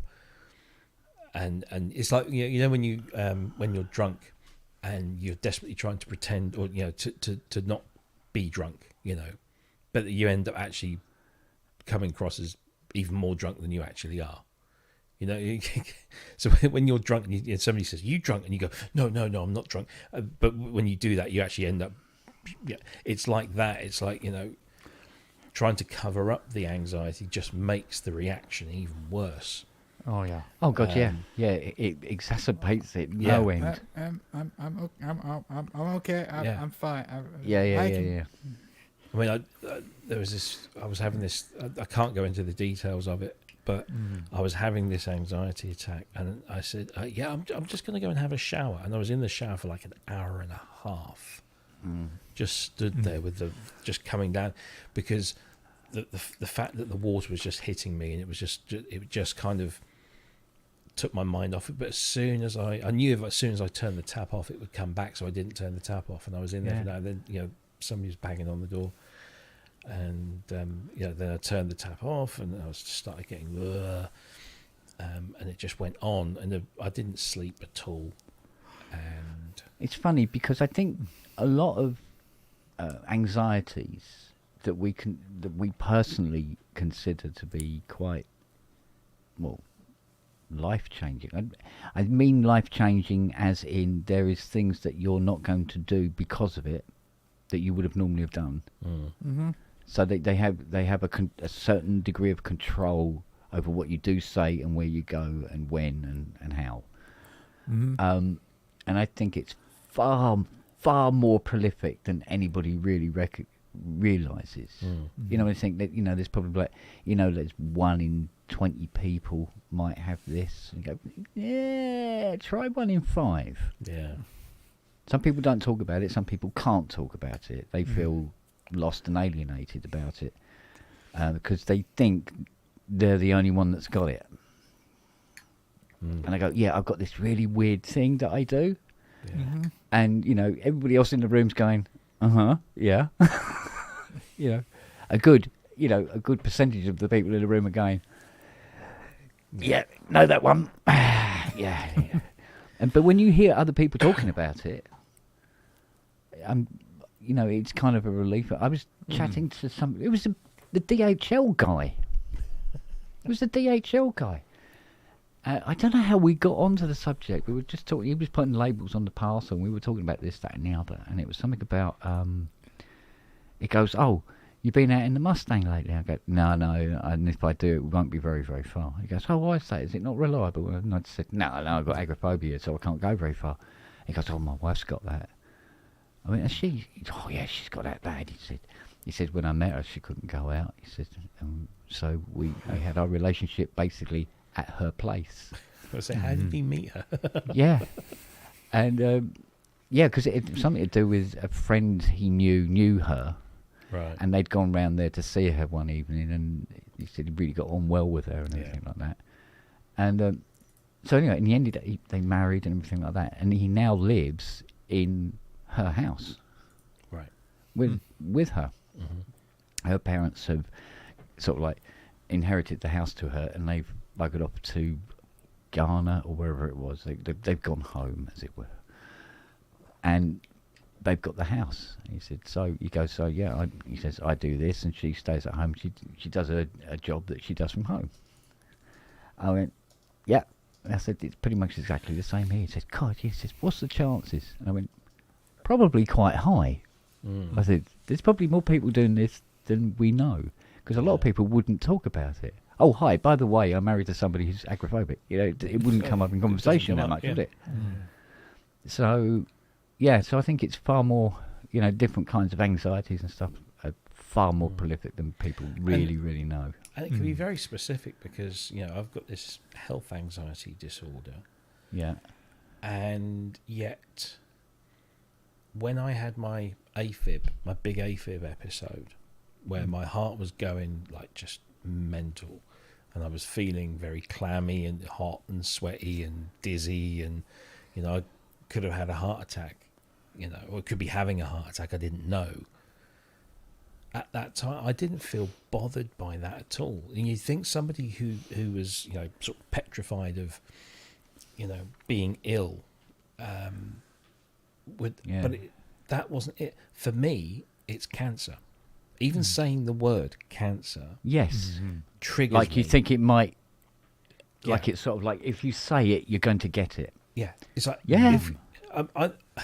so you know we have hospital dramas over here, and even like last night, right? So there's that show called Ambulance, which is, you know, an hour-long show about real life ambulance crews and them going out and seeing, and they're encountering all sorts of people, but the minute they encounter somebody who's suffering from cancer, I have to, well, certainly had to, just stop watching. I'd get up and go, because I couldn't be. It was just that constant thing in my head that everything that was, any pain, discomfort, anything peculiar, was cancer, and it was going to kill me. And I was just upset to the point where I could lie in bed, and that little intrusive thought gets in, and that's it. Then I can't sleep because I can't stop my mind from thinking about it. However, having a massive AFib episode, suffering from sleep apnea, being type 2 diabetic, all of these different things, none of those things bother me in the slightest. And yet the cancer thing is the thing that almost cripples me, or used to. Certainly now, I know what to do when that starts, so I can stop it by just, I just have to go through a few routines in my head, things that my therapist taught me, and that little amitriptyline pill every day just helps keep it just on the level. So every now and again, get a tiny little blip, but most of the time it's good. It's like in the chat, I went through the same thing of like, I was hiding bottles of whiskey and Christ knows what else, and Southern Comfort and stuff under the bed and all sorts of things, and I thought it was making things better. And think what it was doing was actually just giving me something else to focus on. Because like I said about, I don't drink sort of thing. It's because I can't, I mustn't. Because if I do, I fear that I will just do it again. Yeah. And it's weird, isn't it? And do you know what? Yeah. For the 10, 15 years that I was almost, well, I wasn't drunk because there wasn't enough hours in the day to get drunk anymore because it was almost immune to it. And it wasn't helping. But I had to stop to find out that it wasn't helping. Although when I stopped, oh Christ, that was an interesting time. But at least it was something different worrying me, as it were. It was something else. It was something different to be anxious about. It's sort of like, I really, really, really could I have a drink. Just one drink, I'll be all right. You know, just take the edge off. Oh Christ! The amount of times I said, just to take the edge off, Jesus. And it took a while, but yeah, I got over it. But fucking hell. And how many people suffer from that? Yeah. As well, and how it knocks on, They say, "Oh, well, how did you become an alcoholic?" Oh, because I was frightened of getting ill and having to go into hospital. Well, what do you think drinking's going to do? Exactly. Yeah. Well, no, that would be all right. I decided that wasn't going to hurt me. Yeah. This is it. It all seems crazy when you sort of talk about it out loud. You think, God, that just sounds insane. Yeah. Yeah. But it isn't. And that's the thing, because if you start thinking, "Oh, this sounds insane," you're not dealing with the issue, and you've got to deal with it. You've got to, address it and recognise it, and then think, and you say with I really was hugely sceptical about cognitive behavioural therapy. I just thought, this is bollocks. They're going to tell me that, and some of the stuff that they gave me to do, like, she would say, like, 1 week, right, I want you to, for the next 7 days, write down these things. Yeah. So I had, for example, there was one thing, it was a document, and it was, you had to divide it into two, and, on the left-hand side, it was, what would it mean if the thing that you're worried about was true? And then you write those things down. Then the other half page is, what would it mean to you if that thing that you're worried about wasn't true? And then what you're actually doing, I mean, I was just like, what? I'm not like a fucking school anymore. Piss off. But, you write this stuff about, I think I have cancer, and therefore that means that, I'm going to leave my family behind. I'm going to suffer in pain. I'm going to blah, blah, blah, blah, blah. And you think of all those bad things, and then you go to the right-hand side of the page, and you think, well, what would happen if that thing you thought was true wasn't true? Well, I could live my life, and I'd be happy, and I'd be around for my kids, and when they got married, and blah blah blah, and all this kind of stuff. And all of a sudden, that positivity takes over, and it's just simple things. And so, whilst I don't sit here sometimes, if I'm having a moment, I don't sit here with a piece of paper and write those things down. I can just do it in my head. Yeah. That's the whole point, is that you get these little mechanisms, and some will work and some won't, and those that work for me won't work for you, and vice versa. Yeah. But you go through this stuff, and it really helps, just kind of, it's like intrusive thoughts was another one, because I used to get a lot of intrusive thoughts, particularly at night time. And it was just little things like, I'd lie there, I'd close my eyes, and then something would just, as you probably well know, something just pops into your head and then just festers. Yeah. And you lie there, and you're getting more and more anxious, and you don't want to open your eyes because, it's just, it could be real. But when you do open your eyes and you look at something that is actually, like the bedside clock or the street light out the window, all of a sudden, boom, you're grounded again. You're back to normality. And so that was another little mechanism is, when that happens at night, open your eyes, look at the clock, look at the street lamp out of the window. If you have to turn the light on, turn the light on.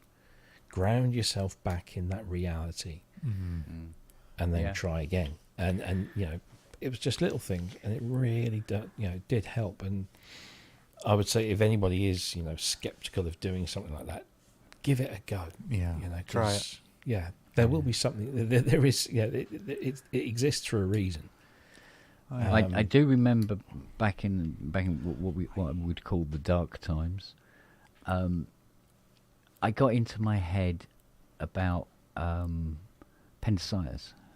Mm-hmm. So called late at night or something like that, you get a pain in the stomach, which is it was always wind. But I get this pain in my stomach. Go, what if it's appendicitis? What if I end up having to go to hospital? Well, I can't go to the hospital. Yeah. Good night's sleep, guys. Yeah. You know what I mean? It's like not having it. And then sit there and worry about this pain. Yeah. You know?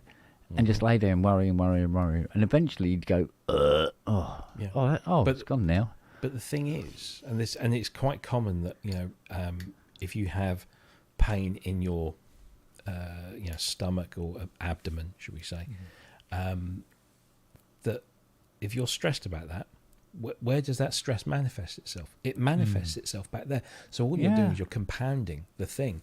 So I a lot of my stuff stemmed from the fact that my dad got diagnosed and eventually passed away with cancer. Yeah. And he was obviously my dad, and all my life I've been compared to my dad, and I don't mind that at all. But I look like my dad, I act like my dad, I behave. I have all and so I am my dad's son. I am clearly a part of him. So when something happens to him, it's happening to me as well, or I feel it will happen to me. Yeah. So when he got diagnosed with cancer, that was the tipping point. Yeah. And it got to that point where I was so anxious about it that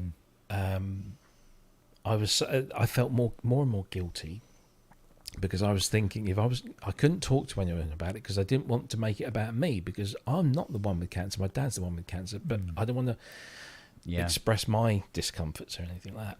And then, of course, you stress, and when you stress, your stomach and your digestive system gets all stressed. Especially if you're stressing internally. Exactly. Yes. And I ended up going to the doctor and saying, right, I have pains in my stomach that won't go away. I have pains in my backside, pains in my testicles, and all of these things. And she said, right, okay, let's get that shit checked out. So I went for colonoscopy. I had ultrasounds on my balls. I had ding. Yeah, I had all sorts of different tests, and blood tests, everything came back normal. Yeah. There is nothing wrong with you. You have no illness. You don't have any cancers. You don't have anything growing that shouldn't be growing. And eventually, the doctor said, "I'm pretty sure that you have two things. One, you've probably got IBS, to a degree, and that's exacerbated. So when you get a pain, an IBS pain, you think that's something else, and that just makes it worse. So IBS is probably the root cause of that. Yeah. The other thing is, I think, she said, I think you might have piles. And I'm like, okay. So I was inspected. I had what do they call it? A sigmoidoscopy, it was way worse than a bloody colonoscopy, but a much easier procedure. But anyway, and the doctor said, yes, you have piles. You have 2 or 3 internal ones. I can fix those for you, but it's not very pleasant. I'm like, oh, crap. Yeah. And I said, so what about the pains in my bollocks? And he said, oh, that's your piles. It's, what did he call it? It's basically when you feel pain. Shit nuts. Shit nuts. It's when you feel pain elsewhere. Yeah. That's caused by something else. So because, I mean, if you think about the distance between your balls and your asshole, it's about that much. Yeah. So I can, if I'm having a bit of a flare up, I'll get achy balls and sometimes a pain down my right leg. Yeah. And it's nothing. And as soon as I treat that, so I won't go into details, but I have bum bullets, as we call them. Yes, I know them well. Yes. So once you have all of that, referred pain. Thank you very much. The Bishop of Uranus. I think that couldn't have been given to me by a more aptly named person. Yeah, referred pain. And that's all it is. But the thing was, if you don't know that, and let's be honest, how many people probably would? If you don't know that referred pain is a thing, Yeah. I'm thinking I've got fucking testicular cancer, because the first thing is I've got pain in my balls. That's cancer. If I've got pain in my belly, I've got stomach cancer. If I've got pain in my arsehole, I've got bowel cancer. It's all bloody cancers. And yet I've got none of that. Well, certainly never had any of those things, and I've been thoroughly inspected on multiple occasions. According to ASIO, pain in your bollocks would be the unreleased Sex Pistols album. Yeah, never mind the bollocks. Yeah. So and once you've got that knowledge, again, it's just another thing is human beings. If we don't know something, we make shit up to fill that gap. We fill the gaps, of course we do. I mean, that's a classic. If you're in the training business like I am, that's something you find out very early on, is that when people have gaps in knowledge, they make shit up to fill those gaps. It's an inherent part of being a human being. If you don't know something, and I apologise to any of our religious friends here, but the flat earthers, or the flat earthers, anybody flat that questions those sort of things, they a lot of the time, I'm not saying religion, but certainly let's take flat earthers, they don't know because they've never been up in space and they can't see that the Earth is a globe. And if they don't fully understand the details, they will make shit up to fill those gaps. And it happens, how do you explain to kids that presents appear under the Christmas tree on Christmas Day? Oh, well, that's a man in a big red suit and a big white beard. You make shit up to fill that gap, those gaps of knowledge. And he lives at the North Pole because you won't that get picture there. of planet Earth, that's CGI. Yeah, exactly. But people, if you don't, it's an inherent human trait. You cannot. We all do it to a degree. If you don't know something, you'll make shit up, or you'll make an assumption to fill that gap. Yeah. And then, the more you do that, the more difficult it is to undo that. But undo it you can through knowledge, and I would say, and I would always say to my doctors, I must be wasting your time. And they said, no, you're not, because you might have something like that, but we're ruling that out. So you're not wasting anybody's time. And you're finding out for sure. I can tell you, I've had a camera up your arsehole all the way up to your small intestine. And it is as pleasantly pink as it could ever be, and there's nothing growing there that shouldn't be growing there, and it's all absolutely fine. And I can show you that. In fact, I watched it, but I can show you that. Doc, I'm not ready for that kind of a relationship. It's okay to get an erection whilst you're having a process. I haven't got an erection. Oh, well, I have. So it's always if you're worried, get yourself, because the other thing is, if you're worried about a health issue, Kodak Brownie. But if you're worried about a health issue, a lot of people, especially men, and this is very true, especially men, you tend to not go and see the doctor because you don't want the doctor to confirm your worst fears, when there's actually a greater chance of them allaying your fears. There's more chance. You say 1 in 5 people or 1 in 3 people, whatever the figures are at the moment, will contract cancer at some point in their life, whether it's a minor or a major one. Well, actually, what you should be doing is saying, well, actually, 2 in 3 people won't, or 4 in 5 people won't. Get cancer. Not the 1 in 5. Stop focusing on the negative one. Look at the glass half full, half empty kind of thing. But if somebody says to you, well, you got 1 in 4 chance of getting this. Well, actually, no, I've got a 3 out of 4 chance of not getting it.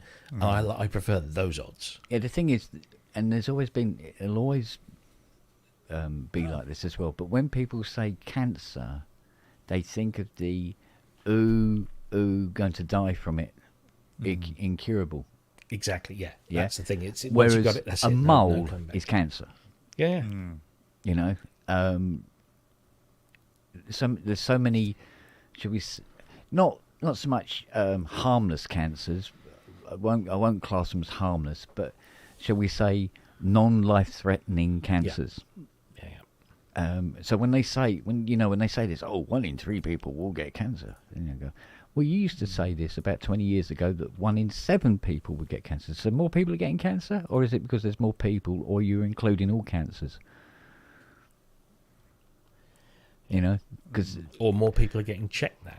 Yeah, because 1 in 7 and 1 in 3, that's quite a difference. Of course, if it's a mole on the inside, that could be very deadly. Yeah. If you know what I mean. But if somebody said to you, you've got a 1 in 7 chance of getting this thing, and then they turn around and say, but you've actually got a 2 out of 3 chance of not getting it, they're both equally as good, even though the percentages are clearly different. You've got you've got a 30% chance, isn't it? Yeah, you've got a 30% chance of contracting this thing. Actually, no, I've got a 66% chance or whatever of not getting it. Yeah, and that's a bigger number. So it's perception, it's knowledge, it's understanding, and it's facing those. But for what you were saying earlier, I know what you mean, because people say, "Oh God, you look like your father." "Oh God, do you look like your dad?" "Oh yeah, you got the same sense of humour as your dad and everything." And I'm going, "Yeah, my dad died of a massive heart attack in my arms in the front room." I go, "No, don't think like that. Think, am I? Yeah, cool." I don't want the same sense of humor as my dad. Sorry. No, my dad had a very, very wicked sense of humour. I don't. No, maybe I am that bad. Yeah. Yes. Anyway, the brain. It's a wonderful thing. The brain, my friend. It's a wonderful thing. I mean, agoraphobia has given me the opportunity to learn a shitload of things that I normally wouldn't have learned. I must admit, and given me opportunities to do things. But then that's because I chose to use that time to do those things, I suppose. Yeah. It might not have been different whether I got it or not, but you got to try and get some positives out of it, and so sometimes you got to look for them. Right, I think I need to go to bed because I've got a long one tomorrow. Yeah. Well, so we've got Carl in the morning. And then I'll probably have Carl in the evening. Gets around that Carl, doesn't he? He does, doesn't he? Because he's coming from Brussels. He's coming from Belgium, yeah. So. Belgium. Well, yeah, Brussels is in Belgium. Yeah, but it's not necessarily Brussels. He's coming not necessarily. No. It could be anywhere. Like saying it's just Brussels. But he's hiring a car to come and see you, isn't he? I believe so. Yes. Yeah. Because he wanted to know if I was around. And I said, well, actually, we don't actually live that close to each other. So it takes me a few hours. Yeah. Are you going to pop over? Yeah. But no, I will be leaving here about 4:30 to drive down to. Because what are you, 3.5 hours away? No, 4? No. From you? Yeah. It's about 140 something miles, so that's a couple of hours.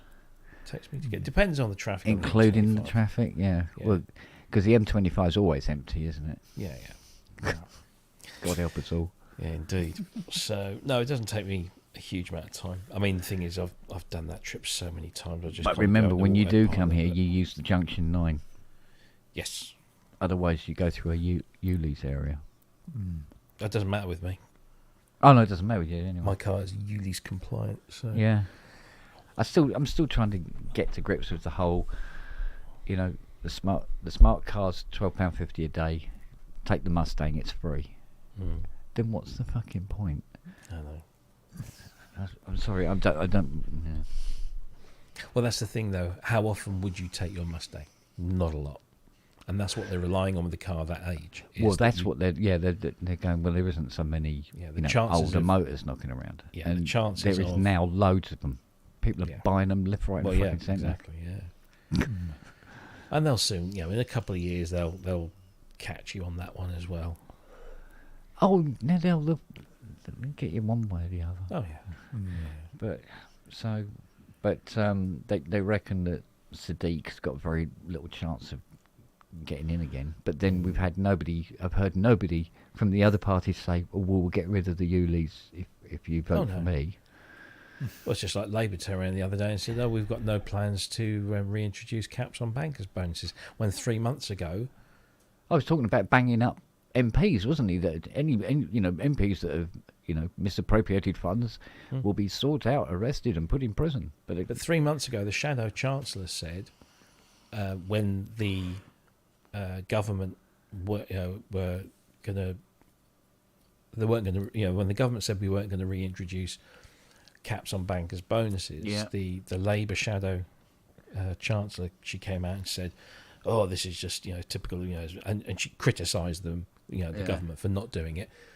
And then she was interviewed the other day, and she says, "If we win the next election, we have no plans to reintroduce." So hang on a minute, what's changed in 3 months? Yeah, electability. That's what it's like they had I forget the name of the Labour MP. It's a woman, and she was saying about if we get elected, we have no, we don't want to raise income tax and national insurance. And I'm going, yeah, but they always say we don't want to raise it. We're not going to raise it. They never say we're going to drop it because it's already too much. Or we're going to raise it on people who who fucking can afford to do it. Exactly. Yeah. I mean, I've got Rachel a nice little Rees. thing. I think it was Rachel Rees. Yeah. Rachel Rees. Yeah. But I've got a nice little thing in my pay packet this month because the Tories cut national insurance contributions down from 12 to 10%. Yeah. And I get my pay packet, and I've got about 65 quid more in there this month. What's going on there? And I've forgotten all about that. Yeah, well. Yeah. I'm just worried about our Conservative representative getting in here. I mean, if you go for 3 fact-finding missions to Trump rallies, you got to worry, and you. So, hey, speaking of politics, you guys watch that James O'Brien guy much? Oh yeah, No. He's I've been on interesting. the show. I just found him, so just. Yeah, I've been on the show a few times. No way. I say been on, as a caller. The caller. Yeah. So you get So some he wax used to jobs been on. on. He used to be. He used to work for one of the local TVs many years ago. He worked for Anglia TV, which is the local station here, and then he got into, I think it was BBC, and then now he does LBC, and he's kind of freelance now. But yeah, he's great. I love him. He gets some whacked out Americans, of course, pro-Trump and all that stuff. But then he gets some guys from Ireland and stuff like, "You gotta leave Trump alone." It's like, what the fuck's wrong with you people? Yeah, well, that was the other thing, wasn't it? A lot of Trump fans over there apparently. So I didn't work it out precisely, but as from yesterday, if I order something from France, it has to go through all the usual customs checks and stuff like that, and the various taxes put upon it.